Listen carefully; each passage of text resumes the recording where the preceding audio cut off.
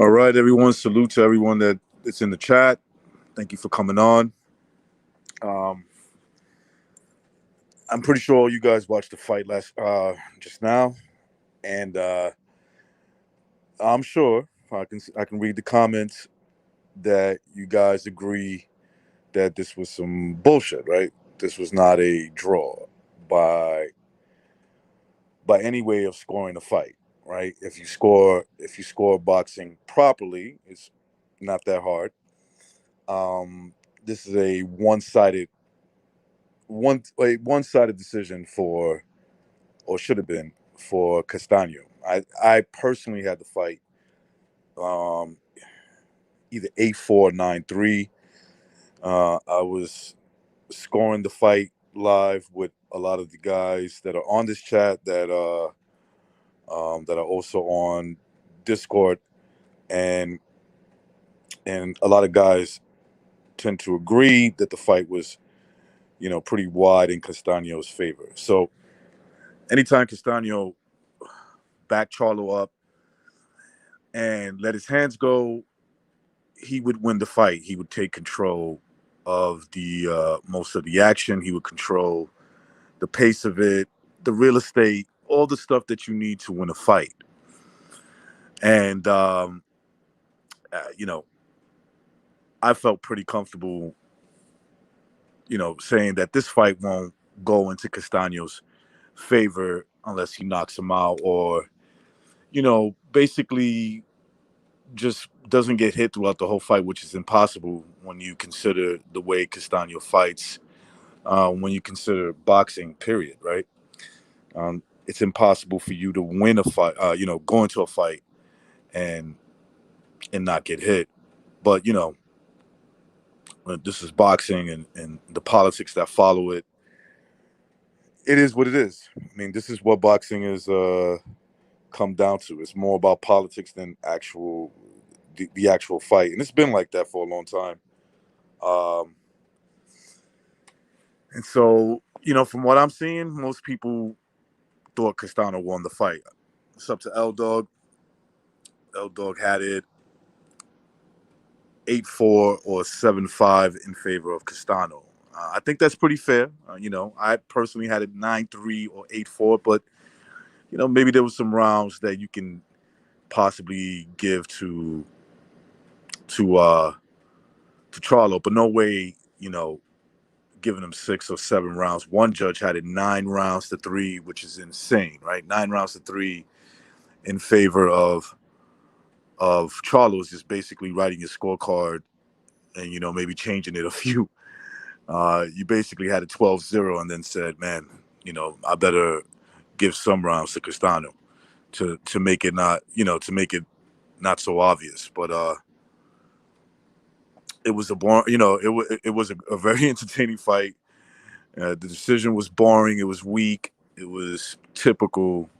I guess they didn't want to totally make an ass of themselves and give the whole fight to to Charlo. I'm a bit surprised that they let Castano walk out with his belt, but the whole decision was just whack. Basically, it was predictable. It was so predictable, and most of these fights, as you go into them, where there's a clear A side, there's a guy they want to win, and on PBC, it's obviously a guy like Charlo. They wanted him to win the fight, but I guess maybe they felt that it was a little too hard to sell. Steve Farhood was scoring the fight, I thought, very well for the first 8 or 9 rounds, and then just lost his mind. And towards no, I'm gonna say he scored the fight the right way for the first 8 rounds, and then the last four he just was just giving rounds to Charlo when he was clearly losing. I don't know how you can get a draw when you're getting hit as much as Charlo and getting buckled um, just about in every round from the shots, backing up constantly throughout the whole fight, giving away ring generalship, and getting hit at the same time. I don't know how you can score, you know, that fight a draw.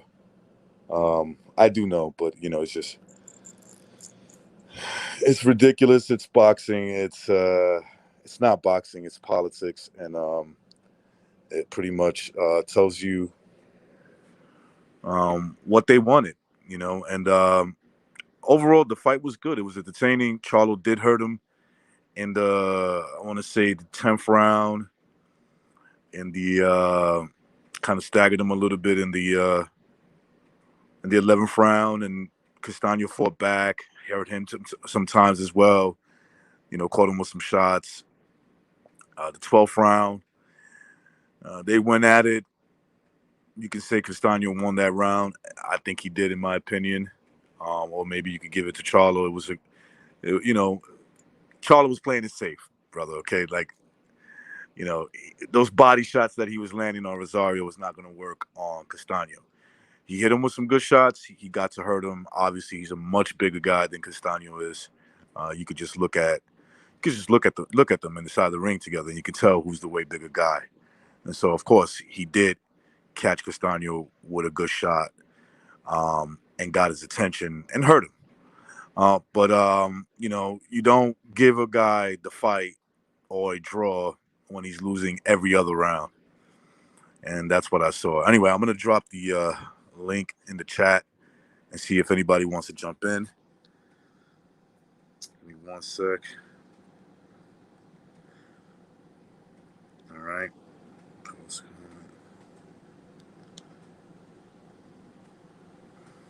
Okay, so there's the link in the chat. Anybody that wants to jump in, tell me what you guys thought of the fight. Um, a pretty wild night in the sports world, and of course, boxing is always you know, you watch boxing long enough, you know that anything crazy can happen, and basically we got that, and I'm not shocked. Let's see who's on. The Fight Scout. What's going on? L Dog, Fight Scout, L Dog, welcome. Yeah, I don't know how you can even find more than 4 rounds to give to Charlo. I mean, he won round number 2 just based off of one punch, Yep. number 10 based off of one punch, and number 11 because he pushed Castano back in the last 30 seconds. That's But why other I than those said. 3 rounds, it's very hard to even score it That's for why I said it Charlo. was either 9-3 or 8-4. The same rounds that you had.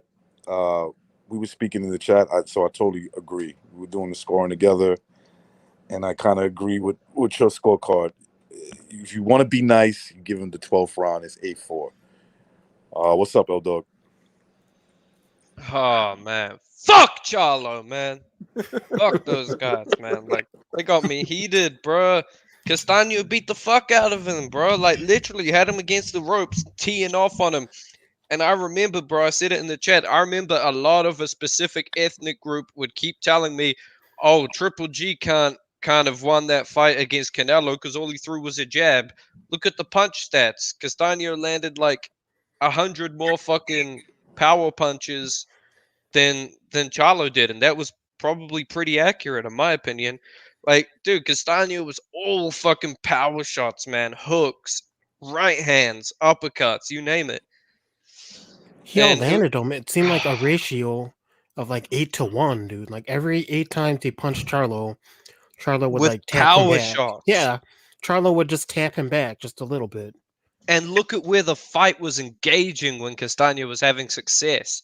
He had him, he had him against the ropes, so he was the ring general, just tearing him to shreds. That was a disgraceful decision, Dude, man. he was bouncing his head around. He had him on the ropes.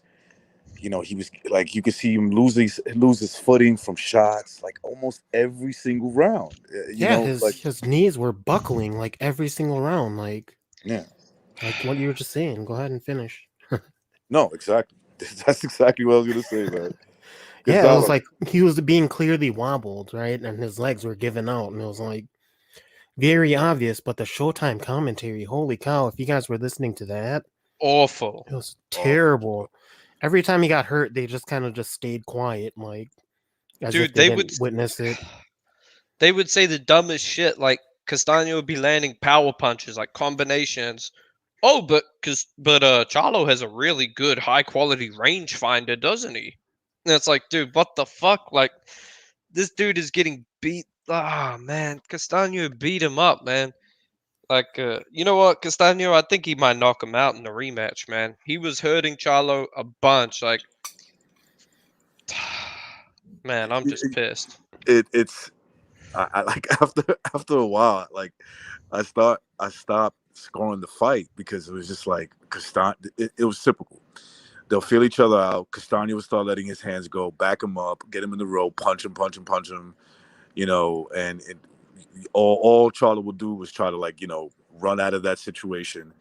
He wasn't really doing anything, but I knew that the game plan was to catch him with something big, and of course with a guy like Castano, yeah. Hey, but weren't you glad? Weren't you glad? Honestly, weren't you glad that when they read Jimmy Lennon read the announcement that it was a draw, even though draws are like sour grapes most of the time, that you were No, kind of glad it was a draw instead of a loss for Charlo? no, I mean, that sounds pretty pathetic. But no. Didn't you? Hey, Gonzalo, didn't you think that Charlo looked really happy that it was a draw? Yeah, he did. I lost the stream for like 3 rounds, 5, 6, and 7. I couldn't get the fight. I fell off. But look, Nothing listen, I thought happened. that Nothing Charlo I happened. thought Charlo won the last round. He outlanded Castano in the last round, and he hurt him in the 10th and the second. So 3 rounds without a doubt can go for Charlo.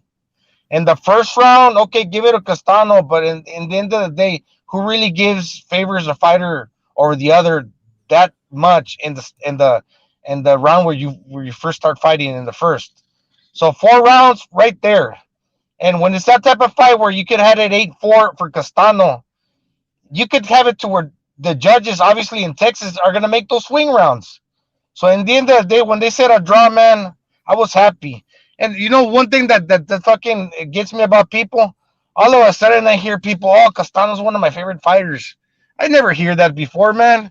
I thought he clearly beat Lara. Now I have to go back and watch those 3 rounds, but yes, definitely, Castano threw more punches. He's been hit by him as compared to any other opponent that he has ever faced. Charlo got tagged up by Castano. But I'm just gonna have to give credit to Charlo for hurting him. And by the way, those shots that Charlo hurt Castano, they didn't really look that impressive. That's why I was like, wow, I can't believe he got hurt by those shots. What He up, took boys? harder shots. What's up? But I was gonna say there's like no swing rounds. The only swing round you can give him was the 12. Wait, Scout, was it a robbery? I'm about to watch it right now. It's terrible. It's terrible, dude. Jackson, what's That up? bad? Yeah. Dude, he won at least 8-4. Damn. At least 8-4. At least to me. And Fight Scout agrees. Even L Dog, who has it Clear a little 8-4. closer, Even L Dog, has Jesus. it 8-4 or 7-5. So it's So like, like he's dominating from like opening bell to the end of the bell. So it's like not even like close rounds. It's like 8-4. Damn, You I'm gonna start watch him it. up I'm gonna against- get back with you guys. All right. Shout out Matrix all right, and the bro. boys. Yeah. You just want to let us know he's gonna watch it first. That's the way to do it. I like I that. want to hear what Haitian Sensation says. He says it was a draw. I'm like, Really? what were you watching? I missed that comment. Ooga booga, ooga booga, ooga Come booga. on. I'm not having that. I'm not having that. Okay, none of that. I'm only messing I around. was fucking, bro. Fuck it. But yeah, I mean, Like, how do you have that a draw, bro? Like, literally, what early rounds did he fucking get? Like, bro, even in even the I second think I had round, him he could have winning lost that round. He could have Yeah, lost okay. that round, dog. the second round, and then I think there was maybe like one other. So that's two. Bro, I can't see like, nah, I can't see it. Can't see it, man. We got MMA. Okay, this is Haitian. This might be Haitian Sensation, I think. What's popping? What's going on, man? What's going on, MMA? What's going on, bro? You had to fight a draw? I had a draw. It could have went 7-5 Castano though. It was a close fight, very entertaining, and a lot of these guys, are upset of a draw. What are you gonna do? I mean, you can't really do nothing about it. I mean, it was a very close fight. A lot a lot of other guys are saying it was a draw too. Now I can definitely see, Castano winning. I'm not, super, biased or whatever, because I wasn't even a Jermel fan before this fight. So it was very close, and they both hurt each other multiple times. Um, it was a good fight. What rounds did you give to Charlo? What rounds? Well, I gave um the late rounds, a lot of late rounds to him. 12th, I gave him 10th. I gave him the second round, and a couple other rounds I forgot, I think. But it was a close fight. It was, but yeah, man, that's my opinion. All right. I mean, me personally, I only gave Charlo round two. Then you can give him 10 through 12. But I think that's being nice, giving Charlo, him Charlo was too all the patient, rounds. man. He was too patient. Yes, that I Listen, agree. bro. If we was on the stream doing this, you would hear me scream multiple times, saying, "Yo, what are you doing?" Because I was super upset with Charlie, man. Like, this guy was not throwing as much as I wanted him to throw, and that really got me aggravated. I was like, "Yo, what's wrong with this guy, man?" Dude, did I not tell people to some extent, like leading up to this fight, that Charlo just doesn't let his hands go?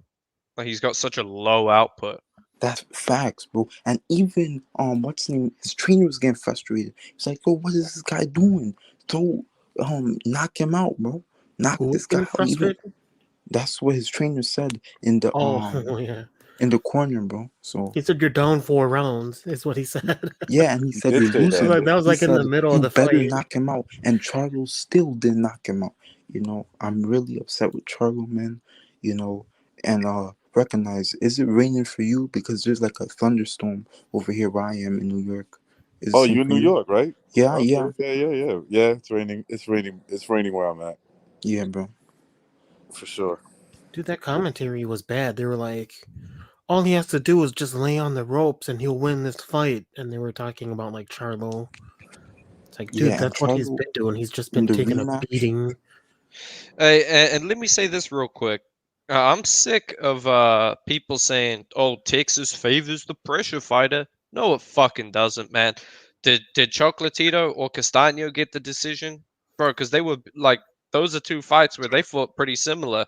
They backed these guys up, and they didn't even get the win. Texas favors the fan favorite.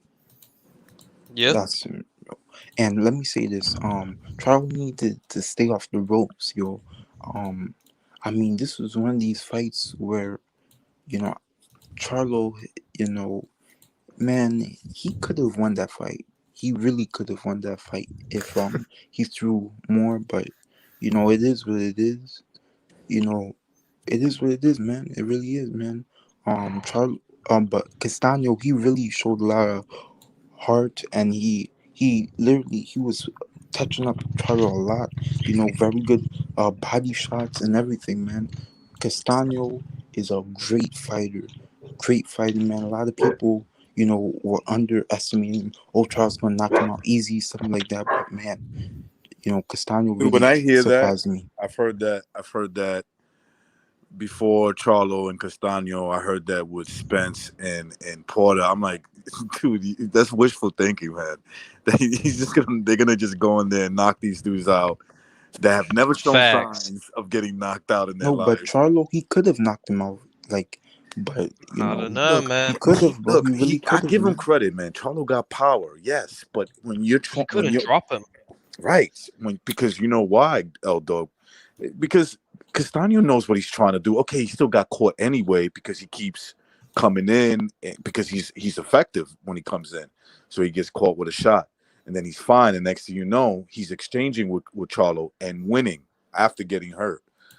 So it's like I'll give Charlo credit for trying to land the big shot, but that's as far as it goes. It doesn't go into, oh, you won the fight. You made up 8 rounds, 8 or 9 rounds that you lost.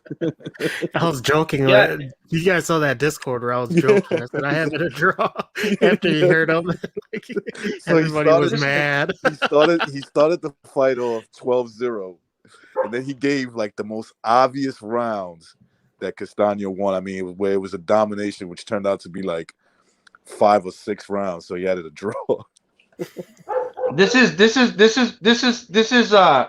why Jermel Charlo is limited too.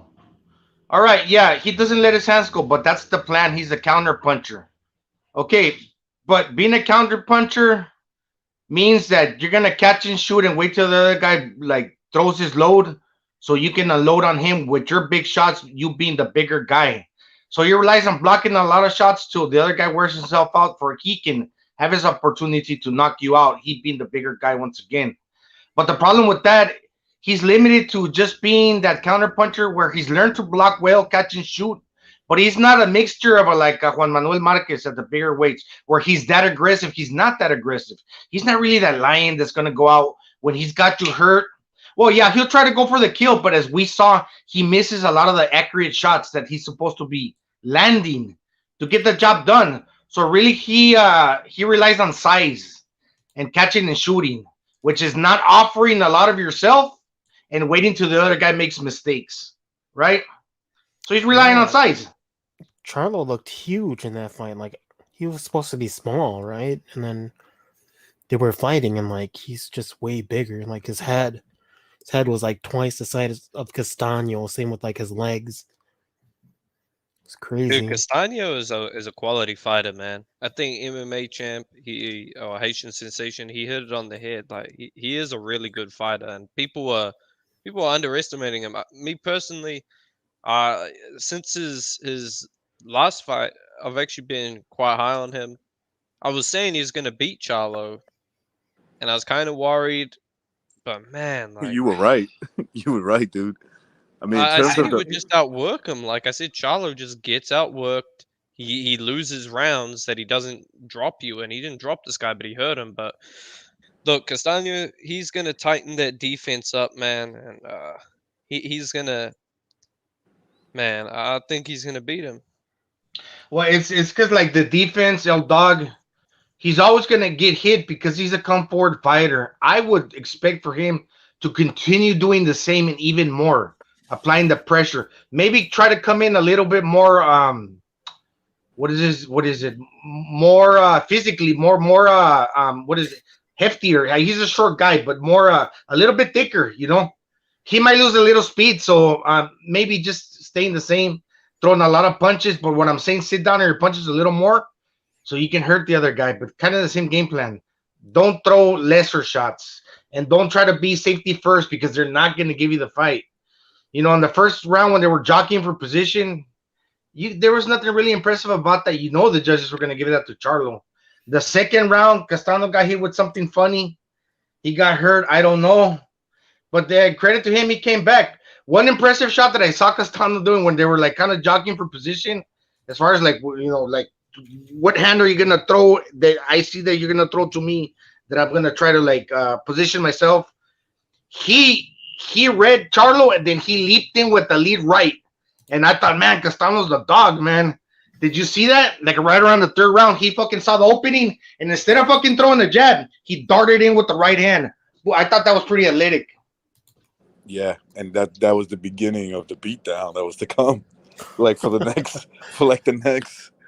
what was it? The next, like for me at least, the next 6 rounds after that, he won that round, and then he went on to win like the next 6 rounds, basically doing that. No, he hurt Charlo in the beginning of the first, or at the end of the first round, didn't he? Yeah, he did. Yeah, so like I don't know how you can even give him the first round. No, the first round for me for sure. Castano won. Second round, Castano was winning, just got caught with a big shot like towards the end.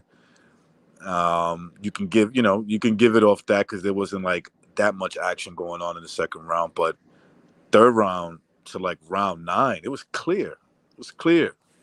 At least for me, it was clear. Not even close. Yeah, it was not even close. Like even Steve Farhood, he was giving all the rounds to Castano, and then he retroactively started giving points to Literally. Charlo. You know, How did they give the 9th round to Charlo? That shit is mind blowing. Castano beat the fuck out of him that round. Dude, he won the ninth. He definitely won the ninth round. But like Farhood, real quick, Farhood played it politically close. So what he did was he goes for the first 8 rounds. He gives it 6-2. So he sneaks in another one, right? He sneaks it in, and then goes on to give the next 4 rounds 9, 10, 11, and 12, which you would need for a draw to sell the narrative. Sneaky motherfucker. And dude, Yeah, Twitter, then there was Twitter even has a murmur. I think Al Bernstein said that you could have possibly gave that a 10-8, the 10th round, a 10-8 Yeah. round, no, round that's 10. bogus, man. That's bogus. No. Reverse Lee. What's going on, brother? Yo, what's up, Recognize? I'm glad to see you're doing a stream before 2 o'clock in the morning. We tried to get BDA to do one. He wasn't interested, so I said I'll do one. Fuck it. It's not really worth doing one on, though. Yeah, it's kind of Yeah. like predictive outcome, right? I actually thought that Charlo was going to do better than he did. But he and his brother are both like that. Their last 2 fights, bums. And they still they're look like shot, shit. man. They're done. Well, listen, especially with Castano, you got to play it safe, man, because the guy throws a lot of punches. And if you decide to trade with him, then you get tired. Then all of a sudden, he picks up the pace, and you can't handle him. But, 'Cause like Greg Gonzalo, said, when he Armenian Street, when- when when he pressure traded bust with pipes, him- no. when he traded with him, he was actually winning. The problem is that he's such a little bitch that whenever he got hit, he would just get scared and run away. Dude, he was like, getting there's a buckled I reason don't and know why if hurt. he these guys was turn winning. counter punchers. Because Castano would sneak in and change levels on his combination. Charlo just throws like retard punches. Well, the thing is, he's much bigger than him. He's basically a weight bully. So that was the advantage he had. If he had just stopped being a little girl and ran at him, he probably could have got him. But he's so used to just having bums who lay down. Dude, when So he hit Castano to the stomach and caught him with a couple of big shots that didn't do nothing. You could see in his face, he was so Dude. like He's scared. disheartened. That was the worst advice from Derek James. Like, oh, go to the body of Castano. Why would you go to the body of that guy? Yeah, he's so Castano, short. every Yeah, time he's so short to reach down there. You know, Castano kept timing him with left hooks, like upstairs, just a short little left hook right on the chin every time. Like, if you go to the body, man, you know what? I hope he does that in the second fight. He's gonna get fucking hit with those left hooks non-stop. Yeah, Castano might knock him out this time. Was he If there hurting is a- Jamel? Like, was he hurting him? Because Castano wasn't known for having like big He power. hurt Charlo. He more hit him with a couple of consistent. right hands. Yeah, like he buckled him, but like if you want to say which one was the more dramatic, but it wasn't as often, it was the one when Charlo hurt him in the 10th round. Jamel. Okay. Yeah, I think in the 10th round it was. Yeah, because like he only hit him with like one shot is what it was, and then he never really followed up on anything. So it was kind of like, right? So like it was like Castano was winning, and then he got caught with like one big shot, and then Charlo would try to follow up, but he would just miss everything. And then I think there was at one point where he actually landed like 2 extra ones, but it's like the amount of like if when you're talking about points scored. Like Charlo, even in those rounds, didn't score as many points as I don't know. I was watching that Castano. fight Scout, and I was saying, man, if this dude was around when Margarito was at 150, when he did that little one tour or a couple of tours at 155, like Margarito would have beat the shit out of him. Oh, Dude, I real. just saw Ring IQ had Charlo up 6-0. I don't know. He doesn't. That what the fuck? And Like, Dog, when you hear all the LDBC channels saying it could have gone either way, I was like, okay. that means they The lost. robbery. Because Yeah. these motherfuckers will talk about a fight that's like 7-5 either way, like Canelo Triple G2, and they'll be like, Canelo beat that white boy ass. Yeah, And it's like, like, yo, bro, that was a Ward close won. ass fight. Like, This dude, get out of here, man. It makes you wonder Castano if they're like. It makes you wonder if their stream cut off and now they're just like making up stuff, you know? Yeah, exactly, man. Because I've seen that happen before. I've seen that happen before. When Charlo was giving his post fight commentary, there was mixed in the crowd. There was like mixed signals. Like some people were booing and some people were like happy. Did you guys see that? It was weird. I think it was just Charlo's people booing Castano. Yeah. Okay. Yeah, probably. But they weren't over the roof for Charlo like either, were they? Because they weren't. Dude, go look at the fight. Go look at any rounds from like 4 to like 8. Those are, especially those 4 to 8. Go look at the background when he's got Charlo up on the ropes and he's punching him. You can see the dudes that I assume were there to see Charlo grabbing their heads like, oh shit. I was just gonna say that to Gonzalo. Like, Hey, just look at the crowd from like all the way up to the 10th round. They're just like quiet. They're Yeah, just like, but you know, he's getting whooped bad. He was like, he was happy to get the draw, like you said, Recognize. I had thought about that myself too. At least he didn't like feel that he got slighted and started crying. They Like didn't take his shit. when he lost to Harris and he was crying like a little boy, man. Here he was elated. Cone Gaming was there, and he had an 8-4 Castano. Okay. Castano won. Yeah, he had it 7-2 Castano at the end of the night. Yo, Did you see when Steve Farhood gave the 9th round to Charlo? Yeah, I knew that the was bullshit. disgraceful. I had a feeling the bullshit was gonna start right there. I was like, wait a second, what? He won that round. He literally gave him a round where he didn't land any punches. Like he just slid it to him real quick. Like Al Heyman got in his earpiece. Like, hey. Yeah, this is getting crazy, bro. You can't give him that round because then that's 7 wins. Did you see Showtime's Twitter poll? Almost 75% thought. Oh, I noticed they didn't show that. I had a feeling they were gonna do that. I had a feeling they were just gonna not show the poll that they usually show. No, they showed it, but then the black guy, he was like gaslighting. He was like, "Really? 73% thought he won?" As if like those are crazy. It's like, That must be racist. Oh, so they turned it up. They showed it up later. Because I turned it off when Charlo was walking down the tunnel. They showed it up later. No, they were showing like who thought they won, right? At the very end. Yeah, like they showed it at the very end, right when he was like leaving, reverse leave. Oh, so right after I turned it off. Right. Exactly. That's probably on purpose. That fight, Castano, I saw that Tim Tszyu was, offering him a fight. I think he should take that fight, man, because Tim Tszyu was offering something like 10 million. Dude, where's he getting that money from? He's a big star in Australia, man. He sells out. Yeah, he's real popular. He looks exactly like his father. Yeah, I would like. I mean, if I'm Castano, I'm saying, you know what? Fuck these jokers, man. They can wait. I'm gonna get this money because I already beat you. I sure wouldn't give Charlo a rematch. Nah, yeah, have the rematch, but make it in Argentina. He doesn't even want the rematch. It's a waste of his time.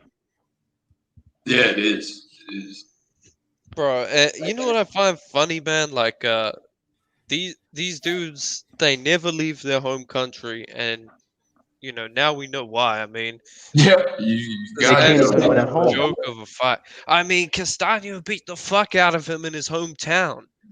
Yep. That's what I'm saying. L-Dog, this is what I'm saying. Like, really, what's happening here? The American boxing scene has dropped off so bad that you literally have to put like much bigger guys to fight in a weight class. I don't even think they make it. No, dude. Hey, yo, sorry to interrupt, but did you see how big Rolly was in that ring?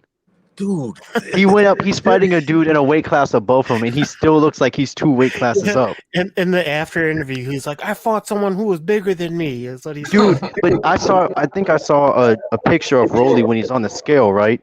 And he weighs like 168 pounds. Isn't he the really tall guy, Rolly? Isn't he the really tall? He's that yap mouth weirdo, man. Latino weirdo, yeah. Yeah, Yeah, that's He's like the that size of guy- Aleem. He's It's like he's he's that guy straight that up- every time he throws a punch, he goes. Yeah. like Broner. No, No, he's I like don't- a worse. squirrel, he man. called out. You know what's worse. funny? He called out Tank. So Everybody calls out Tank. Dude, he Now, was I'm like kinda so- hoping- I'm kind of hoping that fight happens only for this. Look, like they both of them are like people that I really don't care for, right? But one of them I really don't care for, and I hope nobody ever gives him like this path to like stardom, and that's Rolly. Like this kid is For God's sakes, no. terrible. But I think that you can let that fight go straight up. Tank kills him. Like Oh, you know what fight? You know who he should fight? Nakatani. Nakatani would beat him too. Unless, well, I don't Dude, know. he's like so retarded, man. The way he like you guys The way see he his talks. face? Yeah. And his And he face makes and it like was this like mean, like angry face, like a little kid who's mad at his daddy. yeah, dude, Jim Gray, I think is the interviewer. Like he was like super uncomfortable standing next to him. Did you guys see that? He looked angry. Like, he's That a weird weirdo one. kid. He's like a Dude. mixture. He's like half retarded. He's like half retarded, half clown. He looks like he looks like a retard, honestly. Like, I don't He wanna does. say He looks like a special needs kid. You know what He's the like a problem high with him is? functioning. Like Rolly, he Those just always autistic kids. he always looks confused, man. Cause he is. But the guy who he was fighting was such a bum? Was disgusting. Hey, bro, he's proof that multiculturalism doesn't work, man. Because he was saying like, oh, I'm He polluted the gene pool. yeah, bro. I remember But this guy was apparently, this guy was like the apparently face him of and just, Tiofi like- more like homies. I'm They're like sure real homies. they're on that same stupid shit. Yeah, two retards. I'm not surprised. They kind of look the same too. They got that big retard head. Reverse doesn't hold anything back, bro. Reverse lets it all fly, man. I mean, but I love these reverse. guys are so stupid. They give you so much material. You Yeah, got this true. guy basically cheating to beat up on a bum that's smaller than him. Did you see he knocked him out with an elbow shot? Oh, Yeah, No, but you saw he elbowed him in the face and he cut his face and then he tried to elbow him again. Oh, Charlo almost got dropped in the what round is this? Fucking like the And like every Work round, for dude. it. He was like, dropped him like every round. all Charlo was trying to do was counterpunch. Like that was his only game But- plan. With it. But the problem was he was literally just trying to counter with the same punch. exactly, He had no extra dimensions to his game. It was just jab straight, jab straight. So all Castano had to do was train for that, and he dominated the fight. I was getting his ass fucking beat. Oh, but Jamel, he gonna beat Triple G. The Charlo Bros got Triple G scared. Oh, hell no. Dude, they're And if he exposed. moves up to 160, then his brother moves up to 68. Their power is kind of suspect. They're power punches, but let me tell you, it's They not don't just hit gonna that be hard. weight bullying. It's mostly weight bullying. It Not is literally power just weight bullying. It is. You remember when Jamal ducked Willie Monroe? Willie That fight was all- That fight was all ready and set to go, and then they said, "Oh wait, Willie Monroe, he tested positive for a steroid, so the fight can't happen." Wow, I didn't even know that. Jesus. Like Oh, yeah. Charlo isn't juiced up to his eyeballs. Castano looks significantly smaller, and He's a welterweight. he almost looked like a 47-pounder. He But is. maybe Castano's more like a 54-pounder, but the other guy's so big that you kind of have to question the other guy being small. If you But no, really- gave Castano a little bit of help and you gave him like a 4-month camp, he could probably make 147. Yeah, he has the body of a welterweight for sure. He has the body of a freaking.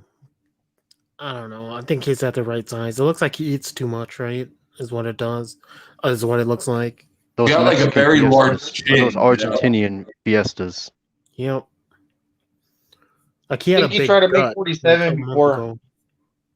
But he went crazy, didn't he? He ended up like in the hospital, delirious.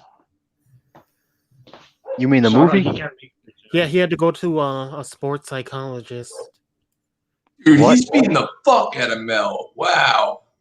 Dude, what Yeah, a man. bum. Like, he's just laying on What the round are you ropes. in? What round are you I in? think it's the 6th. And it's just the same thing. He throws this Peter Patty jab, and Castano is just on him and fucking buckling him. And he's just trying to do the rope yeah. go, little bitch. Oh yeah. Let me tell you, his pop carries punch. He's got power. His punch Brian carries Castano. pop. Yeah. Damn. Obviously, if you're throwing combinations and punches and bunches, you're not gonna want to load up on a single punch, right?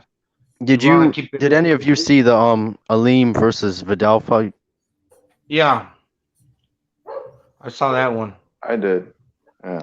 I caught the last 2 rounds, but if the last 2 rounds was any sign of the fight, yeah, that guy won. Vidal, whatever his name is.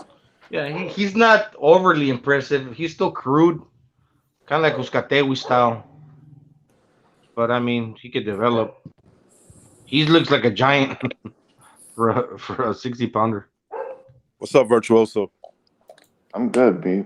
What do you I thought saw about the the fight? first 2 fights on the card, but then I fell asleep in the main event. Right before the main event, I was fucking cursed the fuck up, man.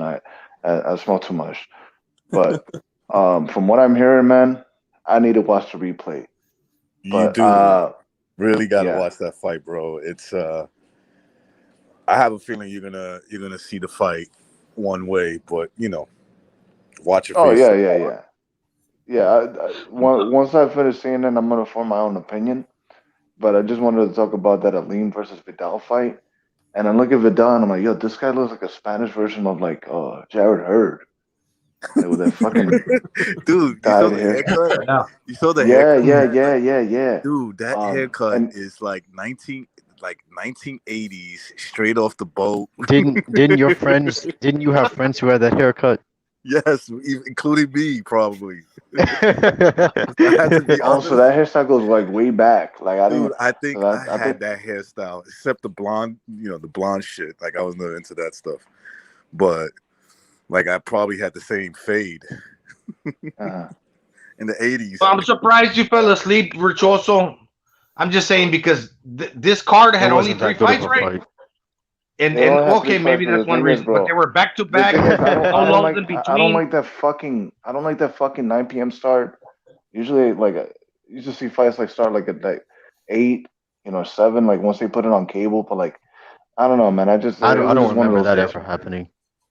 Yeah, but anyway, I want to talk about that first fight. I thought Vidal was like hurting this dude to the body, but then he let the fight get away, and this guy, mounted a comeback, but he barely got by, So yeah, it's like, and then this fucking Rolly Romero kid, I'm like, what the fuck?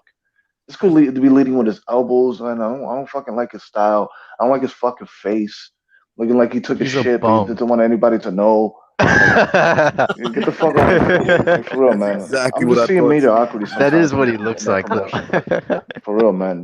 They just protecting these fucking kids, man.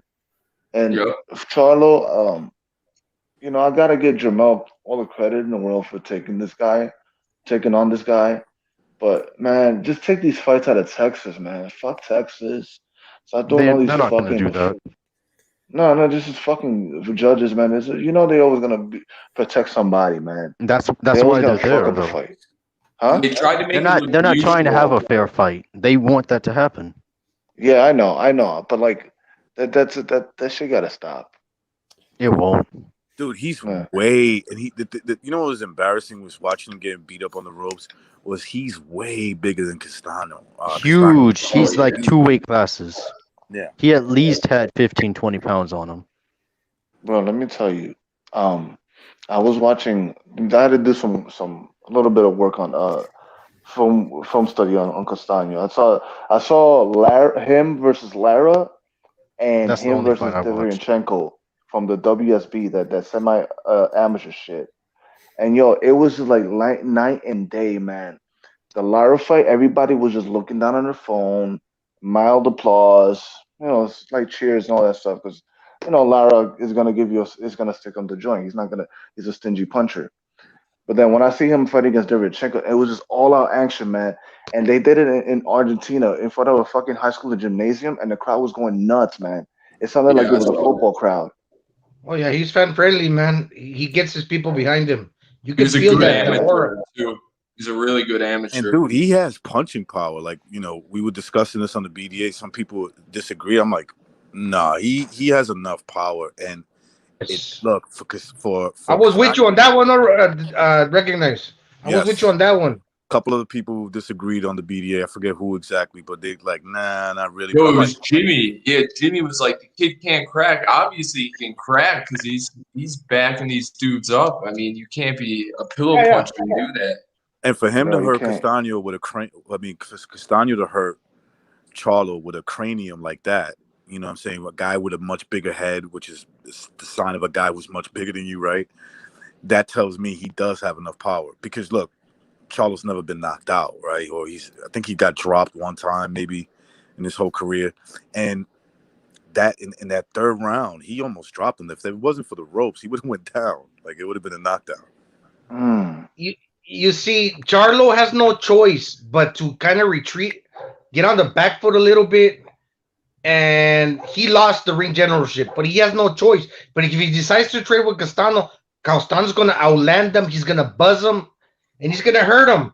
And then if he gets hurt and he can't get his shit together, he's going to get knocked out. So he has no choice but to fucking back up, get behind the high guard, soak up a little punishment, and then get his get back based on his size because he's a weight bully, right? He got good power.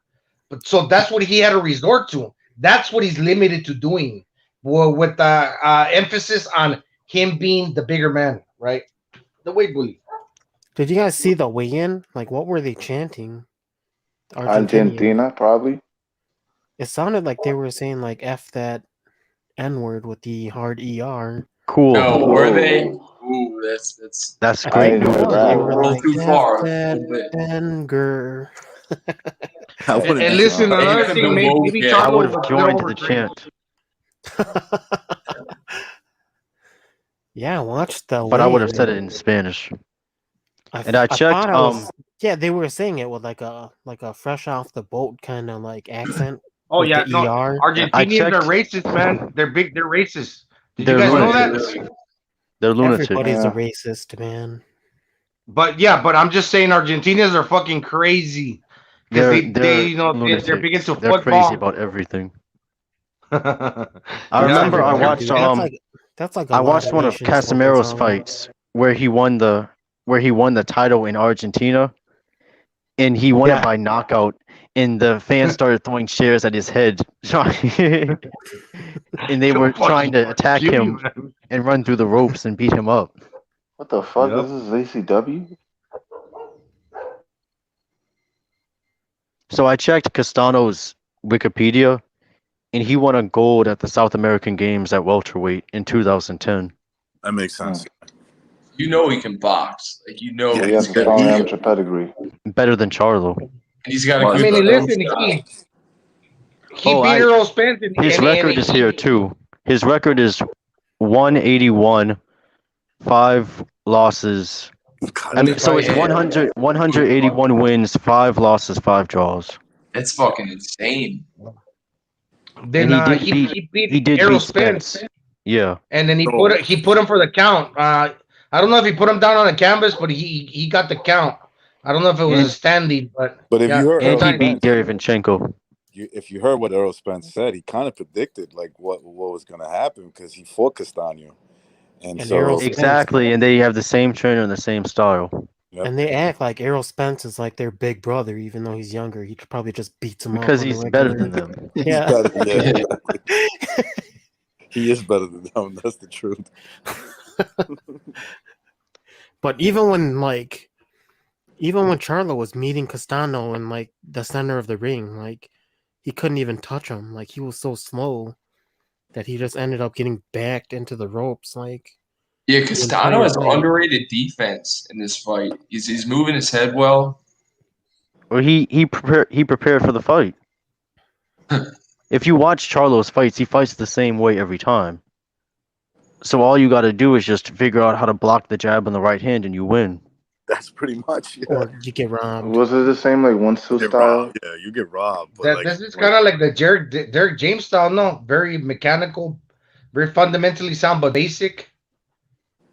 But he's not as aggressive as Earl Spence. He's more of a counterpuncher. But he relies on the knockout, So most of his fights he gets a knockout in, right? He relies on you diving. Yeah, exactly. You know what it is? I think part of the reason that I think the Charlos may not get that much praise is like when you see them fight, it's like They look like they shit. admire their shot, right? It's a good point. Yeah. Like they hit them, and then they expect the dude to fall, right? And then just like all they end up doing is getting caught with something. Well, You know, they're homo boys. They have a little bit of success, dick, and then they start getting by anybody who's actually trying to win the Turning fight. into a robot. yeah, yeah. right. They reverse. Yeah, You gotta kinda, beat. Sounds beat kind of by- badass. beat by- Though. That is cool. you're fine now though. Reverse. That You sounded cool as Sounded fuck. like homo DJ. boys. That's what you said. You said they were homo boys, and then you started to come out. Oh, but yeah, they're homo boys, so they have a little bit of success, and then they start sucking their own dick. Like what the hell was that? Yeah, I think my phone vibrated. I But think yeah. I think your phone's now. censoring the word homo. So like once you say homo, it vibrates.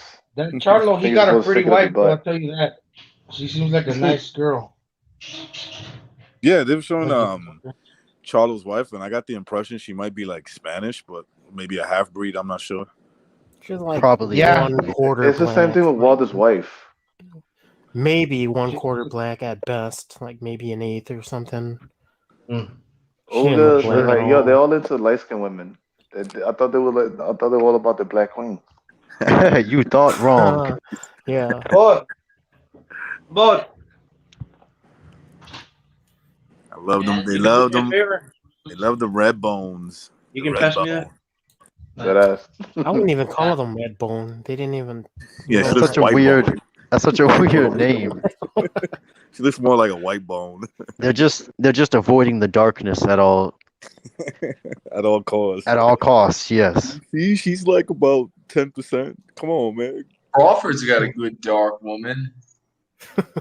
Listen. Like, If I wanted to see, Don't Black get on woman, for Crawford's that, man. wife, bro. if I wanted to see a whale, I would go to the aquarium. Come on. I can't fault him for that. So if he likes to take them, whatever.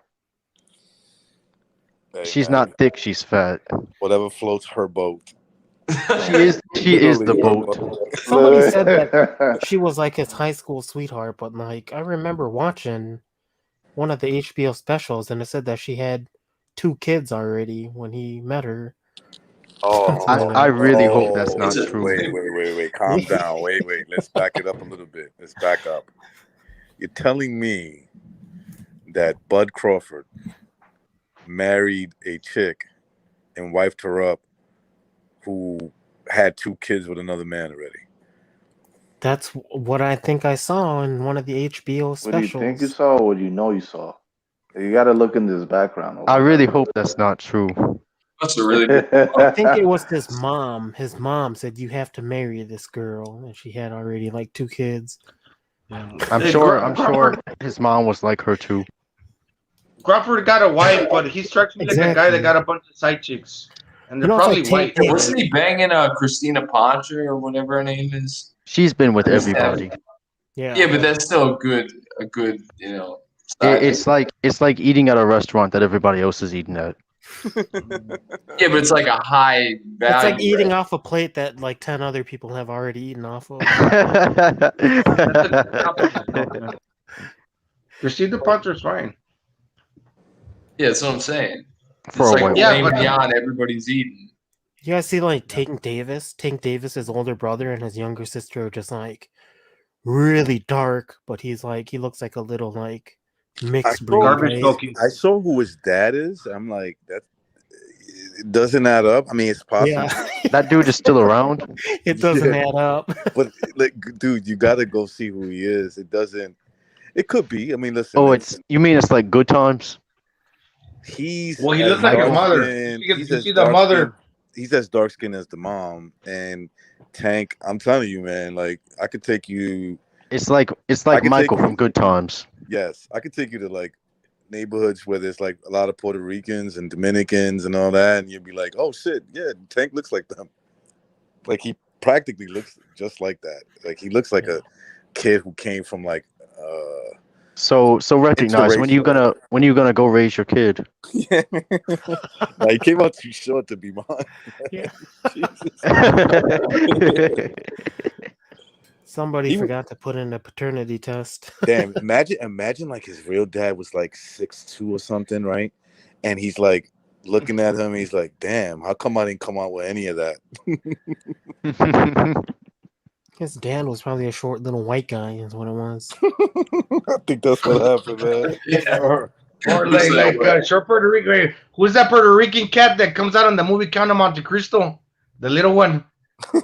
Wait, I know you're talking about. This thing there is his dad, but he looks like the mom. Come on, don't say You know what I'm talking about, right? His Yo, father is Michael Rappaport. In these later rounds. Yeah, his dad is Michael Rappaport. Charlo is coming on pretty strong. Later Man, round. every time I see, I do don't want to fucking cave his face in. Michael Rappaport, he's annoying. I will never watch Space Jam 2 with the LaChina James. You know Rick and Morty is in that movie? Space Jam 2? You Yeah. watched it? You sold out? No, I saw that clip.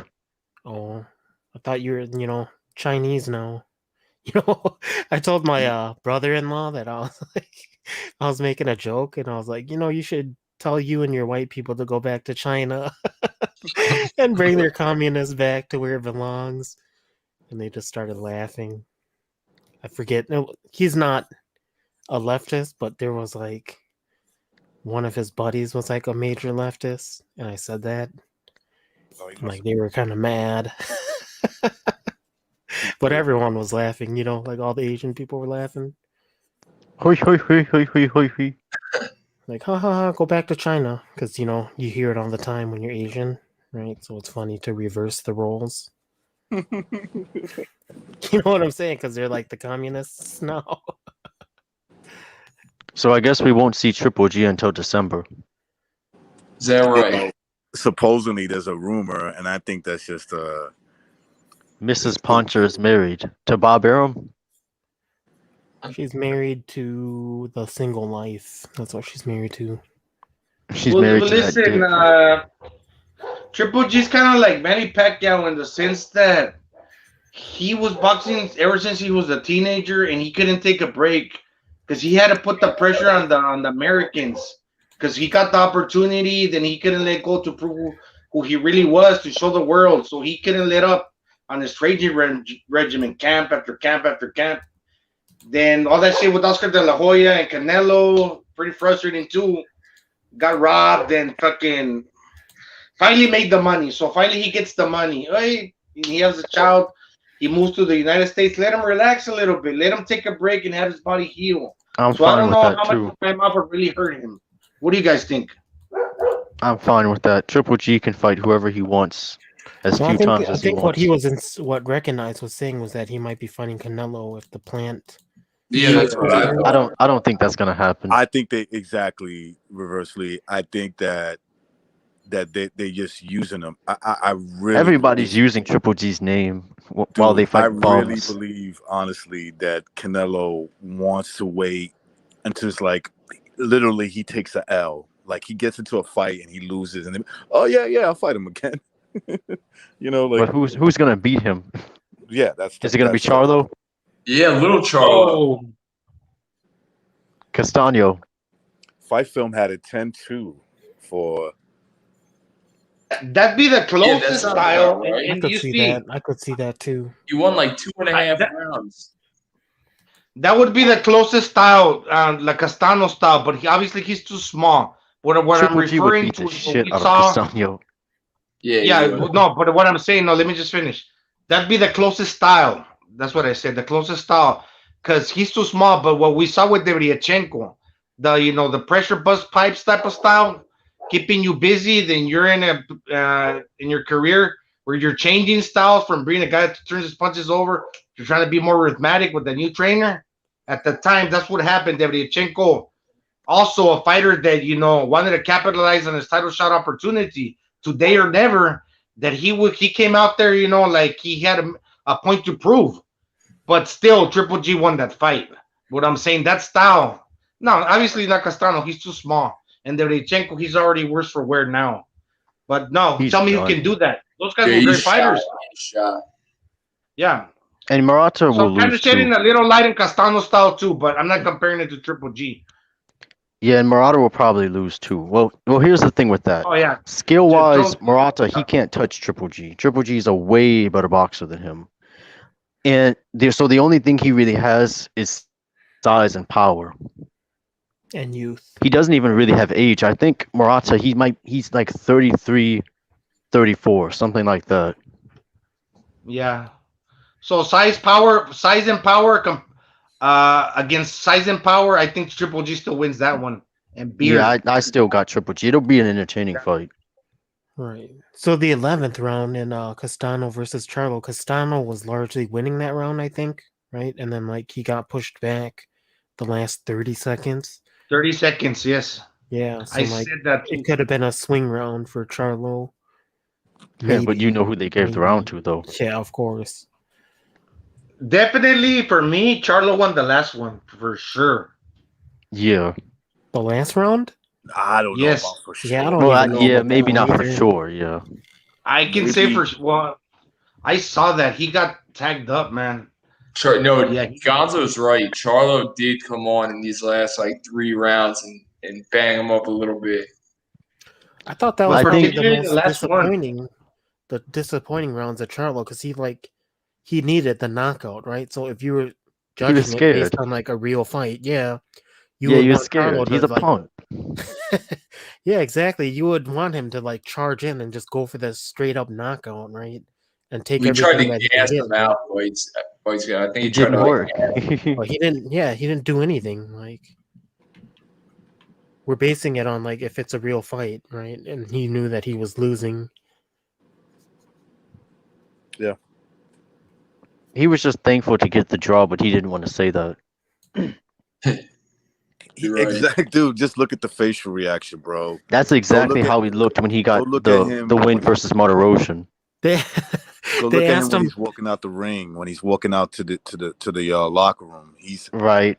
very happy that he His got head the draw. down and shit. He threw his t-shirts to the fans. So Yeah. they asked him if he wanted the rematch, and he's like, "Call Al Heyman, call I Al just had a Heyman." baby. And then whatever his name was, Gray. He's like, "But he's got the Jim last Gray. belt. Isn't that what you want?" And he was like, kind of like, he was like kind of lost there, like in a struggle. So, oh yeah, that's what I want, but you're gonna have to call Al. That's what I want. You know what, but- man? That's Look, what I look. want, but I don't want to fight him. Yeah, exactly. Look, I'm not the most well spoken guy, but look, let me Good tell you enough something. compared to everybody else. I don't understand your no Charlo. When he talks, I don't understand him. He makes a soup salad. I said one Right. time that he talks like his mom is standing outside with the belt. He makes a soup sandwich out of his 'Cause that's how conversation. he just talks. He sounds like very- he's nervous and he's afraid that somebody's gonna expose him. It's weird. That's kind of like MMA. MMA This is what I champ when he agree comes with. in. I'm sorry. Go ahead.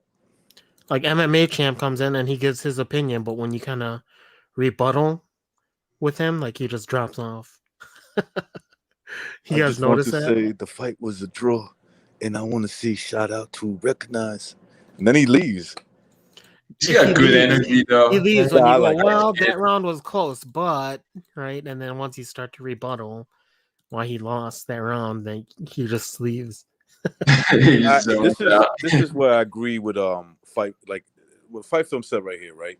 The rounds were close, like there was a lot of posturing, right? But when the fight got going, and I'm talking about in rounds 3 to 9, right? The rounds that I thought the part of the fight where I thought he won. Castano won the fight.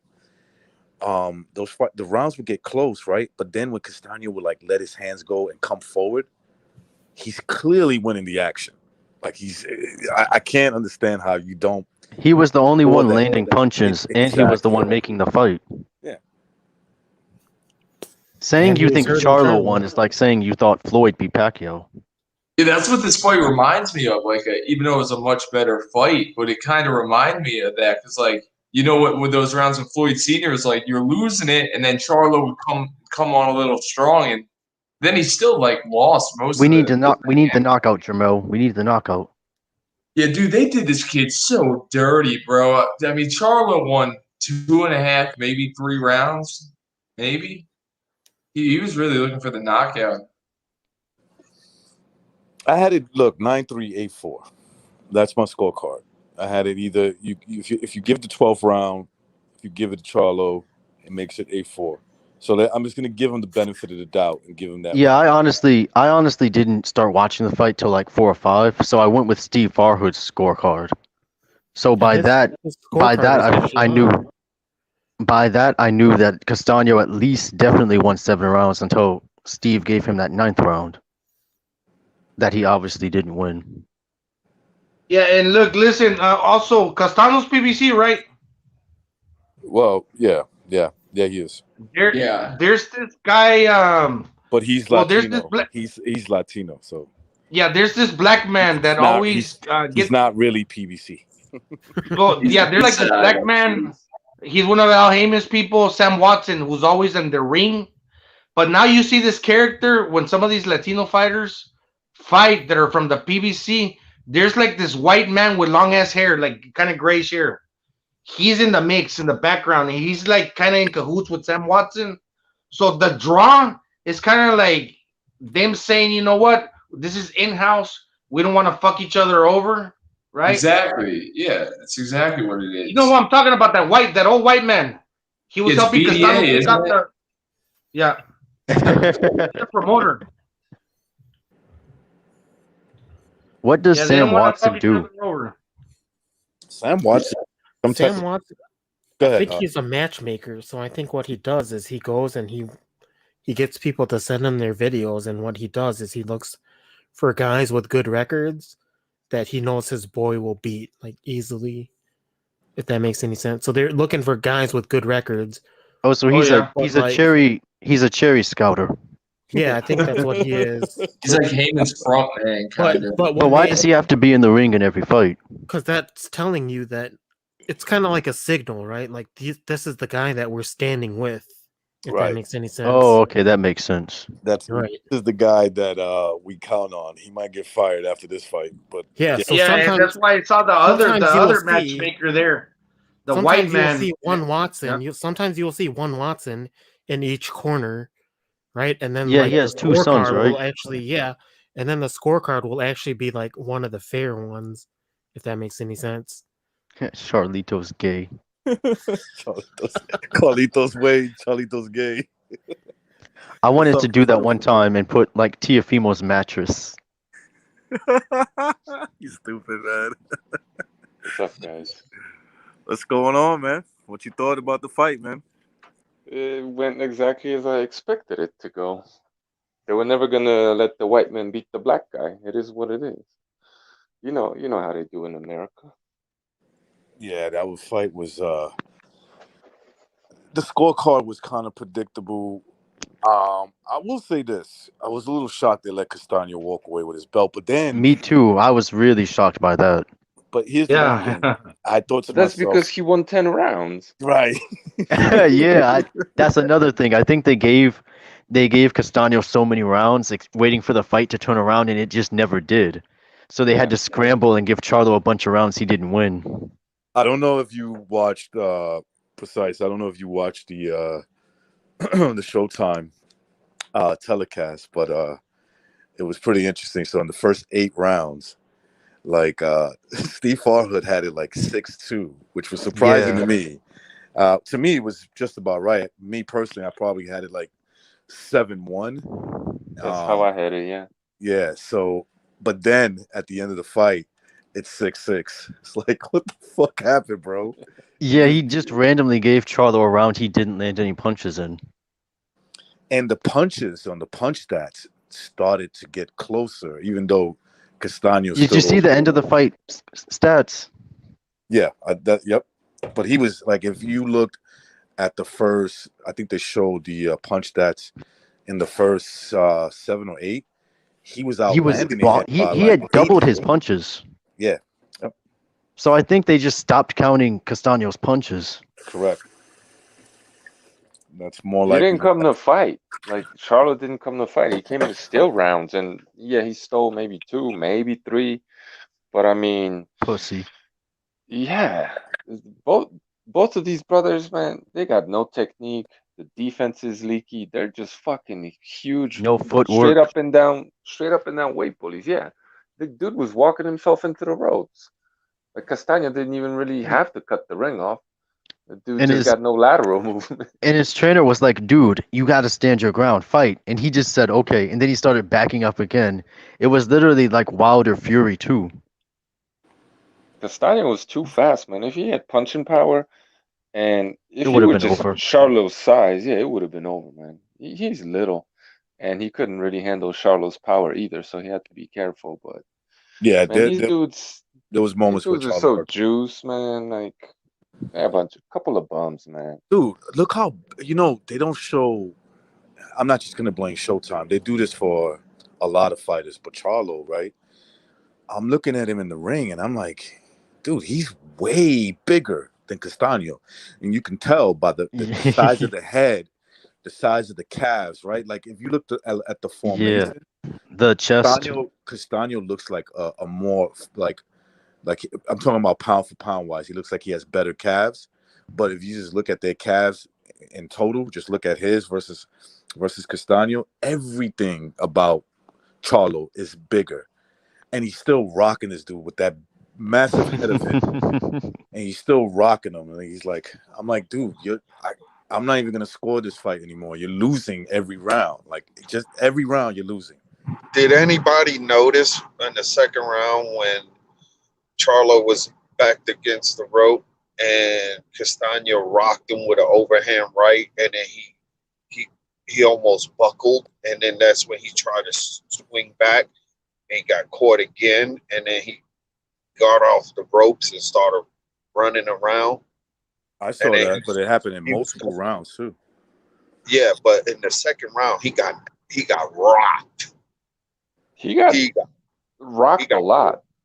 I won't yeah, say like but buzzed very much, but mostly maybe it was mostly psychological. But why do you think he wasn't throwing punches? Because he was getting Every time rocked. he That's why he punched, wasn't throwing shit. he gets smacked with a hook on the side of his head. Yeah, The secret would have been, and I saw it in the last round. I don't even think they paid attention to the fact that if Charlo throws better straight punches than Castano, because Castano's more of a hooker, that would have been the route that he should have taken the whole fight.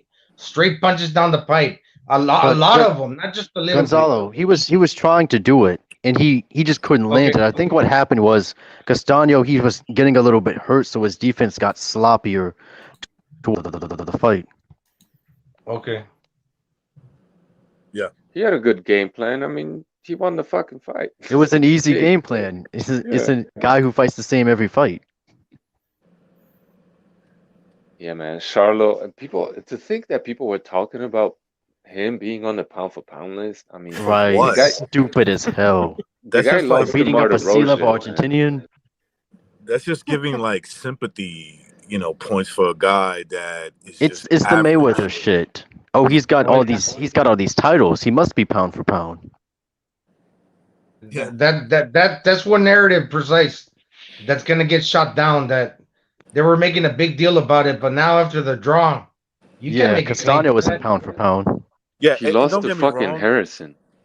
and don't get me wrong, like Castano to me is not a top, like I wouldn't say top 10, but like he has a better shot at being, especially after this fight, he has a better shot of being a pound for pound fighter because He's a better he's fighter. Yeah. he's just a better fighter. He's got more And ability. he's a smaller fighter, so pound for pound, he's doing He's more much better according than to the size, Charlo. right? Yeah, pound for pound, according to the size. Pound for pound, he's leagues above Charlo. Yep. Yeah, both Charlos, they're so basic. It's ridiculous, man. They don't feint. They don't really set shit up. They just go. They're just 1, 2, 3 kind of guys, man. They One, just two, three. practice One, bag two, three. combinations. Yeah, they suck, man. I mean, they're not bums, but fuck, they suck, man. Close Both to of it. them. Can But you they're not like. imagine, like, whatever? Go ahead, man. I If don't Charlo fought Triple G, But Yeah. this is what I was gonna say. This is what I was gonna say, right? Like these young dudes, and I say young compared to Golovkin, who's, a couple of half a year shy of 40, right? So these dudes, this is why they stayed at 154 for so long, and exactly. even in the Charlo that just fought even longer, right? Like they Yeah, didn't want no peace with this. They just want to exactly. say And his like, name, knowing mhm, that they're not gonna fight him. that's right. And like I just mentioned, Charlo and Willie Monroe were about to fight, right? And the fight was all ready to go. It was going to be for the WBC middleweight title. But I guess what's the guy's name? Mr. Sam Watson, he started watching some Monroe tapes, and he's like, yo, Al, if Willie fights Charlo, he's gonna embarrass the shit out of him. We're gonna have to rob the fuck out of him. We gotta do something to cancel this fight. So they found a drug test, and they put Willie Monroe's name on it, and they canceled the fight. Yeah. And Charlo's a with clean. Triple G, look, Triple G got the IBF strap still. And the thing about Triple G style, look, watch, he's old, yes, but the power is the last to go, and he's already kind of slow.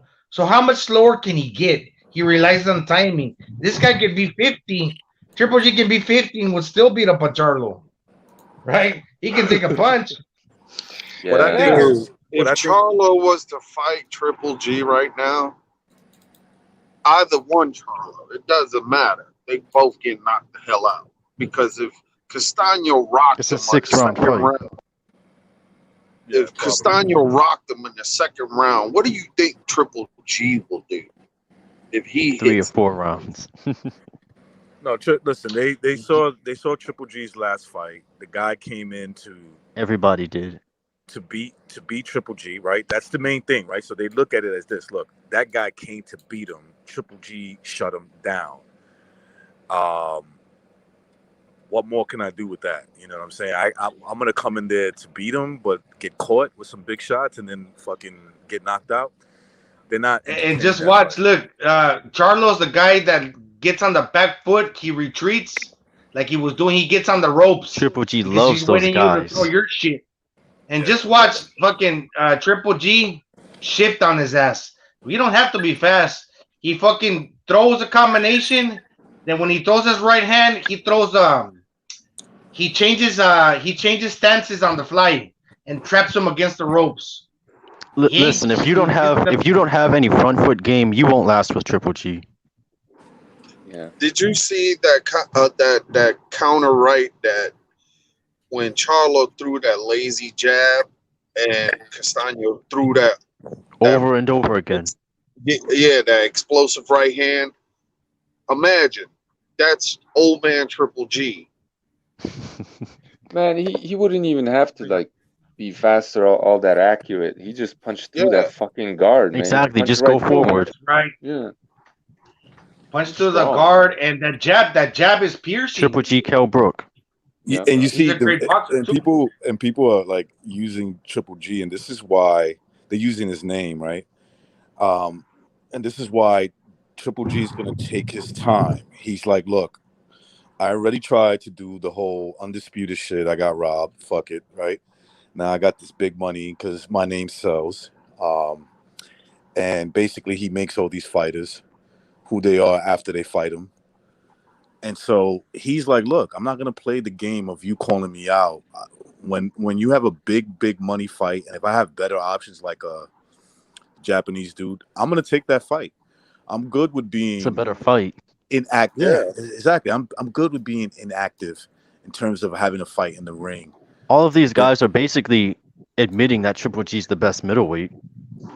He is. There's no doubt. I mean, come on, man. Exactly. And He's you know supposed what's to funny? He be made What's he funny? made You have he all these made guys. Canelo go up in weight. Like he made Canelo say, Exactly. "Look, I'm out of here. Fuck this." You have all these guys who say they want to fight Triple G, but Triple G has the easiest belt to become mandatory for. And when I go to the IBF middleweight rankings, I don't see any of these guys' name there. They only, and this has always been done, but they only want to fight him when he got to fight. He's got to fight with Murata, right? So Saunders. if he does something in the meantime, it's not gonna be a dangerous opponent or a risky fight because he got a big money fight lined up in Japan. So and they know this, everybody knows this, so they're calling him out. As soon as he beats Murata, we'll see who the real guys are, right? We'll see who calls out his name. I suppose it's not gonna be Nobody. anyone. And And the thing that let's not forget about this. Canelo's famous, no? Triple G's also famous. They're kind of linked to each other. Never mind the fights. But who's the A side, Charlo or Triple G? I think Triple G's the A side. Triple Course, G is not A even. side It's not by a even. mile. Yeah, it's not even a question. Fucking Cossacks the A side. The only 100%. one He makes a lot more didn't. money. Hey, didn't Munguia called out Triple G? He will get fucking knocked out, bro. Listen, He get beaten to death. Munguia. Excuse me. Munguia may want to fight him. Okay, maybe his fighting spirit Oscar wants won't to get him fight that him, fight. but Oscar won't He's getting allow a little that. better. He's getting a little better recognized. Yeah, The I have to say commissions won't that. allow the fight. dude, you can't for you to be doing worse is just a bad sign. Maybe you You're should give it fighting up. bums. Yeah, especially under Eric Morales. That's a no. Right. And so, is he getting better? I'm sure. Is he getting better enough that he could beat a 40-year-old Triple G? That's the question. No. And I think that De La Hoya and them are looking at that.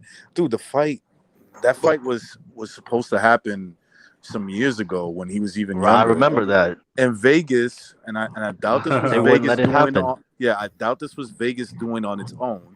Said that they won't sanction that fight. So Yeah. Yeah, you know what? Munguia got lucky, man. They saved his ass, dude. but if it Triple was G would have Canelo, fucked up his And career. but recognize, if it like, was Canelo, I'm sorry.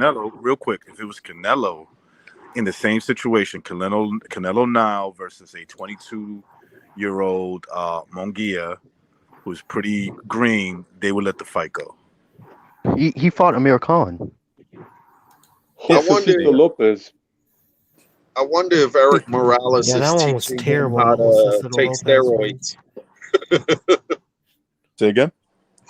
I said, I wonder if Eric Morales is teaching Munguia how to take steroids.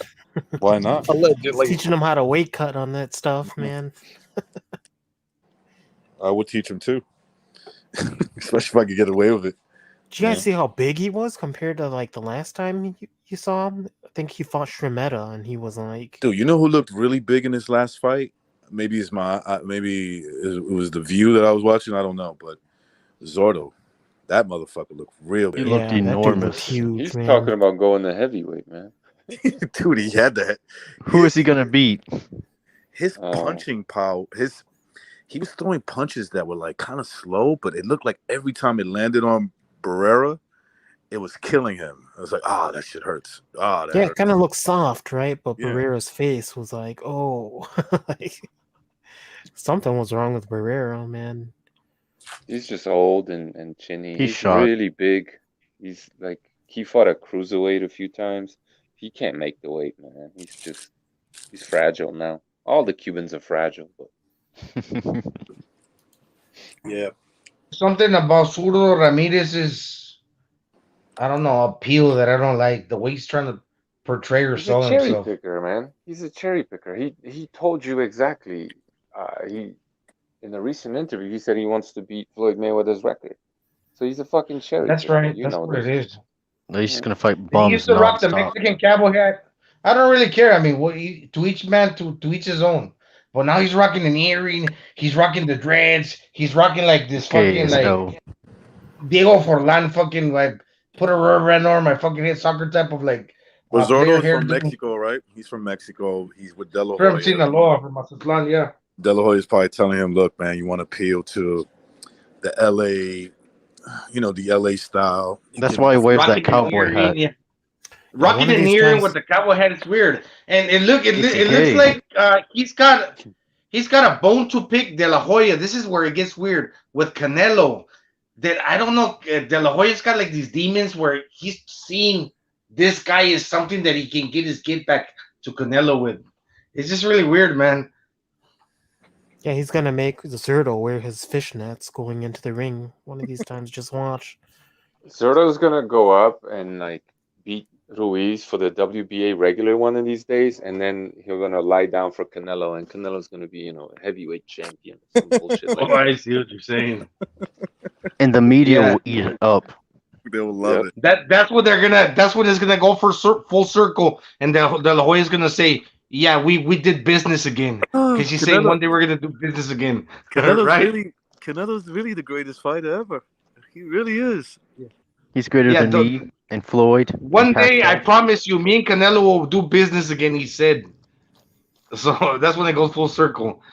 The fucking Zurdo beats Ruiz, and then he puts Zurdo against Canelo, like Precise said. Then Canelo wins. Then he's By back to knockout, Golden too. Boy. By knockout, yeah. That's probably how he wins. He knocks him out, hits him with a body shot. And Zotto says, "Oh, I go down now." Boom.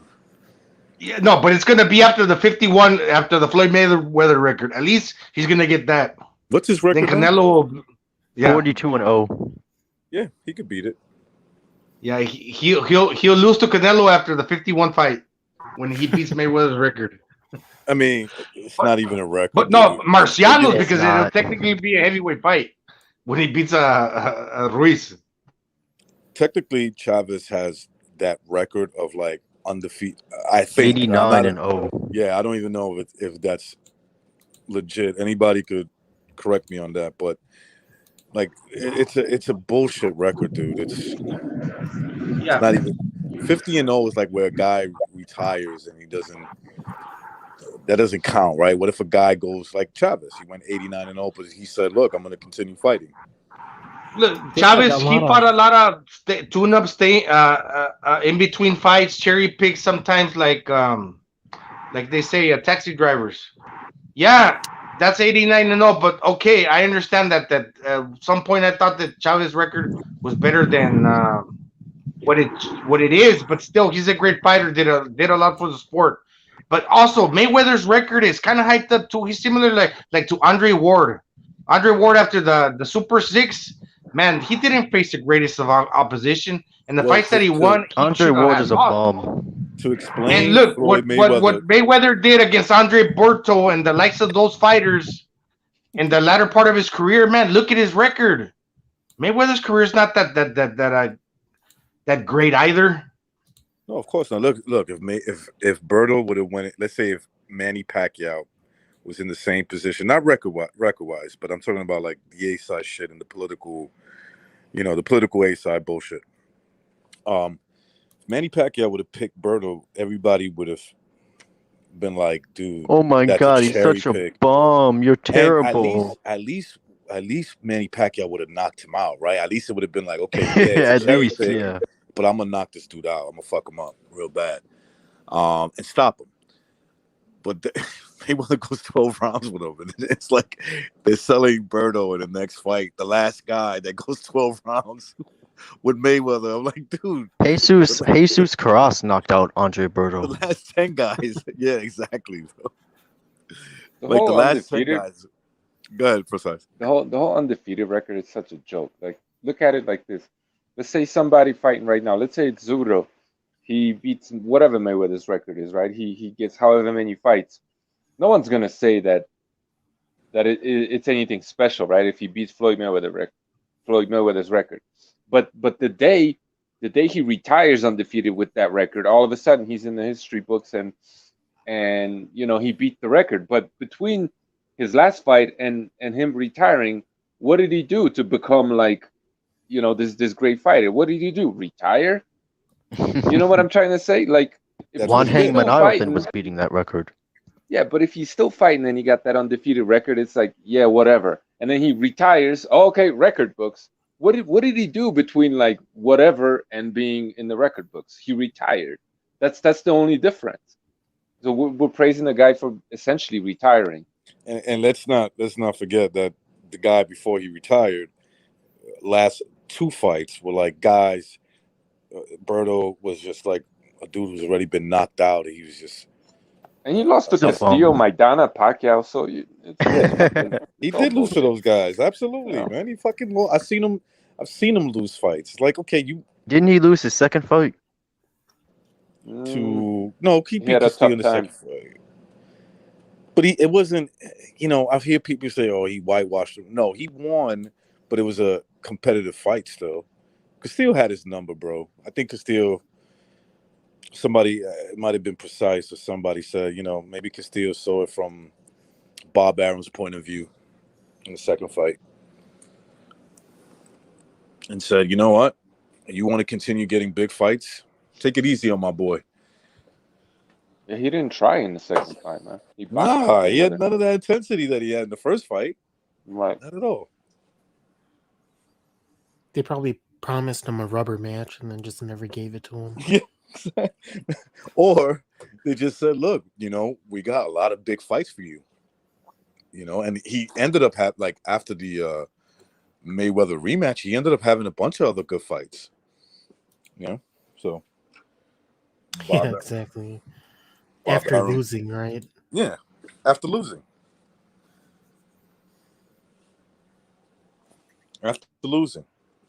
look, the real fighters are guys that gotta take the hard road. Castano, Triple G. I'm not putting them on the same level, on the same Roman playing field. Gonzalez, Roman Gonzalez, Kovalev. Lomachenko, Usyk. These guys got to win their fights. They got to win. These guys are coming. There's going to be the guy they're going up against is going to try to beat them at every. They're going to come in at their best, right? That's what's going to happen, and they're going to have a chance to beat these guys.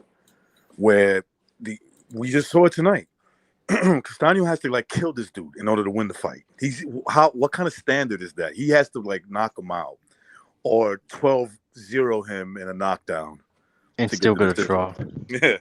Yeah. So Or they find a suspicious drug test somewhere. correct. And I know everybody loves boxing and wants to protect its integrity, and I get it because I love boxing too, bro. I really do. But I can't help but see shit like tonight and say, well, yeah, everything. How are you protecting the integrity of boxing by refusing to call out when it's disgracing its own integrity? Absolutely. The funniest that's like- scorecard was 117-111. Oh my god.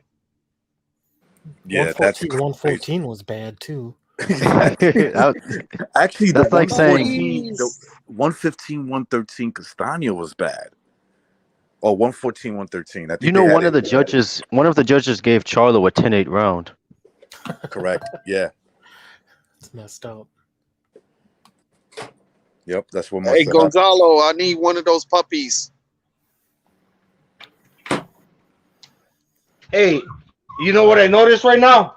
They're getting restless. They're about to open their eyes. The puppies open their eyes anywhere from 1 week, 10 days to 15 days. They're gonna be 15 days tomorrow. They're getting restless and they haven't opened. I think they're about to open their eyes right now. Look at them. They're barely starting to move. They're moving. You see them? And 1 more week, they're gonna turn into total animals. They're gonna be fucking running all over the place. Right now, look, they just woke up. Those are the dogs that we used to have in Afghanistan, man. Yeah. Lobito's one of them. Yeah. Look, you see that OG, that boogie, they're getting restless now. They're waking up. Wow, dude. I want one of those dogs, man. I'll buy them for you. Just tell me if I can send you one. If I can send one to you and Precise, I will. Show me how. I wanted to send one to Precise, but I don't know how to send it because that's really far. Just put it in a box and put some holes in there. Hey Gonzalo, I might take a vacation. Come see you. You gotta go see your family. Your at Cebu. Yeah. You take one, man.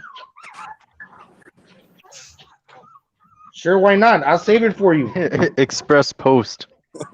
No, I'll say no. Hey, G Boogie, I'll send it to Cebu, to your father-in-law's house.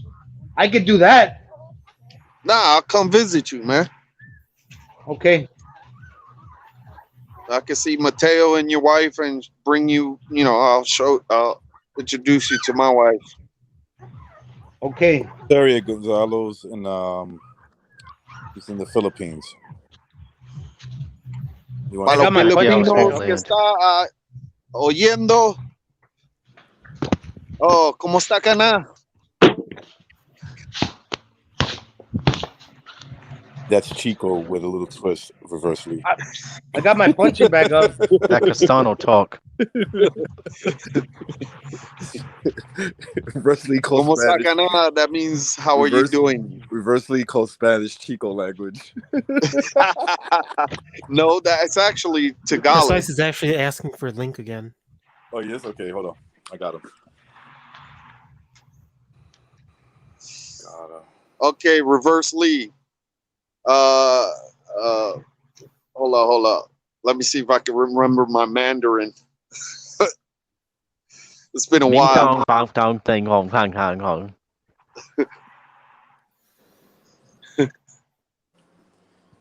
No, hey, look, freaking Castano also got a pretty wife. No, he just got married. Yeah, she looked pretty good.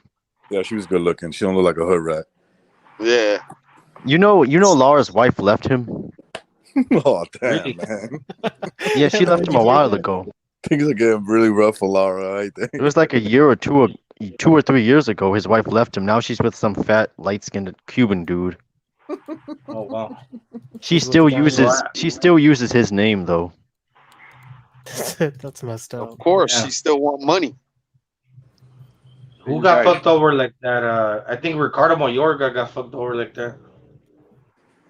What are the chances, do you guys think, that Maidana and Castano are on the phone right now talking shit about Black American fighters? talking about how, like, oh, they're only tough in press conferences and movies, man. You get them in the ring and like, what's going on with these morenos over there, man? Exactly, man. Yo, but the funniest fight that I saw was that besides Rolly Romero, that was garbage. Was a Um, That bum, man. guy's terrible. that He's dude, garbage. that dude, if he They gets booed into him. any of the fights with any of the top 5 at 135, he getting knocked the fuck out. He got no defense, bro. Like, I None. know, Let him now I fight know- Verdejo in prison. I actually have a guy that I root for Tank to kill. Like it would be him. I actually found someone. I saw his face. He had this dumb look on his face, like he really had to go to the bathroom real bad. I saw his last fight. Oh, you saw the fight before this one?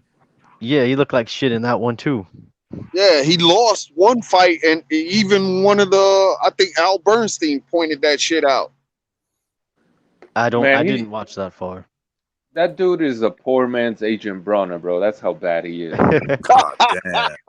I would was just pick thinking Adrian that. over him any day. Yeah, I might root for Broner to beat him.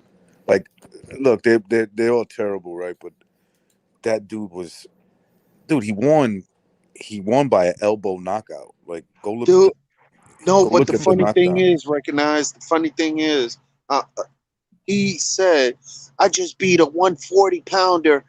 And I'm like, dude, the Dude, guy you're like a just took the middleweight. fight- He just took the fucking fight in 5 days. And you just beat a guy that haven't fought in like fucking 2000 since 2019. And I know why Come on. the crowd in Texas was booing him because Because they he's saw that- garbage. yeah, and then they saw that shitty looking face he had the whole night. It was like, dude, you're But acting dude, arrogant, but you're that garbage. fight was so bad. Like they were both really terrible bums, and Rolando was still struggling. It was just so hard to watch. I feel like I need to be reimbursed for watching that fight. Showtime got to pay me my Showtime privileges back. I lost 20. I lost how long that fight lasted? What, 30 minutes? I lost 30 minutes of my life watching that fight. It's because And that if guy, you look at Rolando Romero's last performances, he's only relying on throwing one punch at a time with power until he breaks you down. Because He's a he's the bum. definition of a weight bully. No jab, He's the no setups, nothing, man. Right? No Exactly. defense. only Did He you on see literally how? you just know Did what you walks in a guys? he Did straight you guys line, see how measures you long? with his left, and tries to Did throw you, a straight right. dude, did you see imagine how? he Did you tries see to. how wide apart his feet are when he's throwing punches? It's Yeah, like, dude, Like 3 you're gonna feet get. apart. All you have to do is stick a stiff jab at him when he's coming in, now, and he'll yo, fall off balance. imagine Just this. push him. Imagine if he tries to fight Lomachenko and Chenko I want take that fight to happen. Oh my God. that's a good example, G. I'm serious. That's Nah, a really You know good what? example. Lomachenko should take that fight because Lomachenko will go to, he'll go to jail for Rolly has a child abuse. belt. And Teofimo's daddy said that if Lomachenko gets a belt, he will give him the rematch. That's an interim belt, man. That's Not another even Tank he Davis gave Rolando him. belt. Romero. You know Floyd paid for that belt though. That's a Tank You Davis belt. Think about how bad the father is of Teofimo. He just said that if a guy wants to fight his son is undisputed. He has to win a belt. So Okay, Rolly's entitled yeah. to that fight. No, I'm saying I would have to fight you then, right? Like, what do you mean? If you're undisputed, then Right, exactly. I got to fight you, bro. So like, Lomachenko, he should get the Rolando IBO Romero is belt. he's between a rock and a hard place, but not in a good sense, in the bad sense. You Because mean like he's in a a sexual fucking way? fighter that you fucking he's a fucking fighter that you hate. But this is the type of fighter that you hate, but you hate him, but you don't hate him so much where you want to watch him to see if he wins or loses. No, you just I hate him hate. so much whether he wins or loses. That he has no marketability. Bro, People I just wanna fucking hate him. I hate his Gonzalo, Right? personality and his fights. Dude, he's Gonzalo, I could be like, watching him knock out another motherfucker and I'm fucking falling asleep. Because I I know will the say plan this. behind that. every time he punches, he's like, Yeah. Gonzalo, It's like, I will oh say man, I need to this. throw something at him. I will say He's this. not the type of fighter that whether you hate him and you want to see him lose, that you want to watch him. Nah, you hate him, and if he loses, oh well. Get I off want my to fucking see screen. him lose. I'll pick But Ryan Garcia to beat his ass. That's how bad. Weren't they supposed to fight? I don't know. Yeah, I think Rolly Romero said he banged his ex, which is like cheap. Like, who cares if you bang my ex girl? Okay, so you literally took his leftovers. Yeah, like Yeah, what, he I, did I feel like that's he did a something he should be Broner. bragging about. He did a Broner Malignaggi. I took. Bro. hey, hey, guys! Last night I blood boxing started a stream and I got on, but I had to get out because It's like, Ryan, it I'm was taking cool, care man. of He now, did and it. he's acting like it's like Wait, time out, Rolly Romero's like, Ryan, I'm taking care of your kids now, but he's like acting like it's an insult. Yo, did you guys see that little video? I think it was on Twitter of Canelo and Ryan Garcia sparring or just kind of Yes. playing around. Mm-hmm. So you guys know how when Canelo sets up that like wild swinging left hook to the body or upstairs, he drops Yep. his right hand right to feint Yeah. it.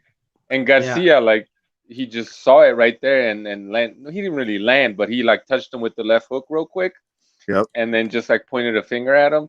Like I how coulda come caught none you. of these? Yeah, how come none of these world-class fighters that are in there that got hand speed, right? Like whoever, whether it's Sergey or that British bum he just fought.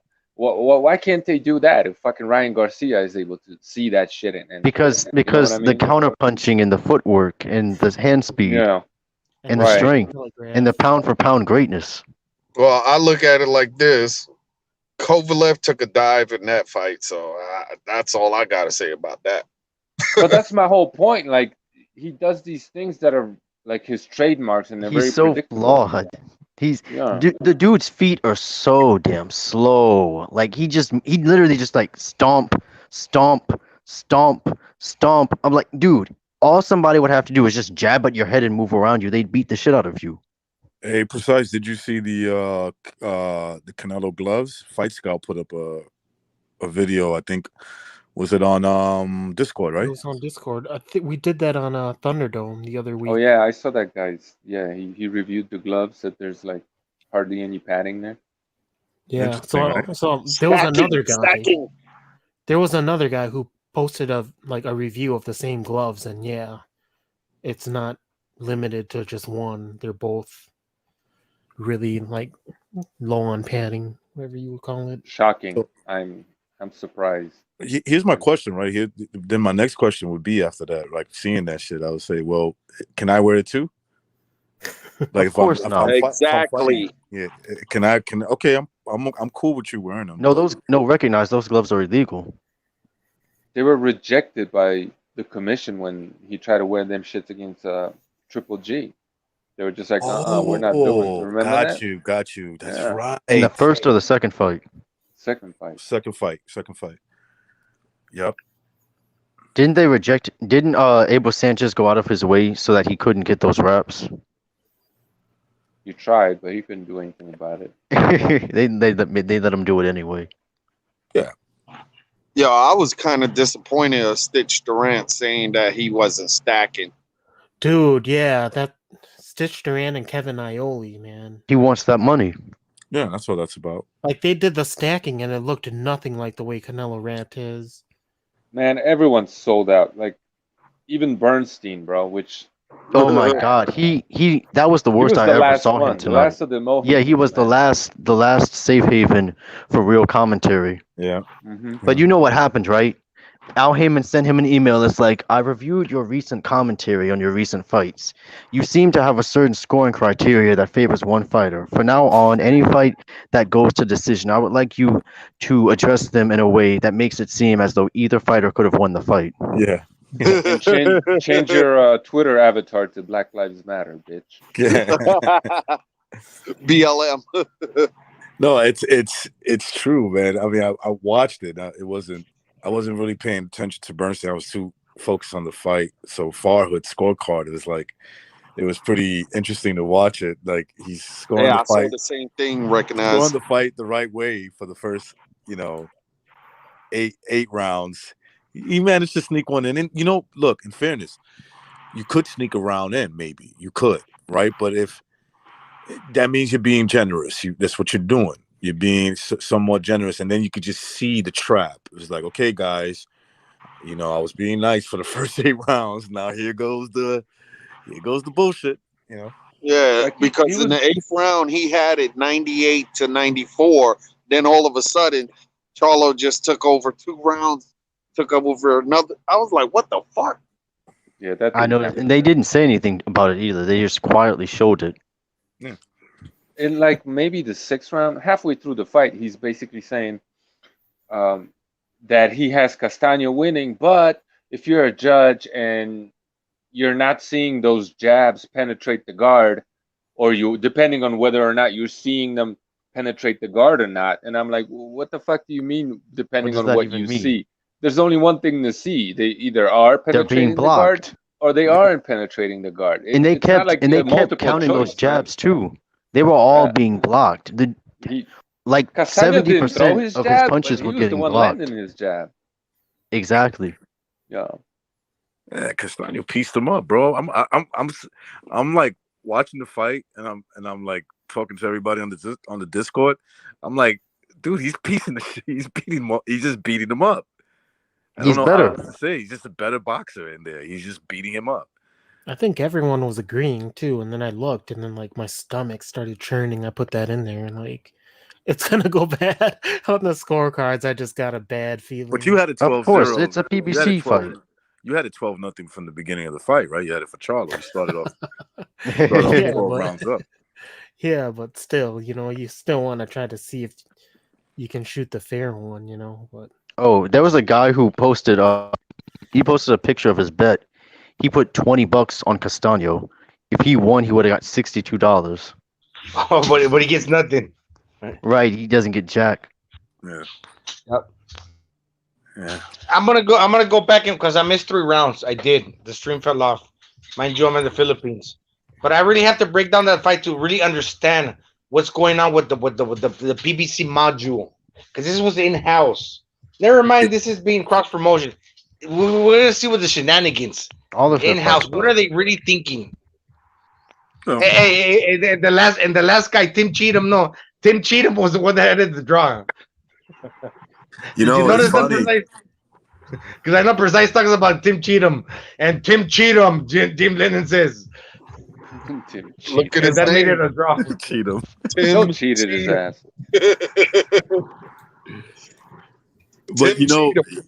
Spence told you what was going to happen, man, in the beginning of the fight. Before the fight started, he said it because he fought Castano. Tim Cheatham stripes again. No, Tim Cheatham. He's fought both of them. He knows who the better fighter is. Man, he said, you know, if Castano gets on the inside, it's a wrap. I mean, Is that what he I said? know. he didn't say that. He said it with a smile, though. He said, you know, if he gets on the inside, you know how he talks like real, like fucking, like he's high and shit. He He is. gets on the, yeah, he is. If he gets on the inside, it might be some problems. Supposedly he knocked Spence down in the amateurs a couple of times. Oh yeah, He beat him. Yeah. beat him. Yep, he beat him. Yep. He knocked him down. He like whitewashed him basically. And think And about Spence, like going back to the size of these guys, right? If he's basically the same age as Spence, fighting him in the same weight division in the amateurs, he could probably, if he had all the pharmaceuticals that Spence has, he'd probably make welterweight. I was saying the same thing earlier, Yeah. Precise. Yep. All right. If you just give him some diuretics, you give him a couple of months, he'll make 147 easy. I think he was told to stay at 154, so For that Charlo. way, you know, so he won't be in Spence's way. I think I heard that same. I have that same theory about Pulev. That I think they just had Pulev sign the mandatory papers, so he could just hold that spot for a couple years, and nobody could fuck with Joshua. Yeah, it's really easy to pull these things off, man. It really is because, you know, for one, like a lot of boxing fans don't really pay attention too much to rankings, right? So if you just put Pulev there or any guy, Fans.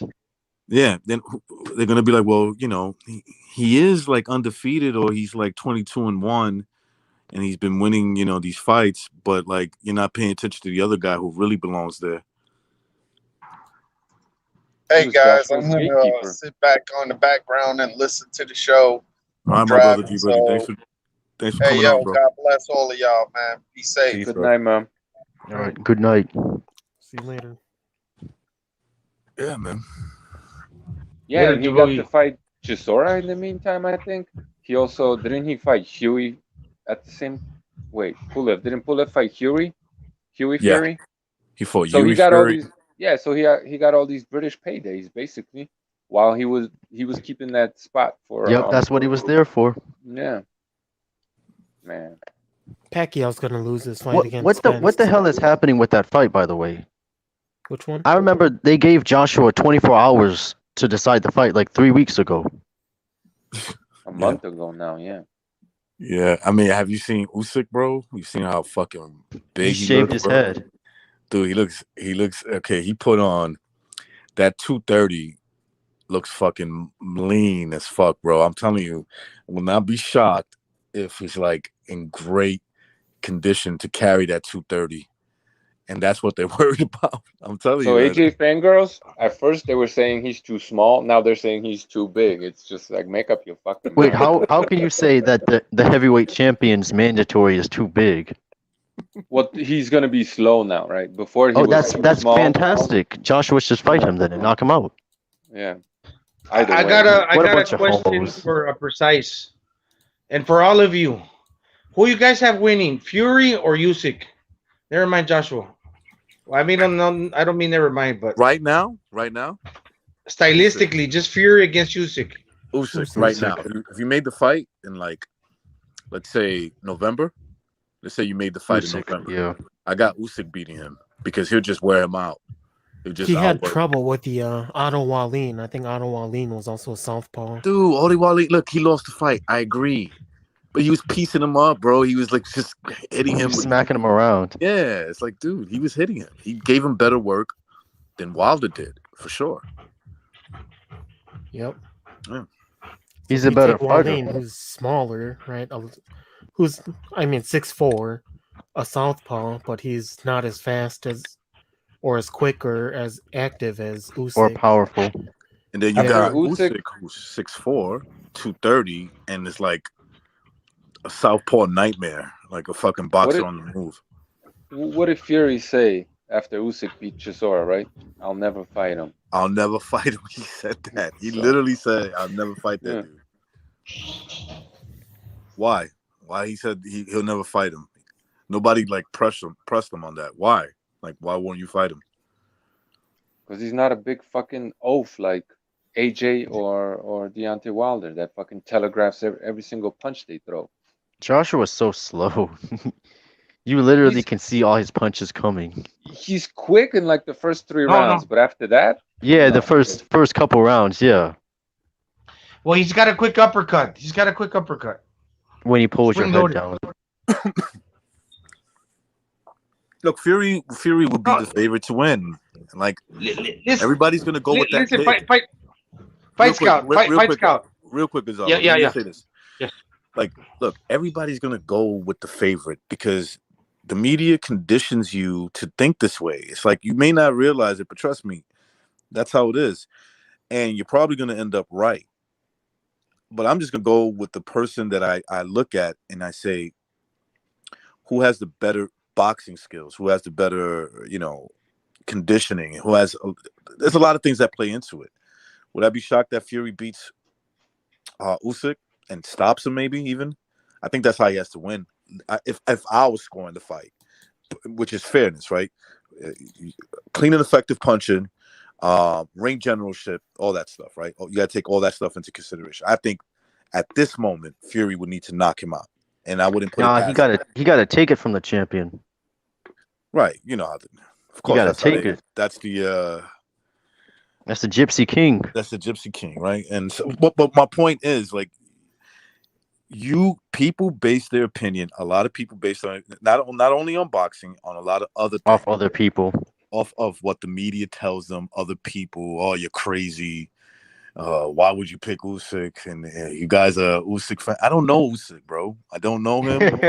we don't. It's just projection. Yeah, that's all it is. You're projecting your own homoerotic insecurities onto us. You know how I'm looking at a many guy who's like ready to. He's put on the weight. He's ready to He's go to war hyped. for these big dudes. you know And I how think many British fanboys I saw 2 years ago picking Daniel Dubois to knock out Usyk? Oh my I mean, god. like this is how much Stupid. they know about boxing, man. I remember you did that film study where Dubois hit the guy and he went down, but he caught himself on the forearm before he hit the floor. Yeah. That was funny as shit. And then people were still picking Daniel Dubois to beat the light skinned dude. Joyce. What's his name? Yeah, Joyce. Easy fight to pick.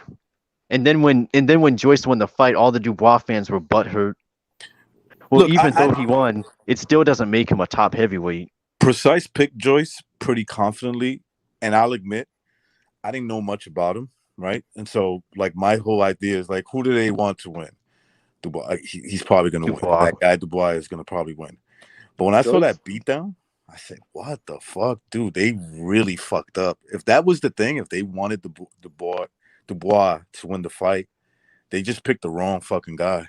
Obviously, I don't think that's just my theory. I don't think Frank Warren. I think Frank Warren knew what was going to happen.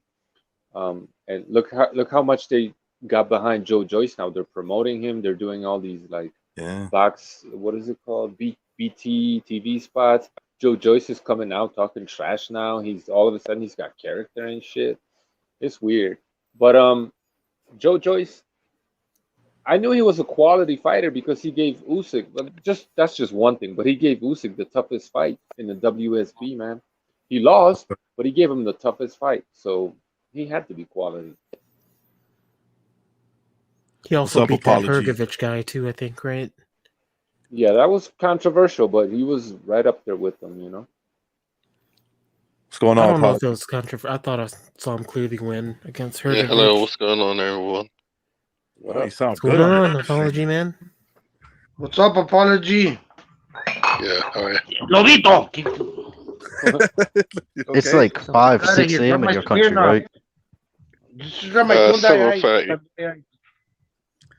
What Both. do you thought about the Because drop fight, my bro? liquor. I mean, I only saw a little bit of it, but it looks like Castano was the better fighter. You Yeah. saw as much as you needed to see. Yeah, if you watched a few rounds, you probably saw enough of that fight. I'm gonna go inside the house, both. Jesus Christ, man. Luis got me full Cobito? of hair, man. Fuck, he's shitting. I gotta. No, he don't come inside. Yeah, hey, good to hear from you. Apology, Castaño. They say Castano in the United States, no? Fair It's enough. Castano, yeah, it's Castano. Año. What about Britain? They say Castano as well or Castaño in the UK? I think they say Castano. Castano. Oh. Castano. You know that Castano. He's such a good fighter. You white supremacists. I like the way the Brits say fighters. They go fighter. He's a great fighter. You know he's a great fighter. Farter. You guys think they'll do a rematch? I don't want to see that shit. I think Castano will do it. Yeah, Castano will definitely do it. Because I know, but Jermel, he gotta ask Daddy Heyman. Yeah, he drew against Lara. Lara never gave him a rematch. Oh yeah. Lara's a pussy. Well, Lara was gonna get blown out the second fight. He was like, "Fuck I that." don't want to see it, man. He's just gonna get robbed. He can't Exactly, knock it's a him out waste 'cause of he's time. kind of feather-fisted. Yeah. And he's too big. It's showing you what's gonna happen with the Pacquiao Errol Spence fight too, though. Yeah, that's a good point, bro. I can see that I fight. hope Pacquiao knocks his ass out. He has to win. He has to, yeah. He needs to. Yeah, I mean, they're straight up showing Have you what's seen all gonna the happen. people on Twitter saying the Castano Charlo fight was close? Yeah, but that's American, so it Exactly. means so it means he lost. You ask anybody in Argentina, no one's gonna say it was close. You know what I mean? So Americans think every other decision fight is close. Well, that's their way of like when you hear this, you know, it could have went either way. You know they're fighting. Right. You know how rare those fights are?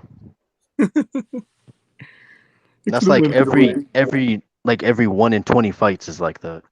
could have gone either way, but they always go the same way. You know what I mean? Right. Once in a while, you get a draw when the guy wins 10 fucking rounds.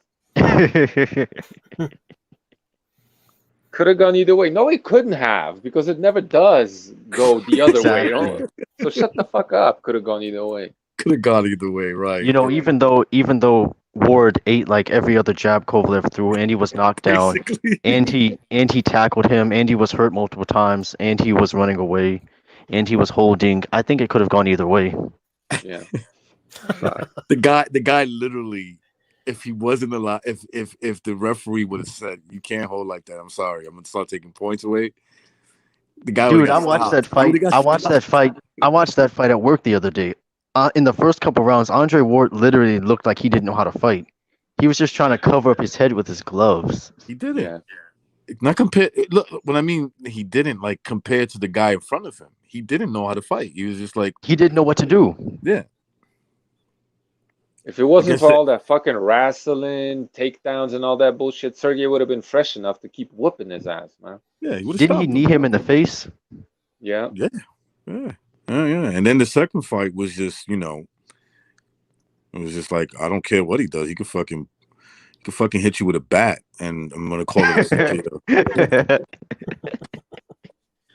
a Jay Prince could come up there with a fucking gun and point it to your head and let fucking Andre Ward punch you. He's gonna act like he didn't see it. Well, I didn't see that. Man, I had one of these fucking prostitutes, I guess he's somewhat known, on Twitter tell me that Spence has better resume than Triple G. And I was like, okay, so how does the guy that has 4 times as many title defenses and 1 extra belt, and he's a 2-time champion in his division, how is that guy's resume worse than Errol Spence's resume? Like 4 times as many title defenses, 1 extra title, and Spence has a better resume than him? I mean, like, these people are just, I want to say biased, but I think they're just retarded. I think They they're are. I really. saw there was this guy That's the who simple. he had a list of fans he hates, and number 2 was Golovkin fans slash Pacquiao beat Mayweather fans, and his profile pic was Andrade. I mean, that says it all. Like, if you have that dude on your as your profile pic, get the fuck out of here. I mean, all you Pacquiao need would to fucking do knock about him out. the Spence Go versus ahead. GG is just watch the Brook fights. That should tell you their skill level. Yeah. Yeah, absolutely. Brook was drained and still beat the shit out of Spence. For the first 6 rounds, he beat him up. Yeah, he was winning the fight. He tired. The guy was like, what was it, like 6 months, 7 months before Spence didn't know what to do versus a live opponent. I mean, but that. that's subjective, right? That could go either way. You could bullshit your way. You could wax poetic about this guy, and you could downgrade the other guy. It is what it is. But like objectively, you're a journalist. Objectively, the guy has 4 times as many title defenses, extra title, right? And he fought the best in his division. How can you objectively say, which you're supposed to be that as a journalist, that Spence has a better resume? It's just like Right, it's it's not embarrassing, man. journalism. It's not. It's No. not. It's like activism. It's like, oh, I just Spence is my guy, so I'm gonna do my best to make sure that I can explain why he has the better resume, and I don't care if you think it's bullshit. Basically, That's like saying Crawford's resume at 140 is better than Usyk's at cruiserweight. no, there's people that have made that argument. Believe I've it or seen not. it. I agree. Ndongo is better than Gassiev. Yeah, right. I mean, if Usyk, look at Usyk, right? And imagine that the cruiserweight was as weak as 140, the one that he knocks all those guys out. He just like fucking. He really did though, with No, like he 3 times higher the level of opposition. yeah. Speaking of Yeah, Usyk, what do you And think of Crawford his didn't chin? even defend his belts. Do you think Better he can policy. stand up to AJ's punches? Yeah, but look at AJ. He doesn't really have that like really one punch. Like You kind of Yeah, just have to power. I stand there was and let him thinking hit you. about this. I was thinking about this the other day. I don't think AJ is the hardest punches Usyk's faced. No, If he's you're not. talking about pound for pound sense, I think it's Gassiev, then Joyce, then AJ. Remember Bradis, right? Bradis has a fight with what's Oh that yeah, and big Braids as guy, well, so it's probably number 4. Manuel Char. I want to say Yeah. he iced him. People could say, "Well, look, that's one fight at heavyweight," but still, bro, he iced him like it was a one punch knockout. And Usyk, Usyk took it well. Yeah, and Usyk look what versus Gassiev did. AJ. Real quick, bro. I don't think either guy can take the other guy's like perfect punch. I think if Usyk lands a perfect punch on AJ, AJ goes down. If AJ lands a perfect punch, the same. But I think they both get up. It will take more than that. But the thing is that it's going to be a lot more easier for Usyk to land his perfect punch on AJ than the other way around. That's how I see it. Gonzalo's asking for the link again. Oh, If you look at Gassiev, what he did to Schimmel and we did to Dortcos, that's more impressive than anything I've seen AJ do. AJ at one point he had like a really sharp right hand, and then I don't know where it went. Has I AJ think he ever knocked changed someone? trainers. Has I think AJ around ever the knocked same somebody time flat out? trainers. Has AJ ever? I would have to go watch all his fights, but like the closest he's come Because most to of them are just technical knockouts. the closest he's come to like a one that one shot that Dillian White. Dillian White, exactly. It was an uppercut. Yeah. But Dillion's proved to be Like better than Chinny I'll give anyway. him credit. That's true. I mean, he went to sleep. God damn, I mean, that was a beautiful shot though. Like, look at how many times Klitschko kept getting up. Yeah, Chinny Klitschko kept getting up. Yup, he uppercut. He literally pulled his head down and uppercutted him into the sky, and he still stood up to that. I gave AJ credit for getting knocked down, because if you look, it was just like one punch, boom, drops him, as in compared to like what AJ did to him. So I was thinking like he's finished, right? and he hung in there. He was getting his ass whipped, but he hung in there. He was. Yeah, I gave him credit for that. Like I mean, it's what you do. You're a boxer, right? You find a way to win. So, but I was like, man, if that was the Klitschko that fought Pulev, he doesn't get back up. Would have been done. Yeah, he But you know, you know what happened to AJ's right hand? He fought a guy who could counterpunch. He's fought good competition, don't get me wrong, but like Klitschko was never a counterpuncher. Povetkin maybe was, but for whatever reason, he wasn't counterpunching AJ. The first counterpuncher he fought, that was, somewhat good, knocked him out. And in the second fight, AJ just sucked because he couldn't deal with the counterpuncher. He had no idea what to do with the guy that could counterpunch his telegraph punches. That's what you got to do. I got a question. It's real just quick, on the Gonzalo. When's the last time that AJ fought? December. But I was going to say real quick. December last year? December 2020. Yep. He fought Pulev. It was For boring. Pulev. But precise. That's How, exactly 7 months why ago? Was I'll that pick- 7 months ago? 8 months ago? Hold on, Gonzalo. That's exactly why I pick Usyk to beat him. To beat AJ. It's because the counter punching. As soon as he fought somebody with a counter that was a counter puncher and was pretty good, he got knocked out. He got shut down. So basically, yeah, the way AJ in reality, not the scorecards, not the rigged scorecards. In reality, the way AJ's the one that has the puncher's chance, or he needs a puncher's chance to win the fight. And that fight's fought on an even playing field. Meaning the judges, AJ could come in there steroid to the fucking gills. It wouldn't matter because he was steroid to the gills when he fought Ruiz. He just ran out of gas and got knocked out. It would if the fight was just scored on an even playing field. Everybody would score. Everybody would be betting Usyk. There's no way this guy can outbox Usyk. He needs except everybody in England. Yeah. Joe Parker outboxed him. I like Usyk's power. And does this not remind you of something? Because we saw Usyk punching where when he's on the inside and he's turning the fighter, then he turns his punches over where he's punching, I don't know, kind of like a corkscrew punch over the top, like an overhand right, but he turns it a lot. Similar to like what Lomachenko was doing to Nakatani on the inside. Where he was pressured and when he turned that last shot, man, even though he's not like as heavy-handed as like maybe other guys, when he's turning that shot, wow, he's causing a lot of damage. Did you guys see that with Nakatani and Lomachenko? That's what Usyk got. That type of power where he's clipping you on the inside, where he's rotating, he's spinning your head because he's probably clipping you at the edge of the chin with a precise shot, and then he's turning the shoulder and really putting a lot of turn on his wrist, right? That's how he knocked out Bellew. Yeah, I like that. I wasn't even trying to prove a point, but that was one of my favorite punches of all time. Not only because of the way the punch was thrown, but also because of the target that it landed on. Yeah. Oh, Bellew. Fuck that guy. He slept his ass. He went to sleep, and he was like showboating in that fight too.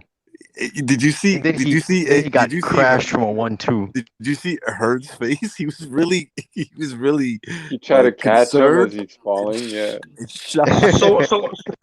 So where I was going with that real quick, if he land that shot on Joshua, it's like a tempo shot. If he could turn over a shot on the top of the head like that, who knows? Yeah, of course. That's just an educated boxing guess. Like you look at the way they fight and you say, man, I could definitely see him doing that to AJ.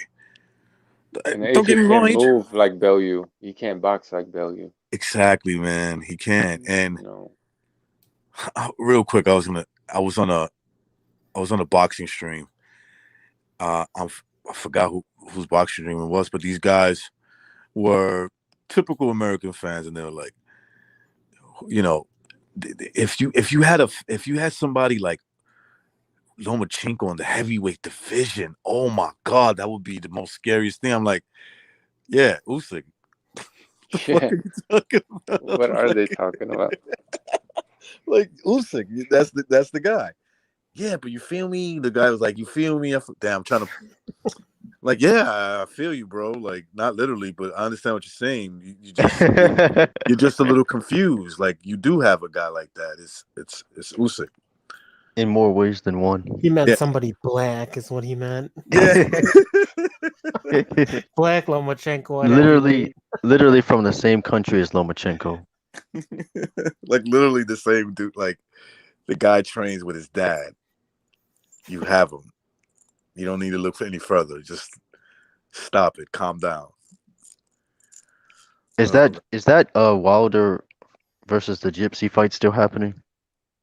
Yeah, October 9. I heard. Hey, How many what people about cares about that Lomachenko? fight? How many of you guys care about that fight? I don't care about it at all. Me either. I don't I care. think the lead up to the Are they fight is doing more the thing where you entertaining. have to be vaccinated in order to buy a ticket? Is that what they're doing? Okay, so like, Is that even legal? okay, so real quick, I know at least in New York, it's definitely in Florida for sure. New York just finally, this is what it comes down to, bro. Money, bottom line, money. So like, I went to a Yankee game on Saturday, and all they do is check your temperature. That's it.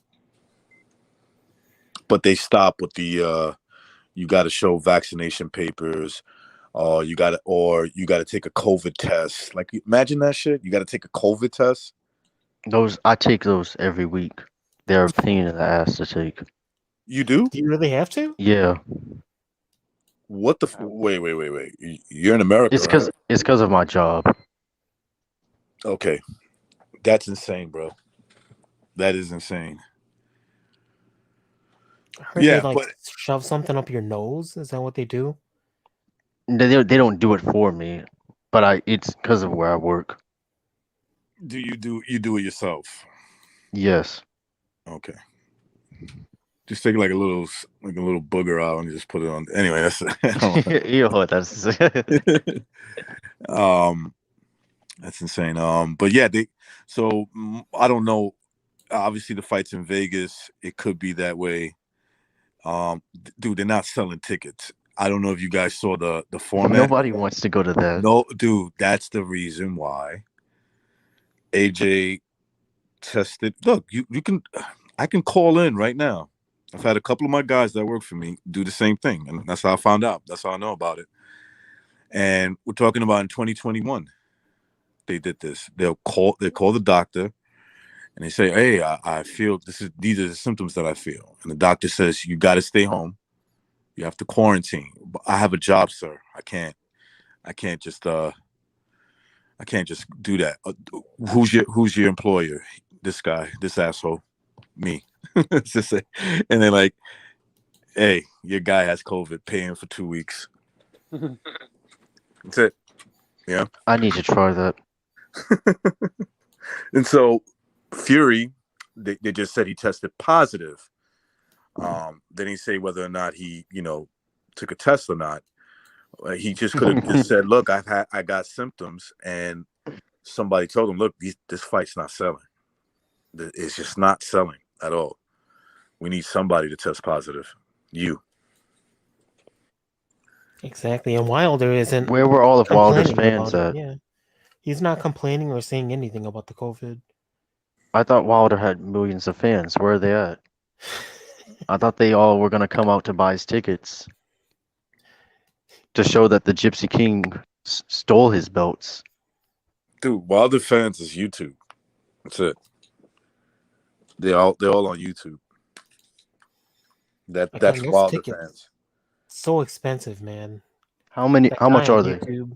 That guy on YouTube showed like the upper section. They were like $800 or something like that. What? Yeah, they What? were.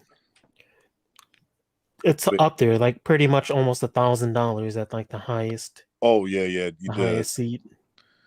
I think with the projection that they were about to generate, I think it was like 10 million at best. But recognize one guy got completely splattered in the last fight. Why It would doesn't people matter. spend a bunch of money on that? It doesn't matter because it's like, it's 0-1 or it's Tyson Fury is 1-0 and 1 draw against him. So you can sell it. It's bullshit, right? But Right? you Like can sell that, I guess. It's gonna be another sick, twisted ritual. I'm kind of looking forward to that part of it. you mean the ring walks?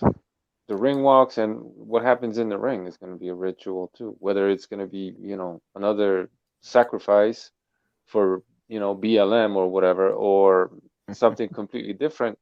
I guess we're just gonna have to wait and see. But um, I'm like I put it to you like this: if we get boxing, nothing but boxing in that ring, Fury beats this Joker all day, every day. We Yep. already know that.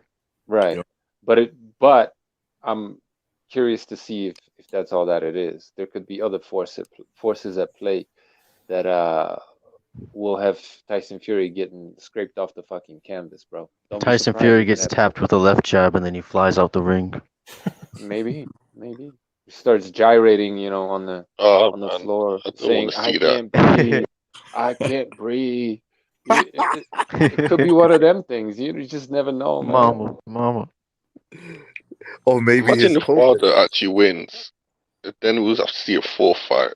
Or maybe Oh his my COVID. God. Maybe his COVID test is a little tell to what's gonna happen in the fight. I can't breathe. He punched me in my chest. I haven't recovered. Get the vaccine. Who knows, man? Save grandma's life. That type of shit. Imagine if Fury comes out with an all-white robe That could happen, man. and a hood over his head Oh, God. and a burning cross. That would be the greatest entrance ever, bro. And then he still wins the fight. No, then I know there's something bigger going At that on. point, he would have to lose it.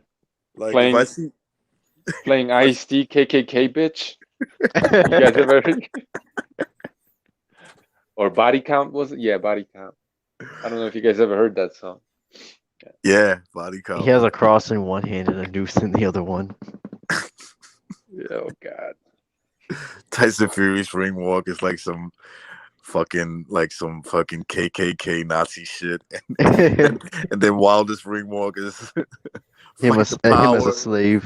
fight the power. He has like the chains around his wrist, but right before he gets in the ring, he rips them apart. Exactly. There would be a race riot. That's probably why they gave Castano a draw tonight, man, because they didn't want a fucking race riot. Wasn't this shit in Texas? Yeah. You guys saw the weigh-in, right? So I keep bringing up the weigh-in. They were like, yeah. You said they were like, "Fuck that nigger." That's what they were saying. That's what they were saying to You can't take Charlo. Argentinians anywhere. Yeah, I don't. He That's had crazy. like no fans at the weigh-ins. And I was like, "What? Did I hear what I heard?" Right? Because they have like that accent.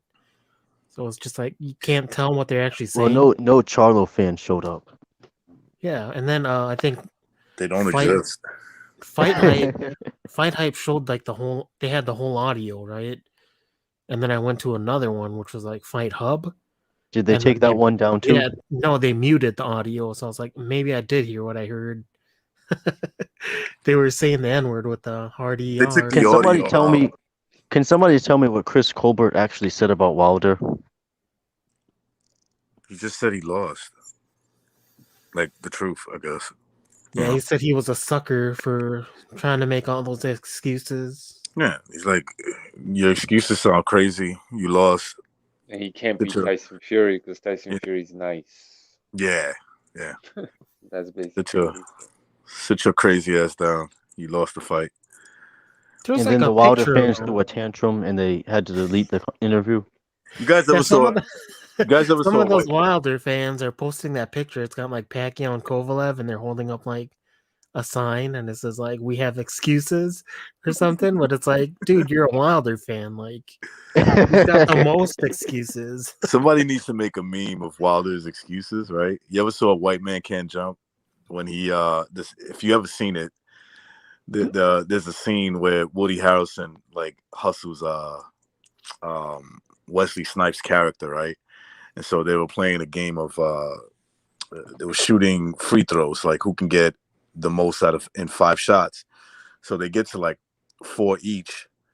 They're betting money, and so Woody Harrelson hits all 5. So it's up to Wesley Snipes' character to get the 5th shot, and he misses, and he starts bitching and making excuses. And the black guy tells him, "Hey man, you lost. Just give the man your fucking money." That's what they need to do with Wilder, bro. It's the same thing. Like a guy with a smile, just saying, "Hey, you lost the fight, bro. Sit your ass down. Nobody wants to hear your excuses." He gonna redeem himself in the 3rd fight, though. That would be good if he did. Good for him. But like you lost, bro. Like you took an ass whipping. And that's what the fans on like his very few fans on YouTube. They don't understand. It's like, why do you think that the people who said there's no way this guy's gonna, because remember the whole thing was he was gonna break the real Marciano record, right? Which was 49-0 at heavyweight. And there was people like us just like, that's not gonna happen, even if you gave him 8 cans in a row. Like, no, this dude's gonna lose a fight. Trust me. So it already happened. He almost did lose several fights. Several fights, of course. I'll never forget the first Ortiz fight. That's one of my favorite fights ever. If that doctor didn't give him like an extra 10, 20 seconds to recover, he would have been gone. Look, I'll give Wilder credit. He has like willpower to not like just not sit his ass down and just stay there, right? He's like one of those guys that can take an ass whipping. You saw it in the Fury fight. He's too dumb to say, okay, the fight's over. So his trainer stopped the fight for him. That's all he has, besides his right hand. He can take an ass whipping. I'll give him that. That's all he has. I agree. Right hand, and he can get fucked up because he's probably been getting fucked up for a while. We just haven't seen it. Not all of it. Sparring partners trying too hard on accident. Beat the shit out of him by accident. I am curious about that ritual though, but it might just be like all about the money though, right? Especially like, why make a ritual if you're not gonna even make money? Just beat his ass and go, if that makes any sense. In the second fight, in the entrance, right? This is how I read into it. So you got Wilder comes in. Fury comes in this king's, the king's throne. He got the king. He's got the crown on him and the whole 9. And then you got Fury coming in with this like death suit basically, and he's like all black this, all black that, right? And so Tyson Fury beats him. He whips his ass, and then in the end of the fight, he starts singing that song. Yeah. But before that, he says something really interesting. He says, those who stand in the dark those who hide in the dark can never stand in the light. Some shit like that. And then that fucking song, comes on. Does that mean like if you date black women, you can never date a white woman? I mean, maybe, but I think it's a little bit more meaning to that. I remember Precisely made his video. He's like, "Is this what you guys think black excellence is? A white man beating up a black man? This is the highest amount of blackness to you? It's just white male domination." He sounded more disappointed in the whole the whole ritual than like most blacks. They're like, nah, he just cheated. It's like, no, dude, he just got fucked up. That's what happened. He got set up, man. Wilder got set up. It was fucked up what they did, man. Because come on, man, they fucking knew he was gonna get trashed. His people, the people that were backing him, maybe it was fucking whatever his name is, Finko or whatever, Yeah, Finko. But like, come on, man. Then people knew, and to still have them, give black They people wanted hope the on money. that day, and then just like lead them to fucking execution. Basically, it was like 8 Mile, man. He was walking to his fucking execution, and then it was really really fucking mean what they did, in my opinion, It because was they beautiful. had to have known. I They mean, cashed out on him. yeah, but to let them go through with all that and to give all these people hope and then just have them get battered with this fucking crazy man Fury drinking his blood in the ring. I mean, that shit was. But that's how you sell a scam. You make somebody think they're gonna get something really good, and then at the last minute you pull the rug out from under them and take their Yeah. money. But the person that was really that really didn't understand what was going on was Wilder, because Of course. I just felt like they just said, like last second, you got to win this on your own, buddy. We can't help it this time. That's why he had them big old eyes in the fight. Well, they Like, they what the tried. fuck?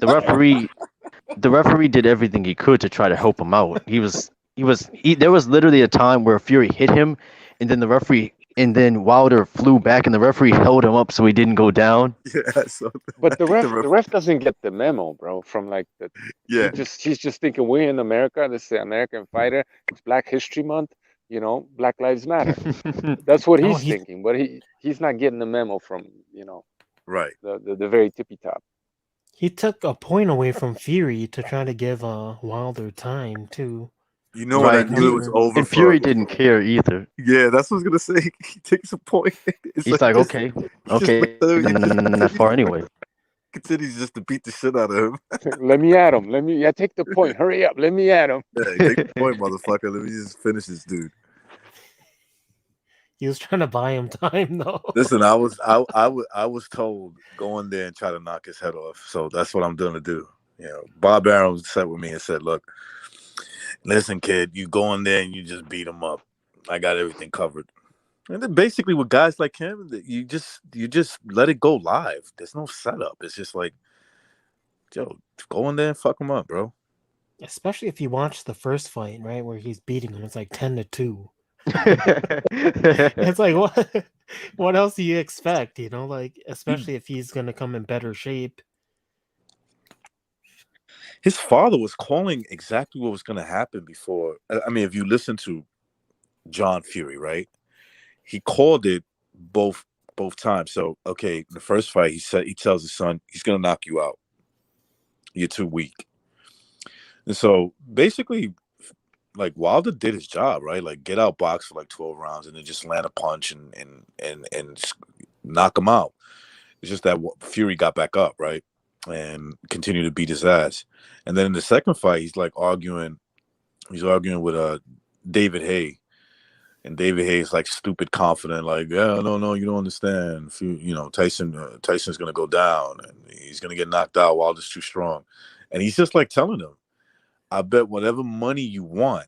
He tells him, that's like that, I'll bet whatever money you want, my son knocks this dude out.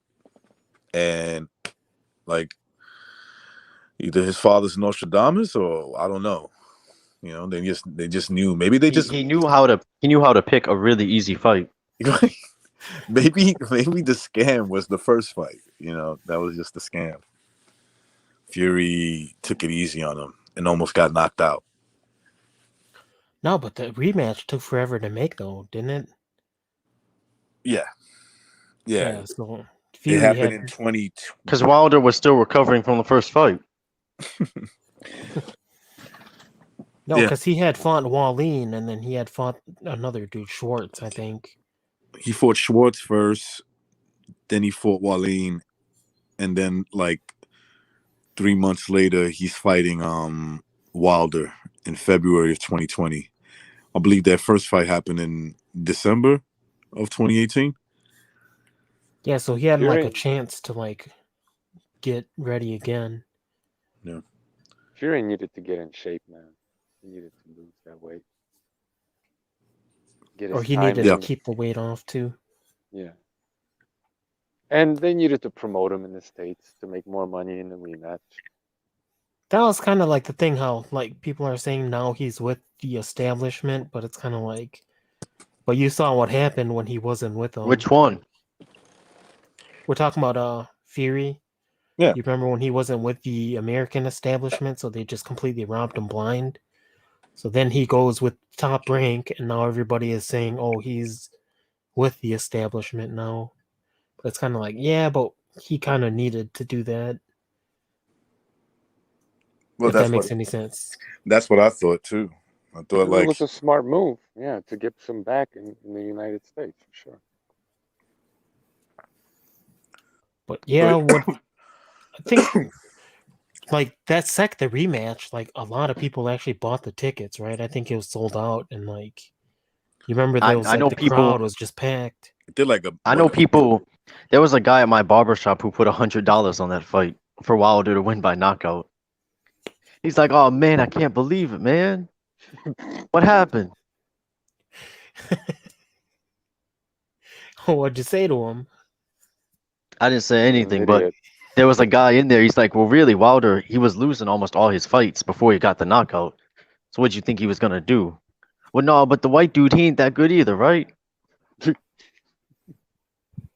I hope you get COVID in your dick.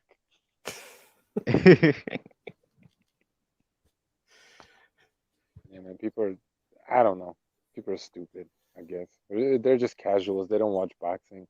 They just watch the like fight previews and all that stuff, and they write their own narrative. Whatever. I don't get it. I mean, where are they getting this money for this third one, right? That's what I'm. Where are they getting any of this money in boxing?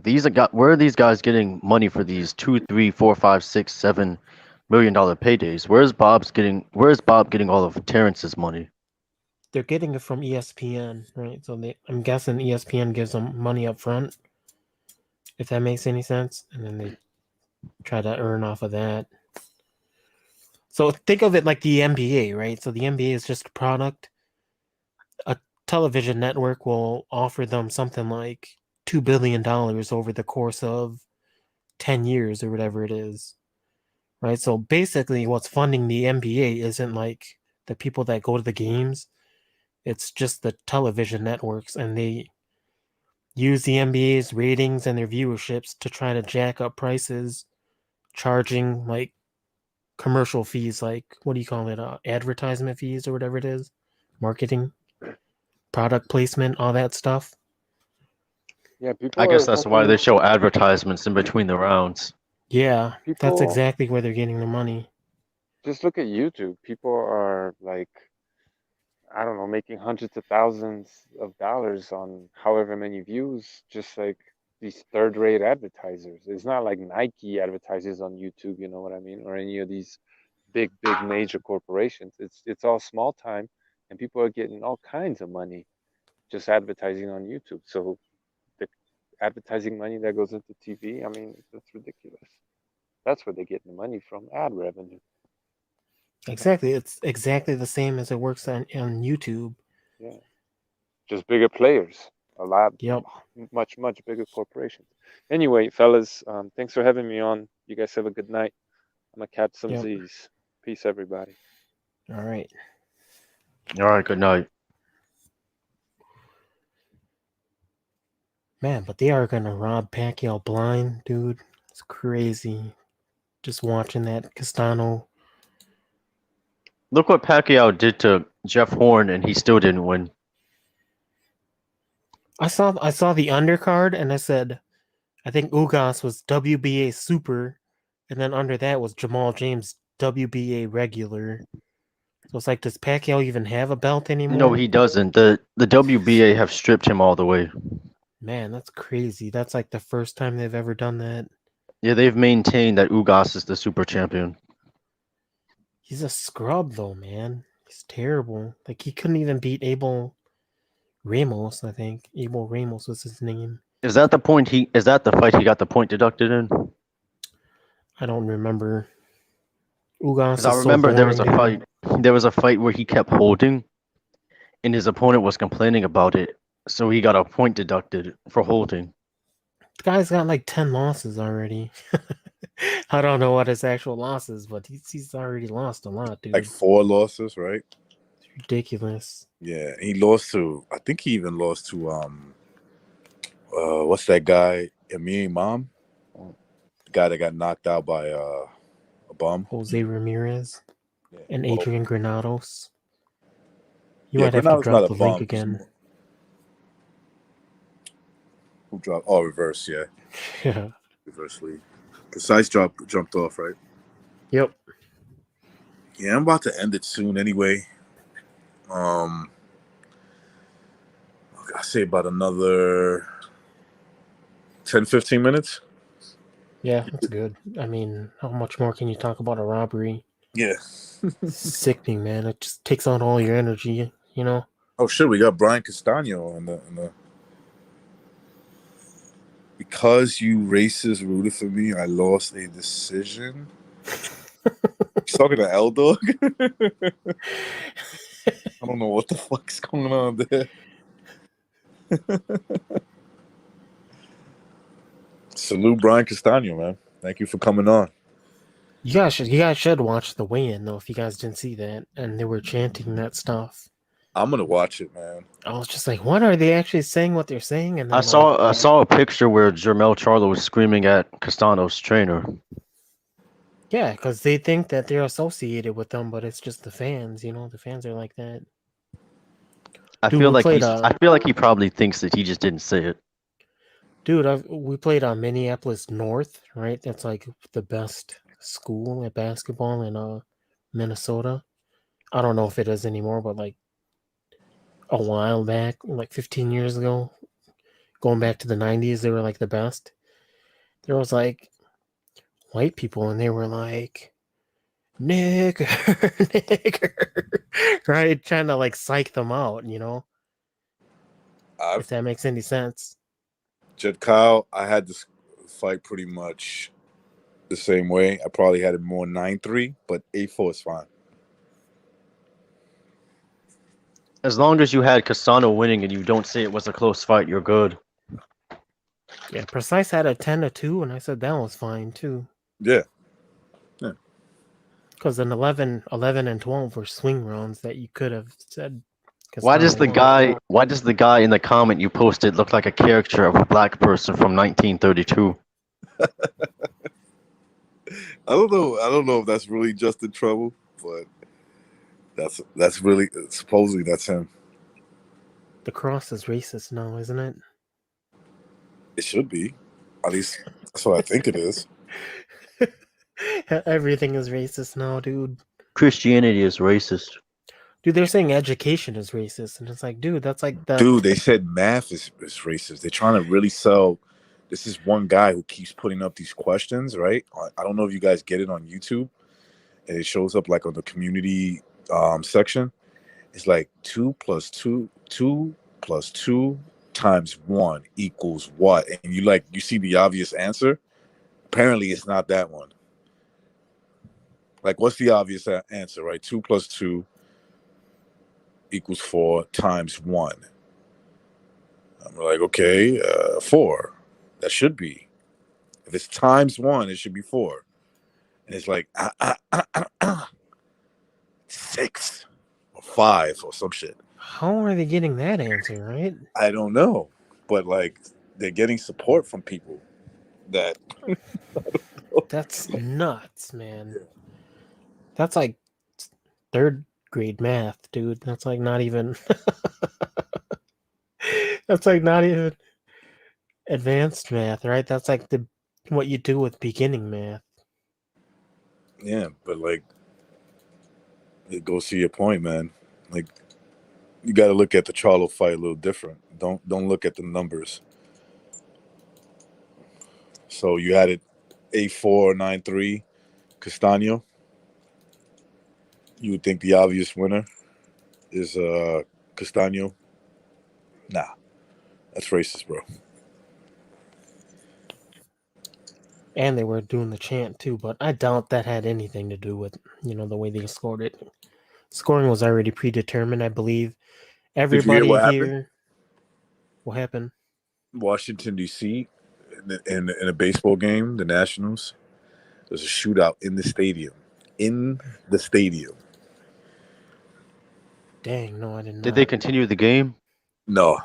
Like you got to see the video. It's crazy. Like you hear the shots going off as the game's being played, and like everybody's like, well, "What the fuck was that?" Did they shoot any of the players? No, like That's a shame. That's Oh, it such a just missed happened. It opportunity. just happened, huh? yeah, I'm gonna go out on a limb and say this is just your typical Washington D.C. shooting because here's why. Two of the guys took themselves to the hospital. What does that sound like? Two guys, instead of waiting for the ambulance that's there, why would you wait? Why would you take yourself to the hospital? So they already knew where the hospital was, man. Come on. True, okay, but you had something to hide, right? Like maybe you had a gun too. You say, I gotta get rid of this shit. And your buddy's like, oh man, come on, let's go this way. Everybody's leaving the stadium, and there's like a big sign that says "Stay inside the stadium." The shooting is outside. There's like some videos that showed up on Twitter, and you could see like it's not 100% sure, but because you know how like in baseball games they'll play this music and they'll have like loud booming sounds, but it sounds like you can hear the shots going off, like pow, pow, pow. And then like you start seeing people in the audience like looking back, like, and then they start looking back and they're like, okay, duck. Imagine paying for those tickets and you're a white person, you're like in the ghetto, you know, and then you hear gunshots and you're just running. You ever been to DC? No. Dude, Gosh golly, these black kids are always shooting something. Come on, Karen. Well, the hood. Let's get to the SUV. Yeah. The White House is like not too far. Like there's the White House, and then like a little further south of the White House is like the worst ghetto in America, probably. Yeah, I know. It's like no one lives at that house, man. Or it's like, you know, really tightly guarded. Yeah. But I mean, that's kind of like how it is with every city, though. Like right outside the capital is like the worst part. Yeah. Absolutely. Yep. Like you know what's real bad in New York? People don't like like New York City is clearly not the worst city in New York. Period. Rochester. Like you're like what? Yeah. Go over there. Like stay in the downtown area. If you like, make sure you don't go any further than that. Or East Buffalo. Don't That's visit crazy. Joe Biden either. Yeah, exactly. It's not a good idea. How about Wilmington, Delaware?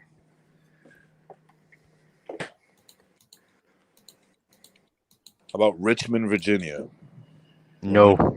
You want to see some? You want to see some hellholes? Go there. Yup. I'm speaking from experience. That's right. You from out there too. You're the guy, Aleem on the undercard. Yeah. He trained at the gym that I trained at for a little bit. I never met him because he wasn't there when I was there. That makes sense. Yeah. Isn't he from like? I thought he was from out of New York, but he could go there too. It's not that far. 4 or 5 hours. He's from like Richmond and Norfolk, Virginia. He lives out there. Okay. I think he does live in Richmond, Virginia, though. Yeah. So like, I'm hearing that shootout, right? And it happened in a baseball park. I'm like, dude, are you really that surprised? Like, it's DC. Yeah, DC's probably not as bad as it used to be, but still fucking bad. Dude, they're How just is having New York? gunfights, like, you know. How it is New seems York like- going? You know, like the same shit, but the politicians are really backing down. They're not as hardcore as Chicago's politicians. Can I still kick a baby and get out without bail in 5 minutes? Probably not. Maybe 30 minutes now. It'll take Okay, okay, an extra 25 minutes. like And New York is. will the cops still give me some snacks while I wait? They'll probably give you like a egg sandwich that's been sitting there for like a day. Be like, here you go. Eat Okay, that. that's better than I had in prison. Right. The New York is different than like Chicago and like all these other cities. What I mean by that, they punk out real quick, if you get what I'm saying, right? Like, so last year, 2020, June to August was that time period from like the beginning of June to the ending of August was real scary, right? And what I mean by that, it was like real scary for people who just It's came kind to of like New York. that everywhere. Right. But I'm talking about these people in New York, right? They never saw that side of New York before.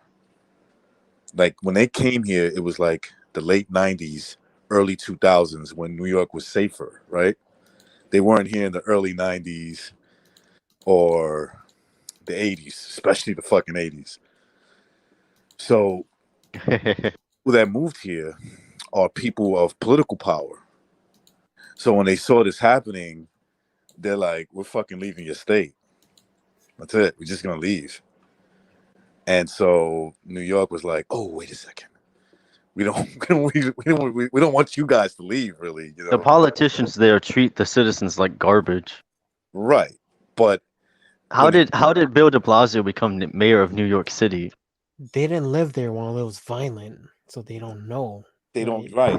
right? Because in that, Did you see like the 20 Did you see years the ago, it was video? very peaceful. Like 20 years ago, Did you see I the don't know what video where happened. Bill de Blasio? They were celebrating Groundhog Day, and he drops the groundhog and it dies. Are you serious? Wait, Bill de Blasio? Yeah, they let him hold a groundhog and he dropped it and it died. Yeah, he's terrible, man. Holy shit. You remember the video we watched on Second Renaissance where he had the burgers and fries? He's like, "Don't you want some of these? When you get your vaccine." It's like, dude, I'm not a dog. I'm not a Hey, child. yo. What do you guys think about now that you're mentioning like those weird things that nobody can explain? What about the George Floyd mural just fucking being struck by lightning? Yeah, that's weird. Maybe there is a god. This is fucking crazy. And that happened in second Hong- fucking it got knocked down to like where the whole picture and only that and nothing else was knocked down. His face is completely gone. He's not in heaven, I'll tell you that much. No, he did a lot. Dude, like he did 2 prison stints for like robbery. One of them was like a pregnant chick. Like he pointed the gun to her stomach, I believe. I don't That know if she could've- was that pregnant, could've- but I think it was her. Yeah, she kid was pregnant. Yeah, she was pregnant. Okay, she was pregnant. All right. with the She was kid there, pregnant, and too, he yeah. put the she was pregnant, and he put the gun to her stomach. Right. And like they interviewed her, and I think she was a Mexican chick or a black chick, one of the two. And she was like, fuck him. Like seriously, she was like, fuck him. I don't give a fuck about that guy. He robbed me. Exactly. His friend pistol with me. She's probably just Imagine- happy, you know. She's singing her Imagine the praises. the political situation of your entire country changes because a dope fiend overdoses. Oh, what they're trying to do, they're trying to make him like some fucking, some martyr and like Saint George Floyd the first. yeah. I think that was what's the new drug? The one that's got that name. What's it called?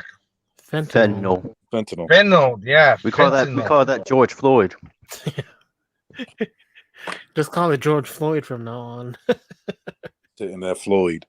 I was saying that GF. Didn't you say people in his area really started calling it that? Yeah. It was like calling it the GF. That's what I heard. Like they're calling it that in New York too. I swear to God, I'm not even fucking lying.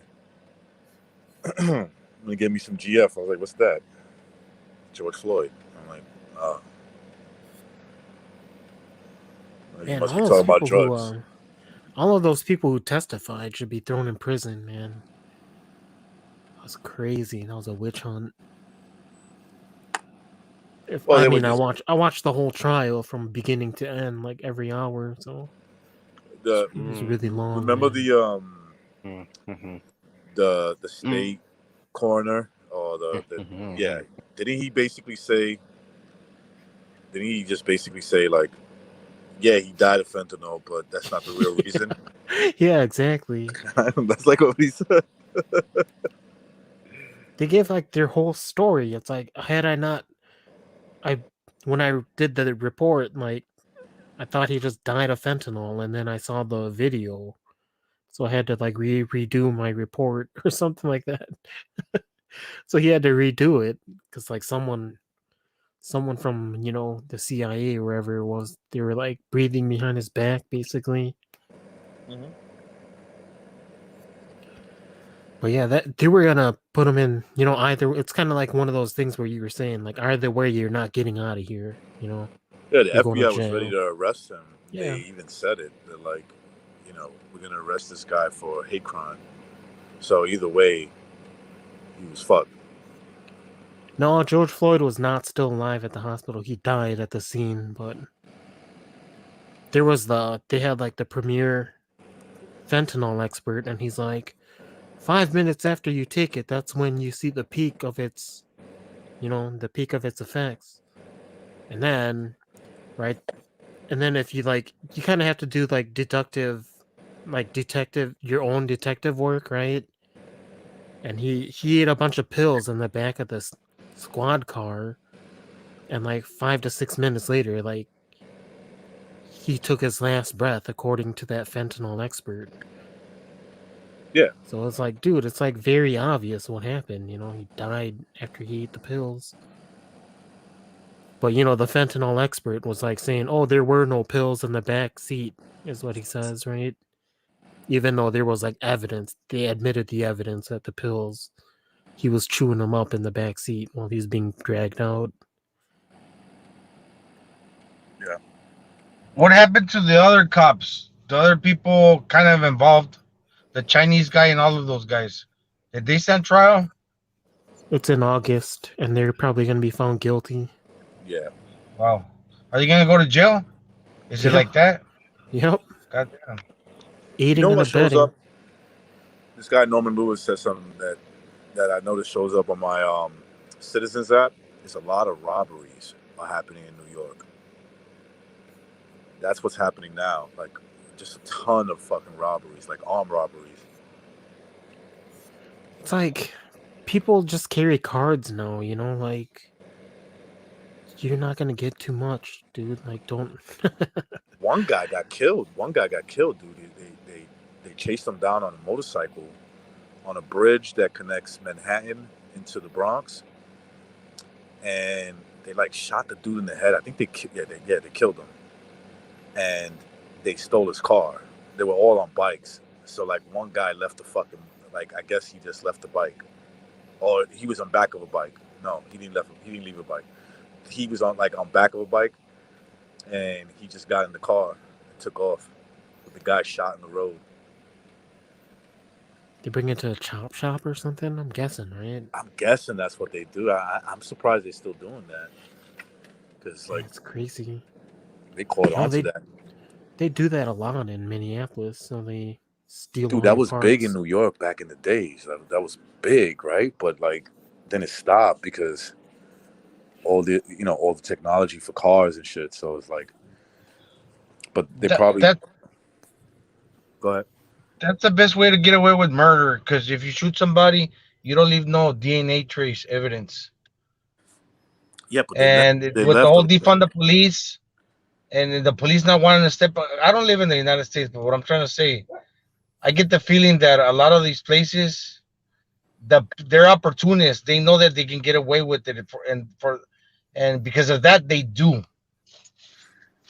Look, it's like whoever it was said that like it's not illegal anymore to like steal stuff in San Francisco as long as New York too, in LA, all the in Chicago, all the cities, all the big cities.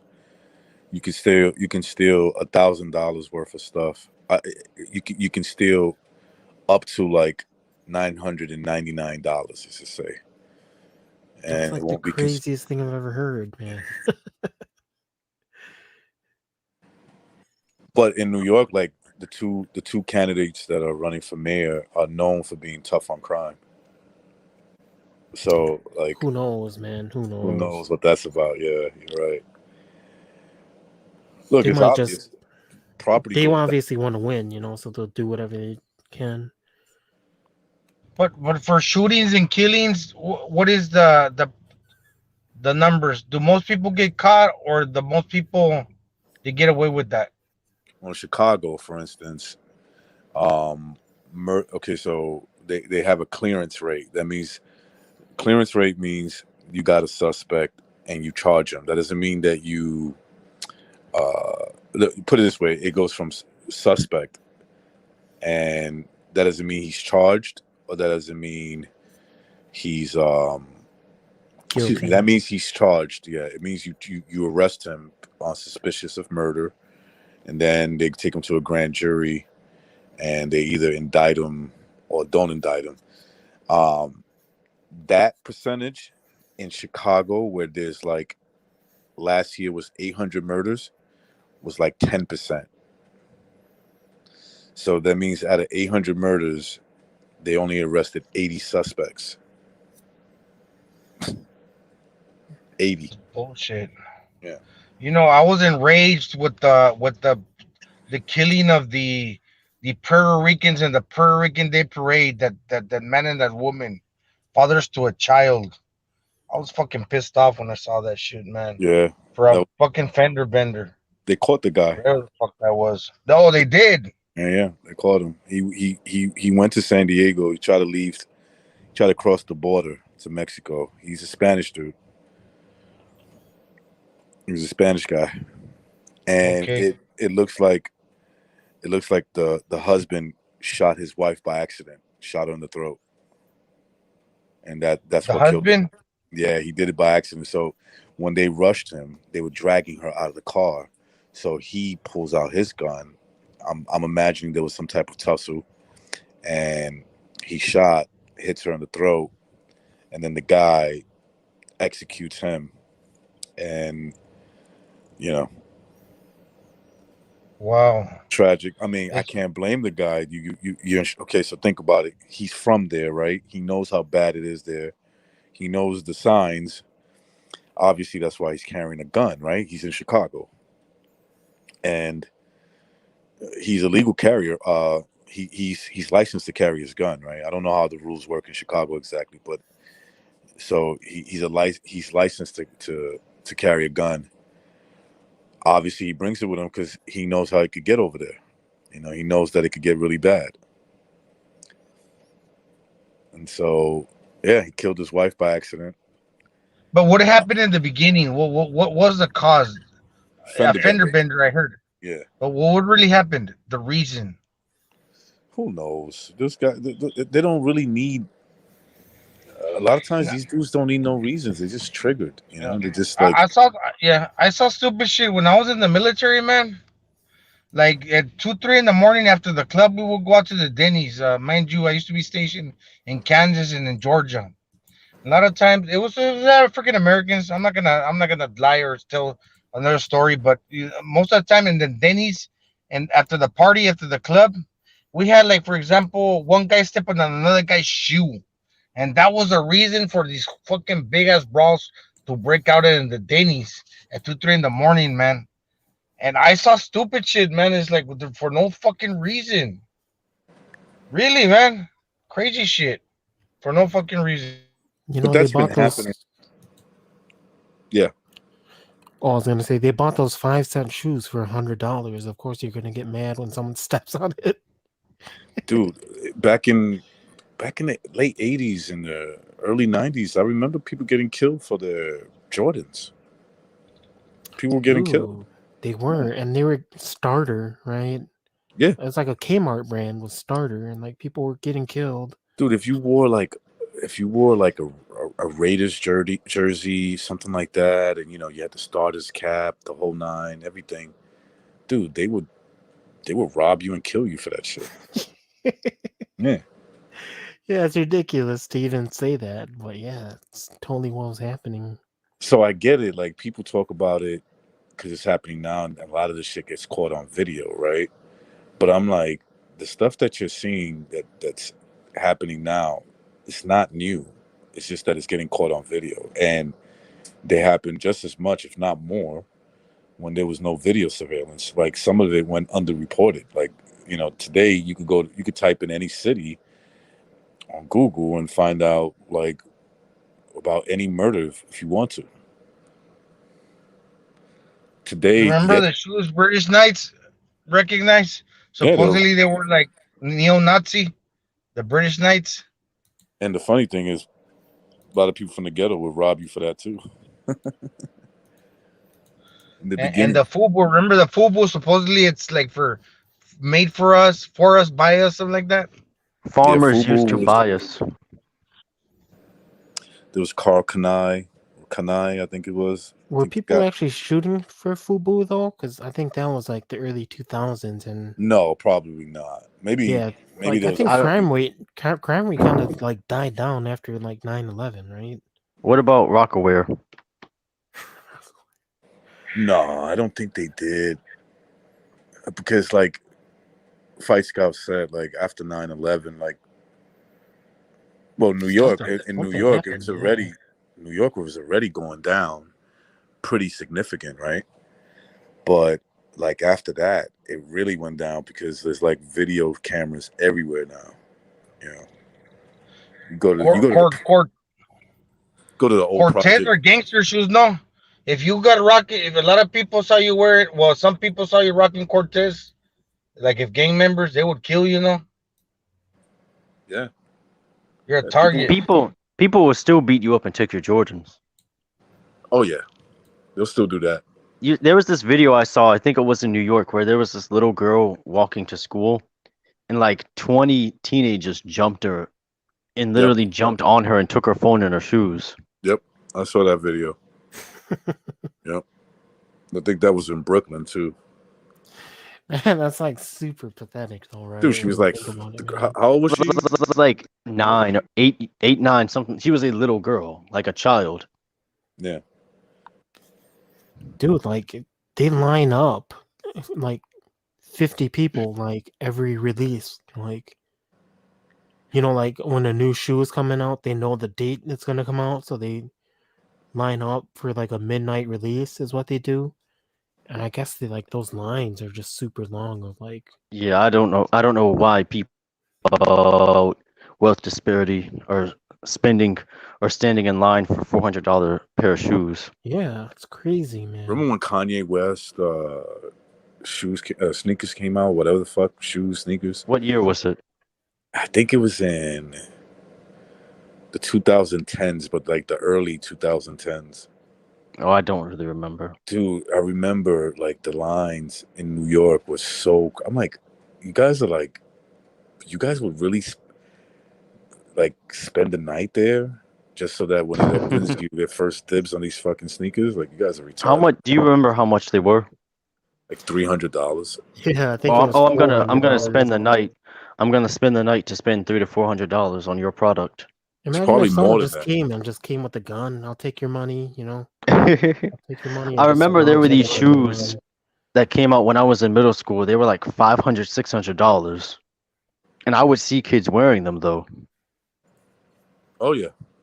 Oh yeah. Living in the projects, but have thousands of dollars worth of clothes on them. I bet you didn't pay your child support though. They didn't. Yeah, They dude, I definitely didn't.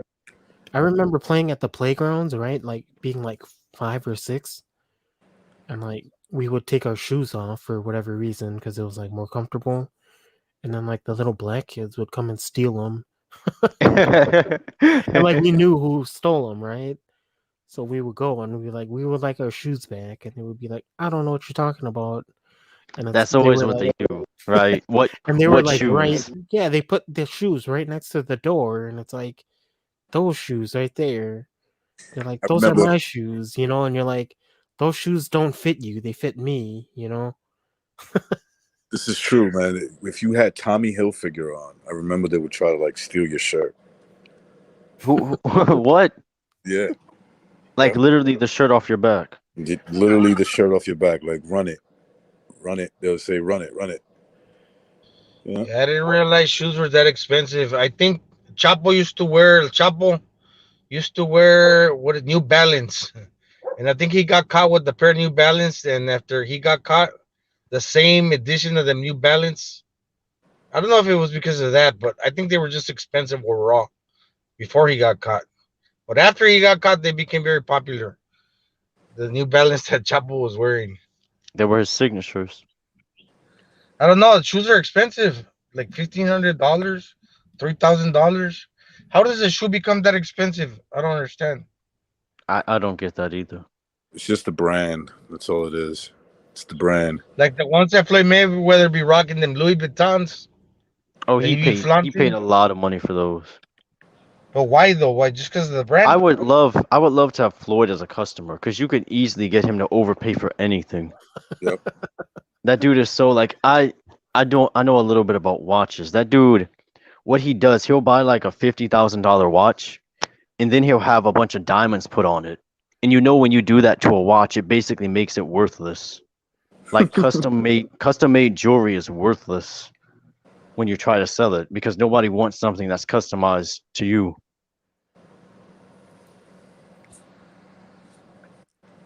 I Watches don't are know about sick, shoes. man. I like watches. The expensive watches are nice. They are.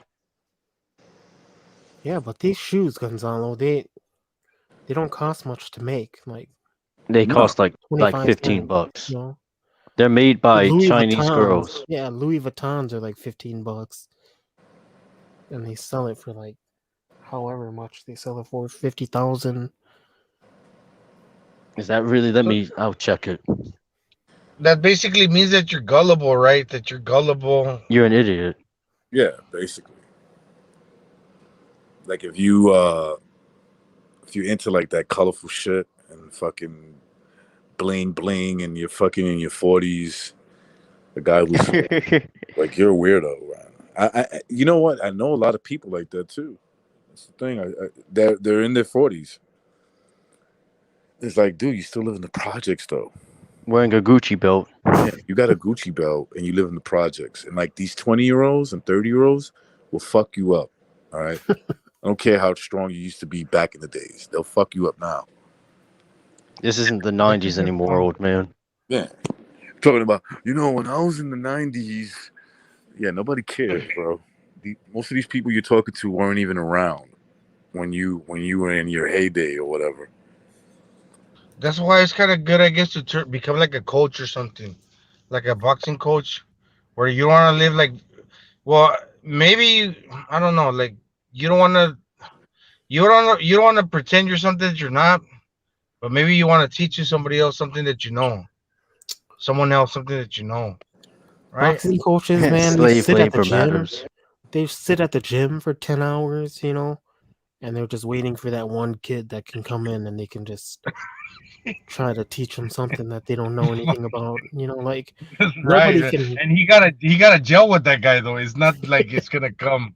Yeah, Yeah, you but gotta gel with them. you gotta give up like all your time for that stuff, you know, to become Yeah, a coach. and mind you, maybe in the end of the day, he'll get taken from you from like a promotional company.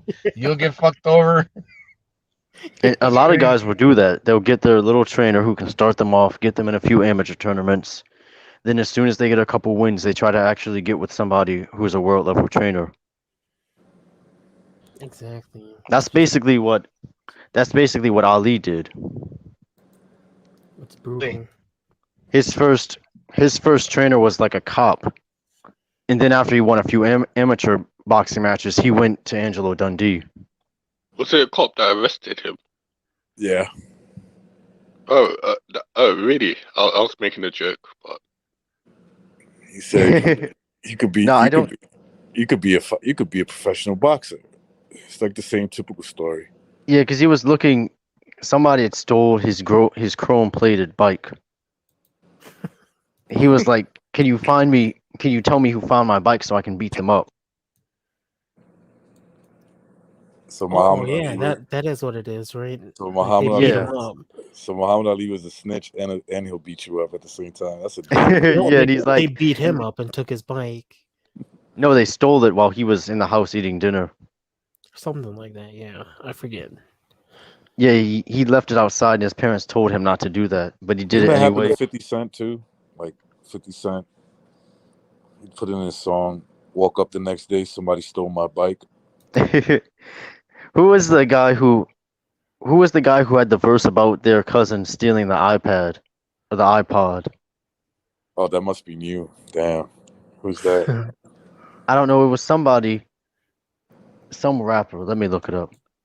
I wish my nephew was here. He'll be able to fuck. He's like a fucking Hey, wait, rap I got a lyric question, man. dictionary. Hey, you guys, how come the rappers get killed? Because they talk a lot of shit. I know it happens with the cartel music too. Now that Yes, you mentioned rappers, It's just yes. gang wars, Gonzalo. And they're not really rappers. They're SoundCloud rappers. So they have Right. no protection. Yeah. but if a rapper gets killed, the person that's promoting that rapper loses business. No, The reason because why that's an the investment. reason why Tupac and Biggie got killed back in the days because they were real stupid, right? So like they had all the money in the world and they could just like lay low and and be able to But tell they when went back to somebody's the hood. right, and they could tell when somebody's like setting them up or whatever. But these guys are getting killed because they just open up an Instagram account and they like put rap songs and they're a rapper, but they're not signed to any company. There's no And they dissed bodyguards walking somebody. up, and they did some black dude who's like way more gangster than him, I guess. And that guy finds them, and he just blows his brains out. Do you know about the Jacksonville gang war? In Jacksonville, ooh, I remember they had a. Is there There's another like one? this. There's this 'Cause huge rapper gang beef going on. Jacksonville. I mean, I'm not surprised. Jacksonville has always been a like a scary city, bro. It's a big city. It's real big, but there's like parts of Jacksonville that to me at least, it's like worse than a lot of big cities. I haven't heard about it, but I'm not surprised. In Jacksonville, Be be careful what you let your kids listen to, because there are a lot of guys who like to put gay stuff in their rap lyrics, mm-hmm. and your kid might start saying that cool. Like Soldier Boy. I mean, it depends Soldier on what Boy. school. The other Yeah. kids might like it. Yeah, like Soldier Boy, he put this line in his song. He's like, "Zaytoven, that's my nigga. I've been fucking him forever." Like, dude, that's gay. To him, it's just being expressing his manhood. Didn't Young Thug wear a dress?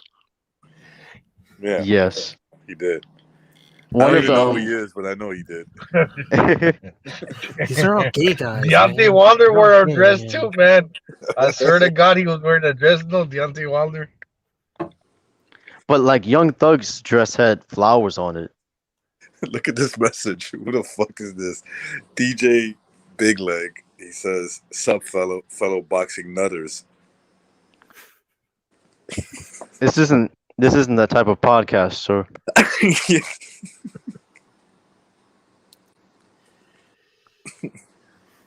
This isn't the Or stream either where we he, nut to boxing matches. maybe he's an English. No, Go ahead. apology. That's like an English term. No, nutters is like crazy, like nut house. Yeah. Maybe. Yeah. Okay. I don't like it. Maybe. I I like reckon his that. Do name. you think like the homosexuality in rap has always been there, or is it just coming Well, out now? like, 'Cause I feel like it's always been there. so you see, Biggie. that's one. How about Zulu Nation, like the kind of weird outfits they used to wear, and now you find out that one of the main DJs was like a child molester and shit. You know Biggie, he was like, "Dude, say I'm pussy. I dare you to stick your dick in me." Yes, I saw a freestyle where he clearly lost to a guy named what was his name? Damn, what was his name? Anyway, a rapper from the like he was like one of these underground rappers with the one that Big L, the one that got killed. He was like even better than him. And he's like clearly losing the rap battle. So he says that I dare, people say I'm pussy, but I dare you stick your dick in this. I got something syphilis. Mr. This, C. that. No, not Mr. C. It was some other dude Oh. that never like he never made it. But then again, he never talked about gay shit in his life. Like yeah, so but he was like clearly better than Biggie. He was out before him. If I remember his name, I'll let you guys know. But anyway, so like he's losing the battle, and he just brings up that nasty gay shit. I'm like, oh man, that's terrible. He wanted to fuck him. That's what he wanted to do. Even in that, He was sending an invite. That's what he was doing with this rap. he talked way too much about that. There was the other one. Damn, that girl looks so good. I'll suck on her daddy's dick. That was that one. And then there was That was really gay. yeah, that was real gay. And then there was till nobody you're nobody till somebody kills you. Remember when he says you could be the shit, drive the fattest 5, have the biggest dick, but why bring up that part though? Like who cares? There's this big thing. You know how you have like the magazine of a gun? People call it a clip. Recently, dudes have been calling that a dick. Yeah. You For see? real? So it used to be I'll fill him up with this clip, but now it's I'll fill him up with this dick. That's the, Oh man. I got 2 dicks in my back. if you look at gang culture, it's always about like humiliation on their opposition, right? And what's humiliation basically? It's almost like gay in a way, because it's like you're like raping the soul of your enemy. So like being a little gay, I guess, comes with that shit. That's the way I To see the it. good days where you just fuck the other guy's woman. That's humiliation. Yeah, like I'd rather do that than fucking I saw another line. I saw another line where a dude said, my daughter real bad and she ain't even 5. What? Wait, he said that again? I missed it. The dude, I don't know who said it, but the dude was like, my daughter, she real bad and she ain't even 5. Jesus, man, it's just like pedophilia everywhere too, man. So Ice-T and 99 Problems said, I got a bitch who's a man. He's not lying about that. He's had a Is few that of them true? like that. That dude is my transvestite girlfriend. This is a current girlfriend, the man. Like, she looks so like someone's like plastic surgery on her. That's what everyone was saying for a while. Well, I mean, look, even if she's a natural woman, why are you dating girls that have like manly faces? Like they get so much surgery that you can't tell the difference between her and a fucking, a tranny. You must like that. I'm Yeah, guessing. it's crazy what they're doing You know with what their it is? faces It's probably nowadays. like when she just had the surgery, he saw her and it was really pretty, and he was so infatuated that you can't see how now she looks hideous. There's When other girls first get the surgery, they look like porn stars, but then they degrade quickly. Yeah, everything starts drooping. There's one lyric where the guy says, I dare a motherfucker to come in my face.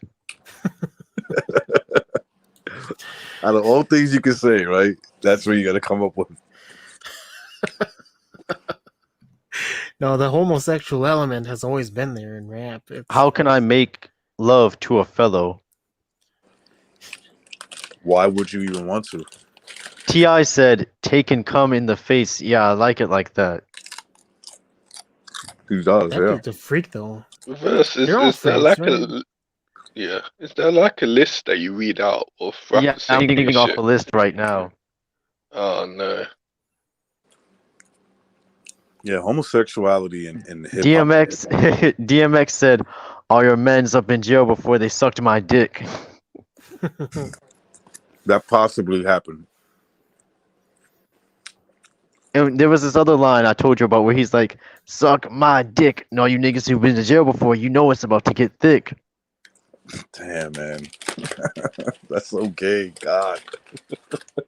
You know, you have like so much time to edit and produce, and like you Right? leave those That's like lyrics in there. It's somebody in the like, studio had to have said something like, hey, that's kind of gay. or like, you know, oh, that's awesome. Let's And put it everyone on. else was like, "So what?" Everyone, the people at the top were like, no, leave it in, leave it in. I like it. When you awaken, your manhood will be taken. No.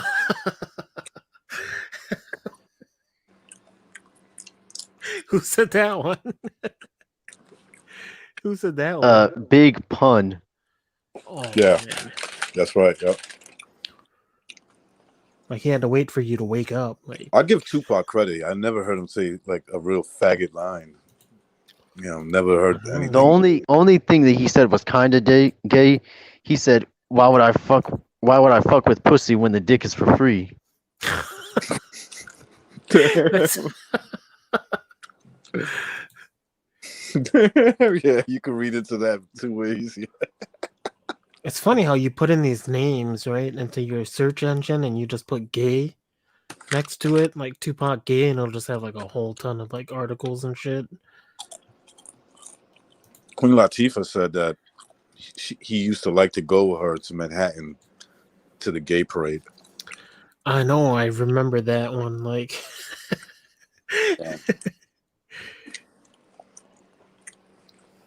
I mean, it's no wonder they choose all these people, right? Because when you're a record company, you kind of have to, you pick and choose who you want to represent your label or whatever it is, you know. Mm-hmm. And you can just make anyone a star if you really want to. So I mean, I don't think it's a coincidence that all of these people have homosexual tendencies and lyrics. Well, if you want to promote that as normal, right? Those are the people like you would get people that are more, you know, either they're gay or they're like real friendly to gays, I guess. But even sketch you don't want no comedies. drama, boy. You don't want no drama, boy. I'll eat a nigga ass like an almond joy. God damn. Who said that? That was one of the Migos. I call them the Negroes. Oh, the Migos. You know how many rappers or just people in general be like, "Oh man, you don't know me, bro. I'll eat your ass." I'm like, "Oh, come on, man." There's other words. You literally no. You literally just put a B in front of that word and it's completely different. I'll beat. Yeah, that's all you gotta say. I'll beat your ass. But it's like they do say it like in a sexual way, though. You know, it's like, what is going on? I don't know if it's like meant to stump you or if they actually like they're sending an invite. But you know, you remember like the sketch comedies that they used to make like in the 90s and stuff, like Mad TV. I think some other ones. But they would always like have like the little sketches where like the rappers were all gay and it was like not even a secret. Yeah, Ludacris. It's almost like the people in the industry knew, right? Ludacris said, "I Bangkok in Bangkok." Damn, you see, like they just like telling you. Yeah, that's what they're doing. But I think people think there's like a hidden meaning and there's not. Hey, yo, what's up with that bulge in your khakis? Who said that? UGK. Oh man. I mean, isn't it a new thing now to get like a transsexual so you can like have best of both worlds, I guess, instead of just being outright gay? I mean, to me, like if you know, obviously you would know that you're dating a chick with a dick. It's like you're gay, bro. You shouldn't want to see that. Yeah, but like people try to justify it and say it's like, no, it's different. She looks like a girl or something like that. No. Well, it's like pedophiles, right? Like they're like, well, I mean, that girl, that boy's 9. Well, they're like kind of You sexual, might you Age is just a number. you might right? have more cash than me, but you don't have the skills to eat a nigga's ass like me. Dude, I can't tell you how gay that is. You know Mike Tyson was in the video for that song, right? That's right. What's his name? Cannabis, right? Cannabis. hmm Mike should have had a word with him. Fucking Redman said, "I got Tic Tacs in my mouth with a big dick." yeah. I mean, that's like, man, it's like that's just say you're gay. It's cool. Like 2020, bro. Just say it. Yeah, just say you're binary, whatever it is, right? DMX. Actually, Biggie Smalls, he grew up Jehovah Witness, like me. A lot Makes of the sense. Jehovah Witness sons, they're fucking gay, man. I don't know why they become like that. I think they're nurtured too much by the I mother, think so. maybe. Well, Biggie was an ugly DMX said, motherfucker. Motherfucker, I'll rip your butthole out of place." That's prison talk right there. Hey, recognize, have you ever had an encounter like that? Where you argue with someone, they just come up with some weird shit. I don't know.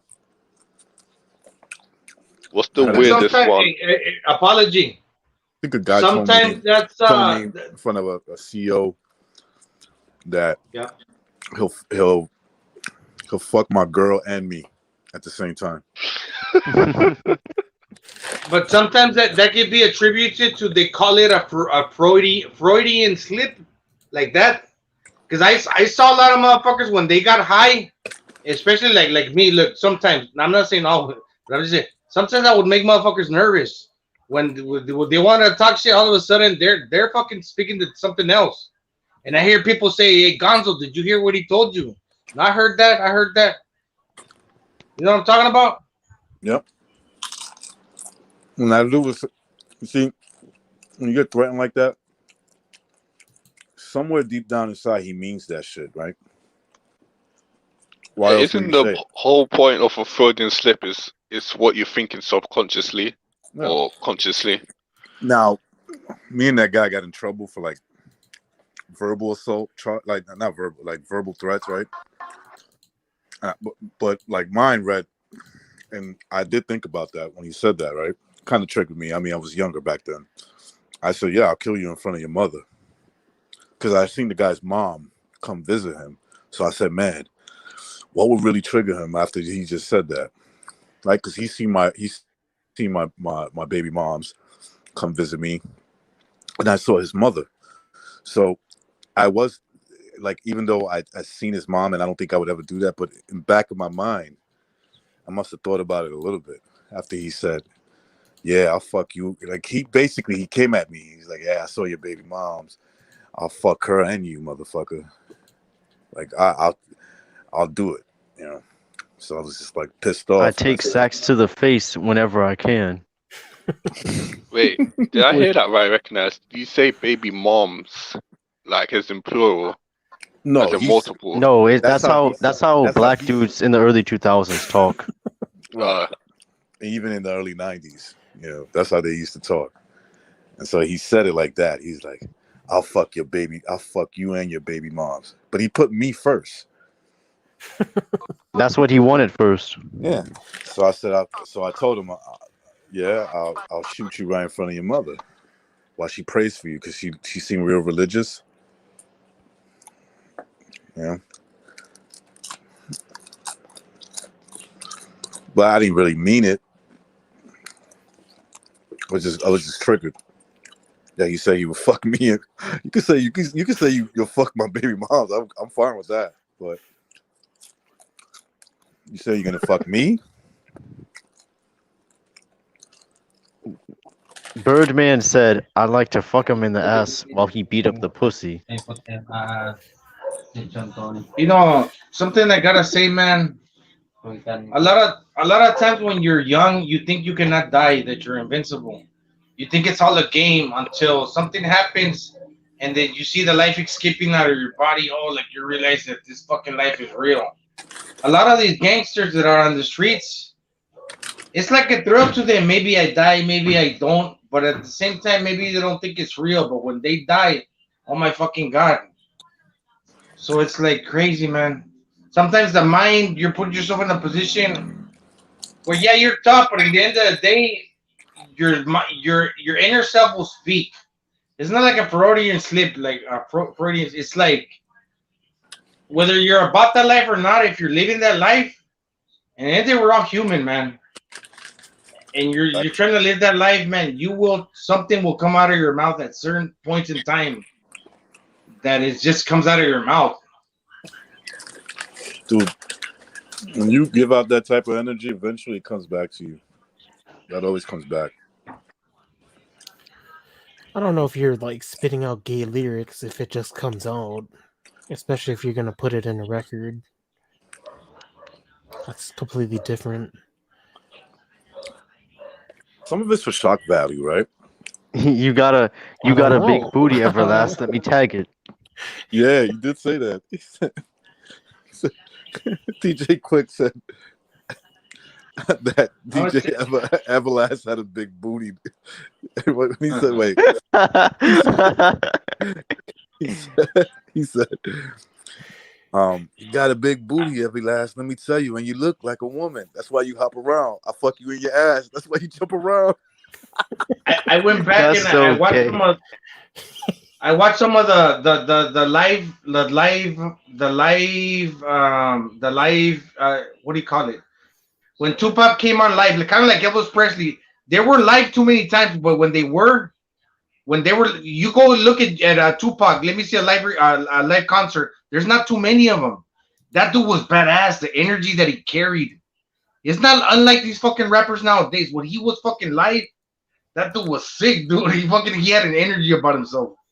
Him, Elvis Presley, not too many live recordings. Well, he came out in the movies, but those two were badass. Certain actors, they have just personalities about themselves. No, he started off reversely. He goes, "Yeah, motherfucker, right back on that ass."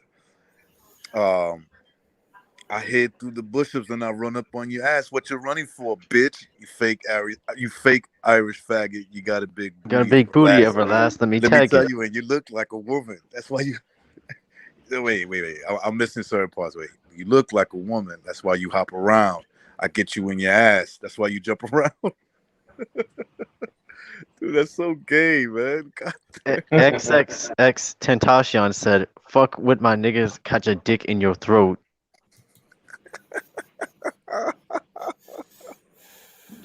You know what's a sick jam? Recognize? It's Bone and Biggie. It's Bone and Biggie. That remix. You're talking about Bone Thugs and Harmony. That was dope, yo. Yeah. I would play that shit if I'm rolling deep and going into a situation. Well, maybe now that's just too much, but I liked about Bone Thugs. They didn't try to hide who they were. They made songs like the first of the month. It's the first of the month. Cash your check at the dump. And they actually told you what they spent the money on. What did they buy? Like weed, 40 ounces. They even That's a life though. That sounds That's pretty a good black. life. Yeah, but at least they were honest, is my point. Like, they were very honest. They didn't, like, try to bullshit you. Like, oh, we do this because we have no other option. It was like, no, this is, like, a preferred lifestyle. Cool. That's fucking hella cool. Niggas press their luck and they get a butt fucking. That's Biggie. Yeah. That's like one of the main reasons I stopped listening to I don't fuck with the condoms. The condoms is a problem from the AIDS getting sprayed. Jeez, so he had AIDS, is what he's saying. And he said he wanted to spread it to dudes. Yeah, Biggie had a lot of issues, bro. He kind of looks like he's just sweet, doesn't he? When you he's look at pictures, man. He had like a retarded eye, right? Then he like one eye was like looking towards the sleepy right. eye. Yeah, it was like looking towards the right, and the other one's like normal. Is that why they call him that? I just thought he was just a fat dude that they just called him Biggie. He's like short, but he was like a little ball, wasn't he? No, he was actually tall. Was he? Like 6'3", 6'4". Man. There's a video of him next to Jay-Z back in, like, you know, when he was obviously still alive. And 6'2". he had Jay-Z and, well, I mean, it could be the way they were standing, but he looked a little taller than Jay-Z. Hey, Easy is 5'3". Yeah, he was short. Oh yeah, Easy is short. Yeah, Biggie Small kind of the name says it all. No, Biggie Smalls. I'm big, but I'm small. He's like the Andy Ruiz effect. He's like 6'2", but he looked like 5'12". Right? Yeah, he's Get it? 5'12", 6 feet. yeah, 5'12". Really, he's 5'11". Yeah. Yeah, Biggie Smalls. You know, big sideways, but tall, wide, small. Biggie Smalls. Yeah, he just had too many gay lyrics. Hey, look at Ian back there. That nigga dick getting hard by this song. Who? It's another rap lyric. Dude, it's too gay, man. Like somebody for them to come up with this, it's got to be. And Biggie, he said, "I'll fuck RuPaul before I fuck them ugly ass escape bitches." The gayest of them all gotta be that guy that was dating Jennifer Lopez, Puffy Smalls. Puffy, what is his name? Puff Daddy. Puff Daddy. P Diddy. Goddamn. P Diddy. Man, when he changed his name, everyone was like, "Man, that's so gay." Like I remember it. It was like in 2000. What did he change it? What was the direction of the name? It's Puff Daddy to P Diddy. Yeah, he went from Puffy. I guess he ain't like being called Puffy because, I mean, you know why he got that name, right? From what is it called? Fucking sucking dick. What do you call it? He's gay. Puffing. So he was known as Puffy. Oh, cause his butthole would swell up. Yeah, Puffy hole.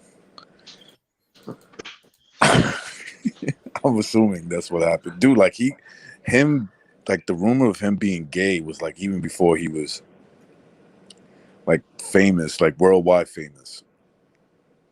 The rumor was he was gay. He likes little boys. Literally likes little boys. Yeah, I heard all of those. Even I in the handle 90s. homo solo.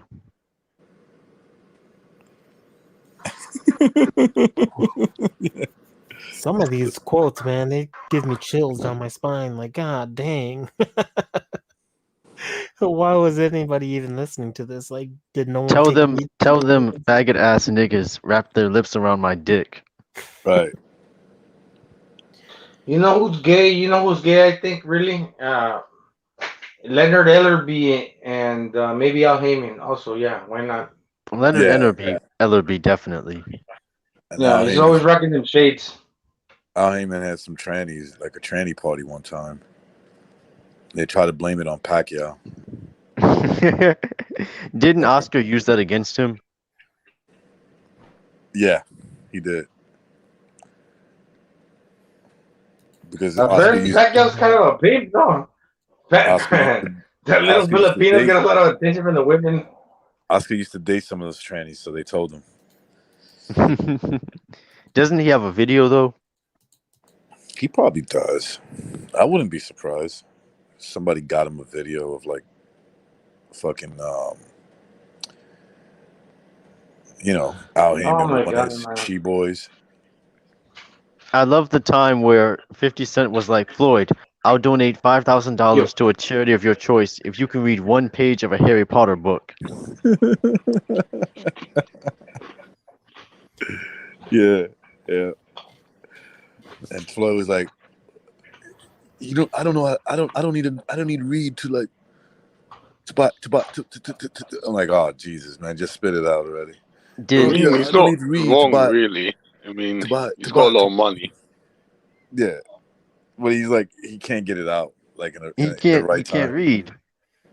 You know what's the crazy thing? He has all this money. He can't buy someone to like teach him like basic literacy. Like, come on, No, bro. I think he paid some like school teacher like $6 million to try to teach him how to read, and then like he just ended up in a relationship with her, and obviously probably didn't learn how to read. Like you could tell Floyd is like comfortable being a trick. Like he's a power trick.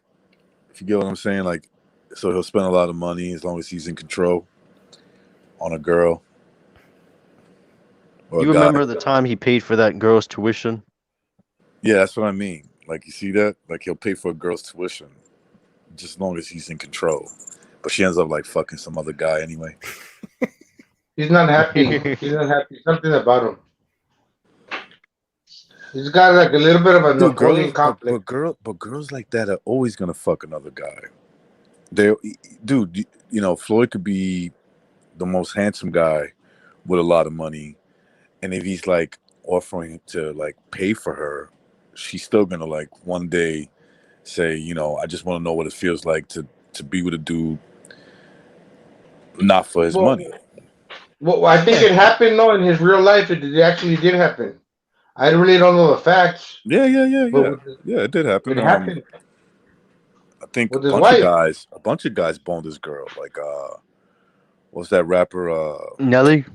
Nelly boned I heard one of his he girls. got with one of his baby mamas.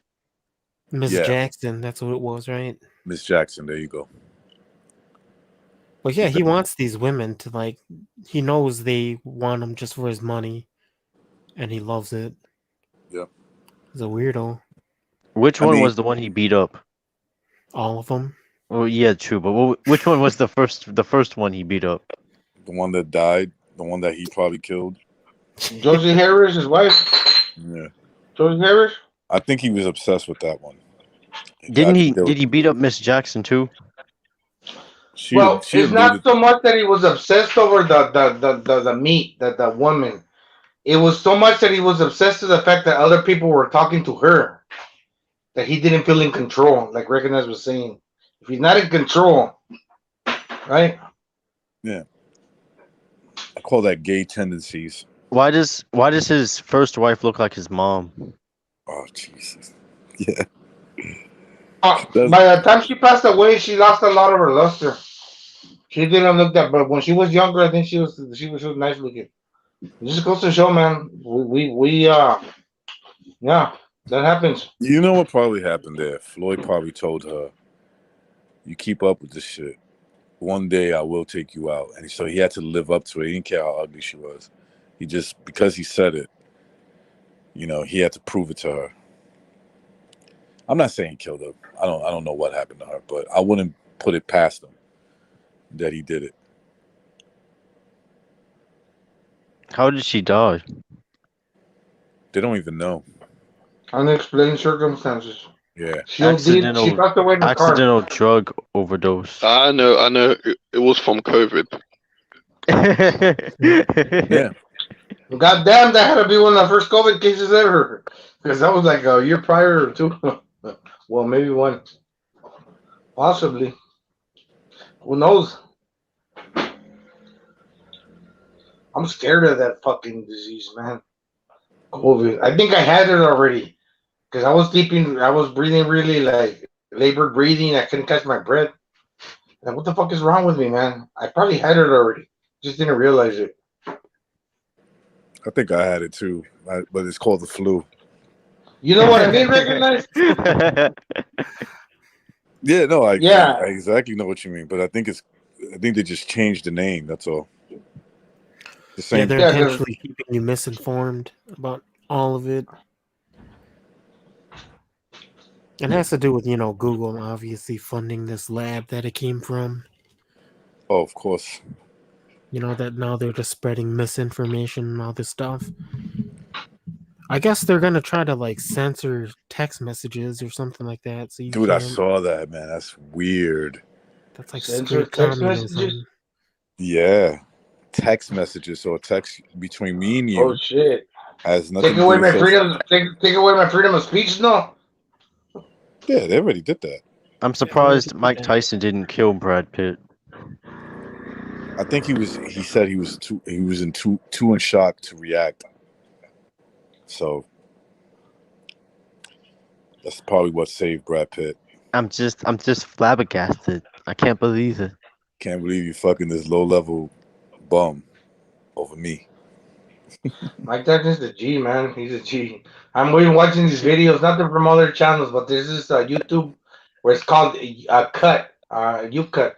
What is it called? Why?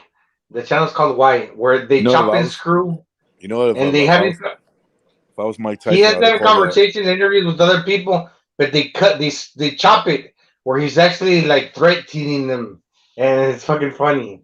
I don't know if you guys seen that channel before. I would have called Mike Tyson a race trader. I would have called what's her name, Robin Givens. I would have called her a race trader, just to piss her off. She was like, Hey, you guys know that Mike Tyson was Mike is a race trader too, though. Yeah, I know. But just in say a weird way, yeah. I would have just said it to see if it pissed her off. Hey, you guys know Mike Tyson wasn't even 6 feet. He was like 5'10". Yeah, he was 5'10". Triple G's height. Crazy, you know. He was like my height, a little taller, just a little bit. I'm 5'10" and a half, 5'10" and a quarter. 220 in his prime. Jesus, dude.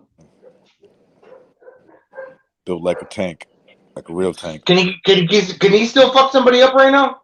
Yeah, yes. He's like most people. You think so? I'm mad that he didn't knock out Roy. Oh man, Roy was just like on him like an octopus, dude. With those tentacles on, he just didn't let him go.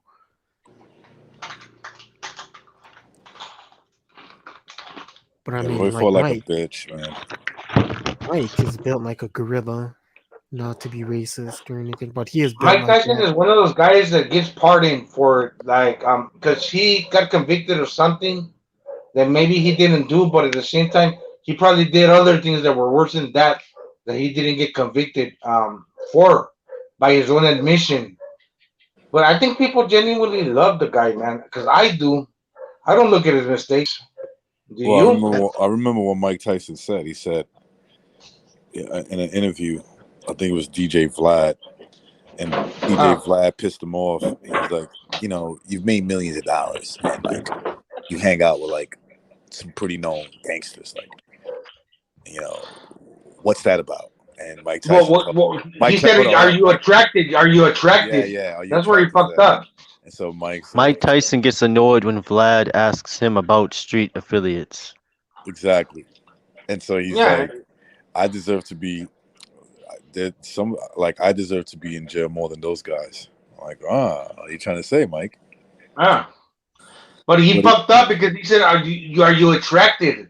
That's the wrong thing to say to Mike Tyson. I know he got the list. Dude, well, you're pretty much saying he's kind of homo. Mike you know Tyson what I'm saying? is he would have never said that to Mike when Mike was still reactive. Yeah, when he's still Mike would have got up and slapped him. He would have, literally. He's smart. You ever hear when Mike Tyson says, "I come from a scary place. It's just scary. It's just scary." He's a badass dude. I watched the interview he did with Jim Gray for his podcast. And he said when he was a kid, people used to give him money to fight other kids. I believe it. He's a man child. And the first time he ever fought somebody, one of the kids killed his pigeon, so he beat up the other kid. Yeah, Mike probably almost killed him too. I don't think there was no stop. There was no way to stop him, right? Like if he just went total ape shit. And there's a reason why, like sometimes his interviews and his podcasts, people are always buttering him up. But if you're really reading between the lines, they feel like they owe Mike Tyson an explanation because he's really preaching through their soul. When he's looking at you, he's kind of quiet. He might be high, but then you're talking, but he's really reading you, your energy, right? Dude, I would see people talk to Mike Tyson and they genuinely look scared. Like they didn't know, like they were afraid to like say the wrong word. But you know what's funny about that? When he did the hot boxing with Sugar Ray, Tommy Hearns, and Shane Mosley, Tommy Hearns would talk to him like he was a child. He's like, hey, Mike, you're speaking out of turn, aren't you? But to be honest, they were cutting Tommy Hearns off really bad. They were cutting him off a lot. Yeah, but I know Yeah, what but you those mean. were He called out Mike those were the Tyson guys. out. They weren't scared of him at all. Yeah, they wouldn't be afraid of him because No, but that's like he hates it when like these dudes are like being fake with him, right? Like it just Yeah. makes him even more angry. Yeah, I think that was the interview he did with those three guys. That was probably the funnest one he had.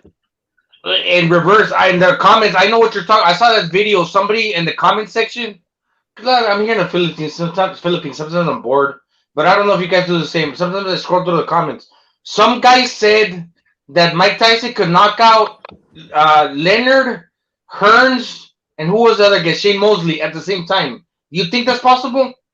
no. Mike Tyson, if he would have got mad? Because that was Shane Mosley, Leonard, and Hearns on the podcast. I think those three guys could be Mike Tyson. Like a 3-2-1. They would have jumped him. They would have hit him with something. Yeah, they would have jumped. Yeah, they You would have think hit. so? Those older men and Shane Mosley being the younger guy but still old. Now, if they fight, Maybe you could take out two, but not the three. If you fought That's too them much. if you fought them 1-on-1, I would bet. Yeah, well, yeah. If he fought them 1-on-1, he'd beat them. But No, but what about the three against one? oh yeah, They- if they jumped yeah. him, they'd get him because They'll get him. Mike, he's old. Who would go first? Shane Mosley or Tommy Hearns? Tommy I Hearns. feel like Sugar Ray would jump on his back. Yeah. Yeah, that's right. Him in the head. The He's reason why I like say Sugar Ray is like the youngest physically. the reason Yeah. why I say Tommy Hearns. The reason why I say Tommy Hearns gets knocked out first because he'll be the brave one, and he'll like try to shoot. Try to throw out like a right hand, recognize a straight right hand, like fucking. And then get caught. Yeah, just get caught with a big shot coming in and just go to sleep. Tyson with the short hook or something, yeah. I see that. I see him knocking out two, but three, that's a lot. Because even if you get busy with two, it's not a clean fight. Like, reversely, he might choke you out. He might get the neck while the other two guys are punching. But Or he'll anyways. just kick you in your nuts. Yeah, Mike Tyson doesn't like. This is true. I think Mike Tyson has to have anger for you to like fuck you up. He's one of those type At of least people. No, he's a nice guy, yeah. He's a nice guy. Actually, At you're least right. nowadays, yeah, you're right. I He's think a noble soul. You ever see the video? Well, a lot of people didn't see the video where he like knocked out two dudes in the Brooklyn Marriott in New York. He knocks out two guys, he puts them to sleep. They were fucking big too, No. two big Spanish dudes. He just took them out like they were no problem. Oh, yeah. Well, I mean, Because that was he's keeping back in he 2000. keeps his eye on the ball, too. He's not joking around. That was the early He 2000s. capitalizes on when he sees the anger, what made him mad, and he's not pussyfooting. He's going, right? He's going for your jugular. So Mike is 55, so I figure anywhere from 17 to 18 to 20 years ago, that will make him still young enough to like beat up like most of the population, no matter what size. And he's still, do you notice he's still fit though? He's fit. He's a fit man. Yeah. Yeah, he has really good He's not genetics. fat. That motherfucker rocks skinny jeans. He's like big upper body. Yeah. He's fit. He's fit. I would be afraid to tell Mike you rocking the gay agenda. I don't even know if they're skinny jeans. They might just be regular jeans, but Yeah, But his like legs that. are so No, big, it that makes it it look looks like- it makes it look tight. He's so big. He's so big. he's like Spread Eagle, fucking like fucking his cock out, like fucking rocking, like sitting down and like he's an intimidating motherfucker. No, like he's just normal. Dude, he would. He's like in skinny jeans. He makes No. baggy jeans look like fucking skinny jeans. He just puts them on and like hugging his fucking his thighs and shit. No, It's you like know, me, you dude. I see had when to he do that too. interviewed Oscar De La Hoya? He seemed like a therapist. His energy changed. He was actually very like smart and intuitive. And oh, wow, dude, this had a different energy. Mike Tyson is a wise man. People underappreciate him. Yeah, Mike's a legend, man. I don't You have a think he'll problem. ever do training? Nah. What's up with that third fight with Holyfield that Lopez was supposed to be on the undercard with? Were they trying to screw him with money or what? I think that's what happened. Right, because like he didn't get paid the first time, and then they ended up selling like 4 million or something like that. Something crazy, right? I think that's what's happening with Teofimo right now. They're like, dude, we can't give you the money you want. Australia would. They'll do it. And like Teofimo's like, dude, I'm Teofimo. I don't fight people in their backyards. Yeah, but they needed Tyson to get him that money. Oh, you know? yeah, of course. Like, I mean, Triller right there messed up already by not even, paying these dudes what they supposed to earn, right? Especially if like Tyson's sitting there, he's like, "Oh, we're gonna do this a whole bunch of times. I want 3 fights within the next year." Well, you know what, man? There was something weird about Evander Holyfield body too. That guy's weird. His body, he's not that tall either. He had a big ass neck. Something weird about that. His body, dude. Fucking, he's like a tough dude. Holyfield is scary, man. Holyfield's also scary. He's not a big guy, but he's scary. I think Maybe the fucking roids, I don't know, but something. It had to be. No, right now Mike Tyson will beat the shit out of him. Fucking, he's a shell of himself. Evander Holyfield's like 60, older. He's nothing. I don't know. I don't think he got the snap on his punches. James Toney bodied him though. That's another fucking guy. That's another weirdo. But that guy's fat, and he's like another level. He's not the picture pretty body perfect. Dude, when he talks, was it the skills? Because he skills. What is it talking about that guy? When he talks, I don't understand. You got it. Hey. Do you think he can still throw hands right? Huh? Can he still throw hands even though he's kind of like a dummy? Dude, he could throw hands in his sleep, man. It's not even a problem. Yeah, in his sleep, he cannot. That guy probably hands when he has seizures from his CT. Dude, I wake up. I wake up sometimes throwing punches. I could imagine him. Like, no, seriously, I do. Sometimes I jump up. Sometimes in my mind, I'm working out, right? And I don't have nowhere near the amount of fucking like boxing experience that dude has. I guarantee you, the guy could knock out most people in his sleep. You ever accidentally punched a girl? Yeah. Yeah, it's kind of like muscle memory because even like Freddie Roach, who's got Parkinson's, when he do the mitts with Pacquiao, he's like, and mind you, he's almost like a senior citizen. Ex-boxer, but still, they're like their mind goes to a different place. Reactive, adaptive, something like that. I forgot the term. I punched my ex-wife. She deserved it though. No, I know you made mistakes, man. I know you made mistakes. No, I said she deserved it. Well, I mean, it was an accident. I was just like, I don't know what happened. I got up and I that time, poof, and she just caught it. Yo, I was like, oh shit. Recognize, mark my words. There's this cat at the 68 division that's way better. Well, I'm not gonna say way better, but he will beat Berlanga. His name is David Morrell Jr. Yeah, I've been hearing about him. I've been hearing about him. He's a badass. I think he can fight Canelo right now, man. Berlanga might just be a hype job, bro. No, he's got power. Obviously, he got power. No, he got power. I give him that, but like, he's not that skilled. He's not like a Rolly Romero. He got skills too. Yeah, there's that video of Erickson Lubin knocking him down. Yeah, wasn't that like a couple of years ago? I think that was recent. Yeah, I think so. Oh, recent. And Erickson Lubin looked smaller than him even back then. So, dude, this Morel guy is 6'1" at 154. David Morel? He got knocked out in the amateurs too. It's not like he's never been on his back before or on his knees. He's been knocked down. I thought Morel. Yeah, he got knocked down in the amateurs. Berlanga. So Virgil Ortiz was knocked down in the amateurs too. His last fight. Listen, Virgil Ortiz before he turned pro, his last amateur fight he fucking got dropped. He lost that one. Then he turned pro. People don't know that. It's true. I'm good with that. Virgil Yeah, Ortiz my lost. mistake. Yeah, or Morel is at 168. Yeah. He's 23 years old. Then the way people clamor and the vibe that you get around him is kind of like Brian Castano, where the people are cheering and there's like this aura of like, what the fuck is going on?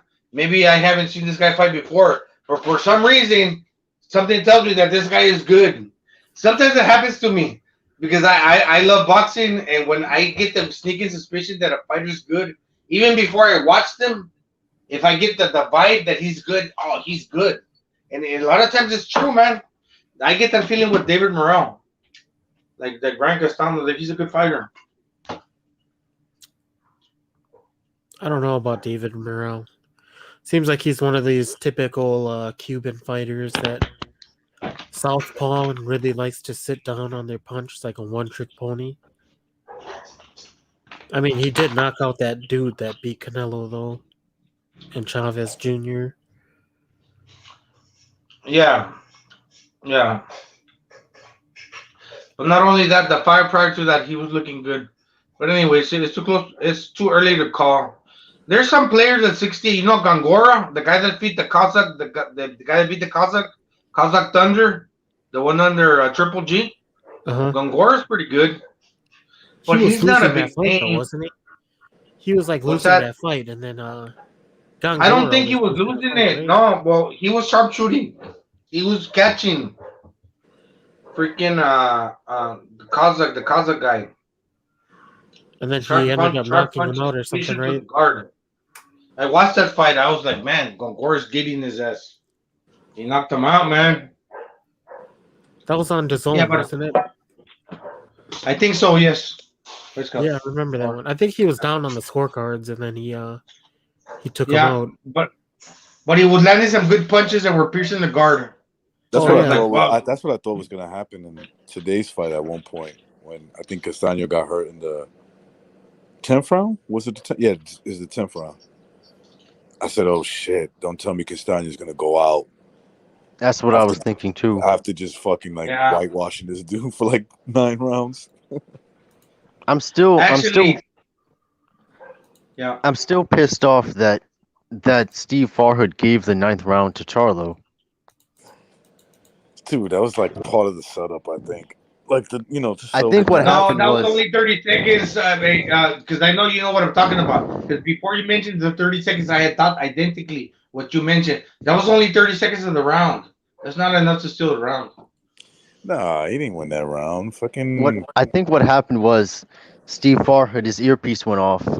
Somebody was like, "Hey, Steve, what the fuck are you doing?" He's like, I'm just scoring the fight. I'm just scoring the fight. Oh, that's not. Nobody asked you to do all that shit. You're supposed to make it look like Charlo's winning. He said, "What do you think?" He said, "Oh, you think you're the unofficial scorer or something? No, you're the Showtime scorecard guy." Okay, give Charlo some rounds. And then look at the following round, the round after that. I like how Al Bernstein said that could have been considered a 10-8 round, like how Pacquiao battered Jeff Horn pillar to post. And for some reason, no, I can kind of see that. I'm not saying that Brian Bernstein, can you hear me? Can you hear me? Yeah, I'm sorry. Yeah. No, I just gotta say, Reversely says, I think Steve Farrow's earpiece falls off and he goes, Steve, what the fuck are you doing?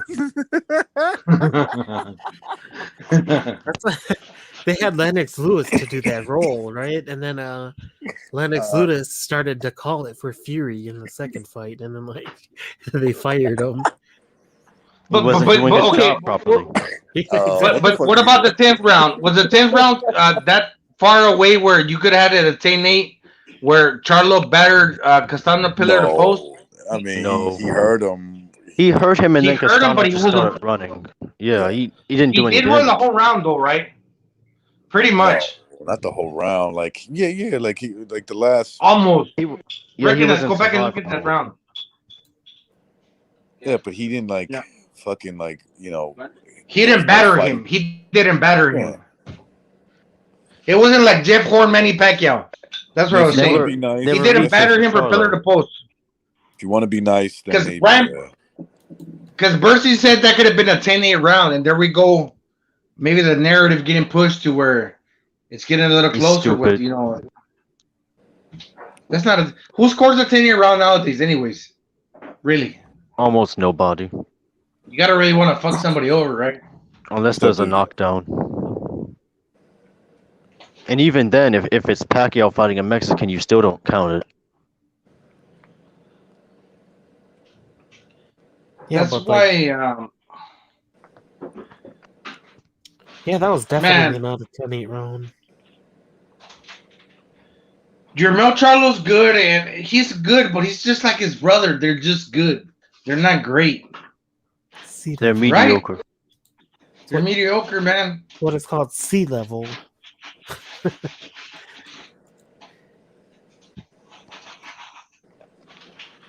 Dude, they don't want to fucking fight Triple G. Nobody I wants to fight understand why Triple not. G. Why is the blame pitted on Triple G? Why is Triple G the Kazakh, the guy that cannot speak English, gonna want to go on air camera? That's why they don't want to fight him, because like the guy just like focuses on boxing. He's not interested in that faggot shit that everybody else is talking about. So he's like, and just even imagine, though he's slipping because of age, he's like still like takes training serious and like But boxing. the problem with these guys is they're all just hype jobs. They were never that good to begin with. Yeah. So now you see all these networks, they're doubling down because they're realizing, oh, these guys really like. I thought the Charlo brothers were gonna be good, but they're actually just eternal bums. Yeah. Unless you put a bum in front of them, they're gonna look like shit. So I'm basically never gonna get to cash these guys out for Triple G. And you know what? It's weird like this. Look, let me tell you something that I think that most people won't catch on to. But look, watch. GGG, he's from the country like really far away. He's from really far away. I know where he's from, but I'm just gonna say he's from really far away. He came to the United States. He got a visa. Where do you think Triple G's son was born? Triple G's son was born in Los Angeles. So he wants to cater to this country. He wants to be in his good graces with the United States because he got that visa because he's a athlete. And don't you think Triple G kind of like they're softening them down to where we'll get you this if you just do this for us? I'm not saying sell yourself out because he's still a badass, but I just think that Triple G's getting a little Americanized. And there's a lot to be said about that that I cannot explain. But I'm sure you guys can take a little bit away from that, what I'm saying. Right? Yeah, I wouldn't be surprised. Yeah, that's all of them, too. Just like Canelo. Canelo goes very Americanized. Yeah. He's not doing Fuck around, you stay in Mexico. Like when he fought Danny Jacobs, they ganked him. They kidnapped his brother. Yeah. Who? Yeah, man. Come on, man. The Jalisco cartel. Get the fuck out of here. That's why he's living in the United States now. Where do you think Canelo's son was born? You think he was born in Guadalajara or do you think it was in the United States? That's why I said I had a little bit of relation. Who kidnapped Canelo's brother? Probably the old cartel that he was with. Yeah. Not that it was with, because he's from Guadalajara, where he's from, Mexico. Yeah, but they were. Guess why he didn't want to have live there, and he's selling his ranch in Guadalajara, and he's transitioned to the America. Guys, I'm surprised his brother's still alive. They let him go because obviously, I mean, they don't want to fuck him over like that. You know, Chavez Senior, they killed his brother, the cartel, longtime trainer Rodolfo Chavez. That was a different cartel, but these fuckers are backstabbers. Pretty much what I'm trying to say. There's no loyalty. So I get it. Why the money, man? Yeah, the money. Triple G, he lost two. Did he lose two brothers in the war? Yeah. Yeah. I get Was it, it man. Why he 2 or wants to was be it in 4? America. A lot of people Curtis say, "Oh, Triple G's taking a break. He's not fighting." He did fight Saramata. Okay, he fucking knocked him out. Whatever. He's not that good of a fighter. Munguia fought that guy, and he He didn't looked like knock them shit. down, but he stopped them. But Triple G's still limber. He's still maybe that break is much needed. He's coming back. Look, Triple G's not lying down in the next fight. No, he's gonna give us a good performance. He's never gonna lie down on a fucking fight. Triple So G. these guys, like DAZN, they paid these guys way too much money, so they're trying to get like a live gate to like actually like earn some money again. So it seems like they were just waiting for, lockdowns to be done and over with before they actually like put the stars on display. Yeah, I heard Dana White say that even with the new Delta Air Force Coof strain that's coming out, Yeah. even if other sports shut down, he says he's not gonna do it. He's just gonna keep making the fights he's scheduled. Nice. Fight Scout. Triple G's a superstar too, kind of like Canelo.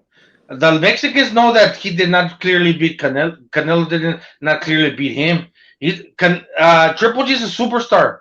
Still, Yeah, no. also, All I'm saying is DAZN wants to make some money too using no, his but they name. got to because they invested heavily on GGG. Yeah, but let's If say- I have something to say, maybe to that GGG owes a little bit of the responsibility to show face to the zone because they paid him a lot of money too, like over 100 million, right? Yeah, but all I'm saying is like, let's say you can only have fights in Florida, right? Like that's not going to generate a lot of money. So like, you're trying to keep them in the back burner.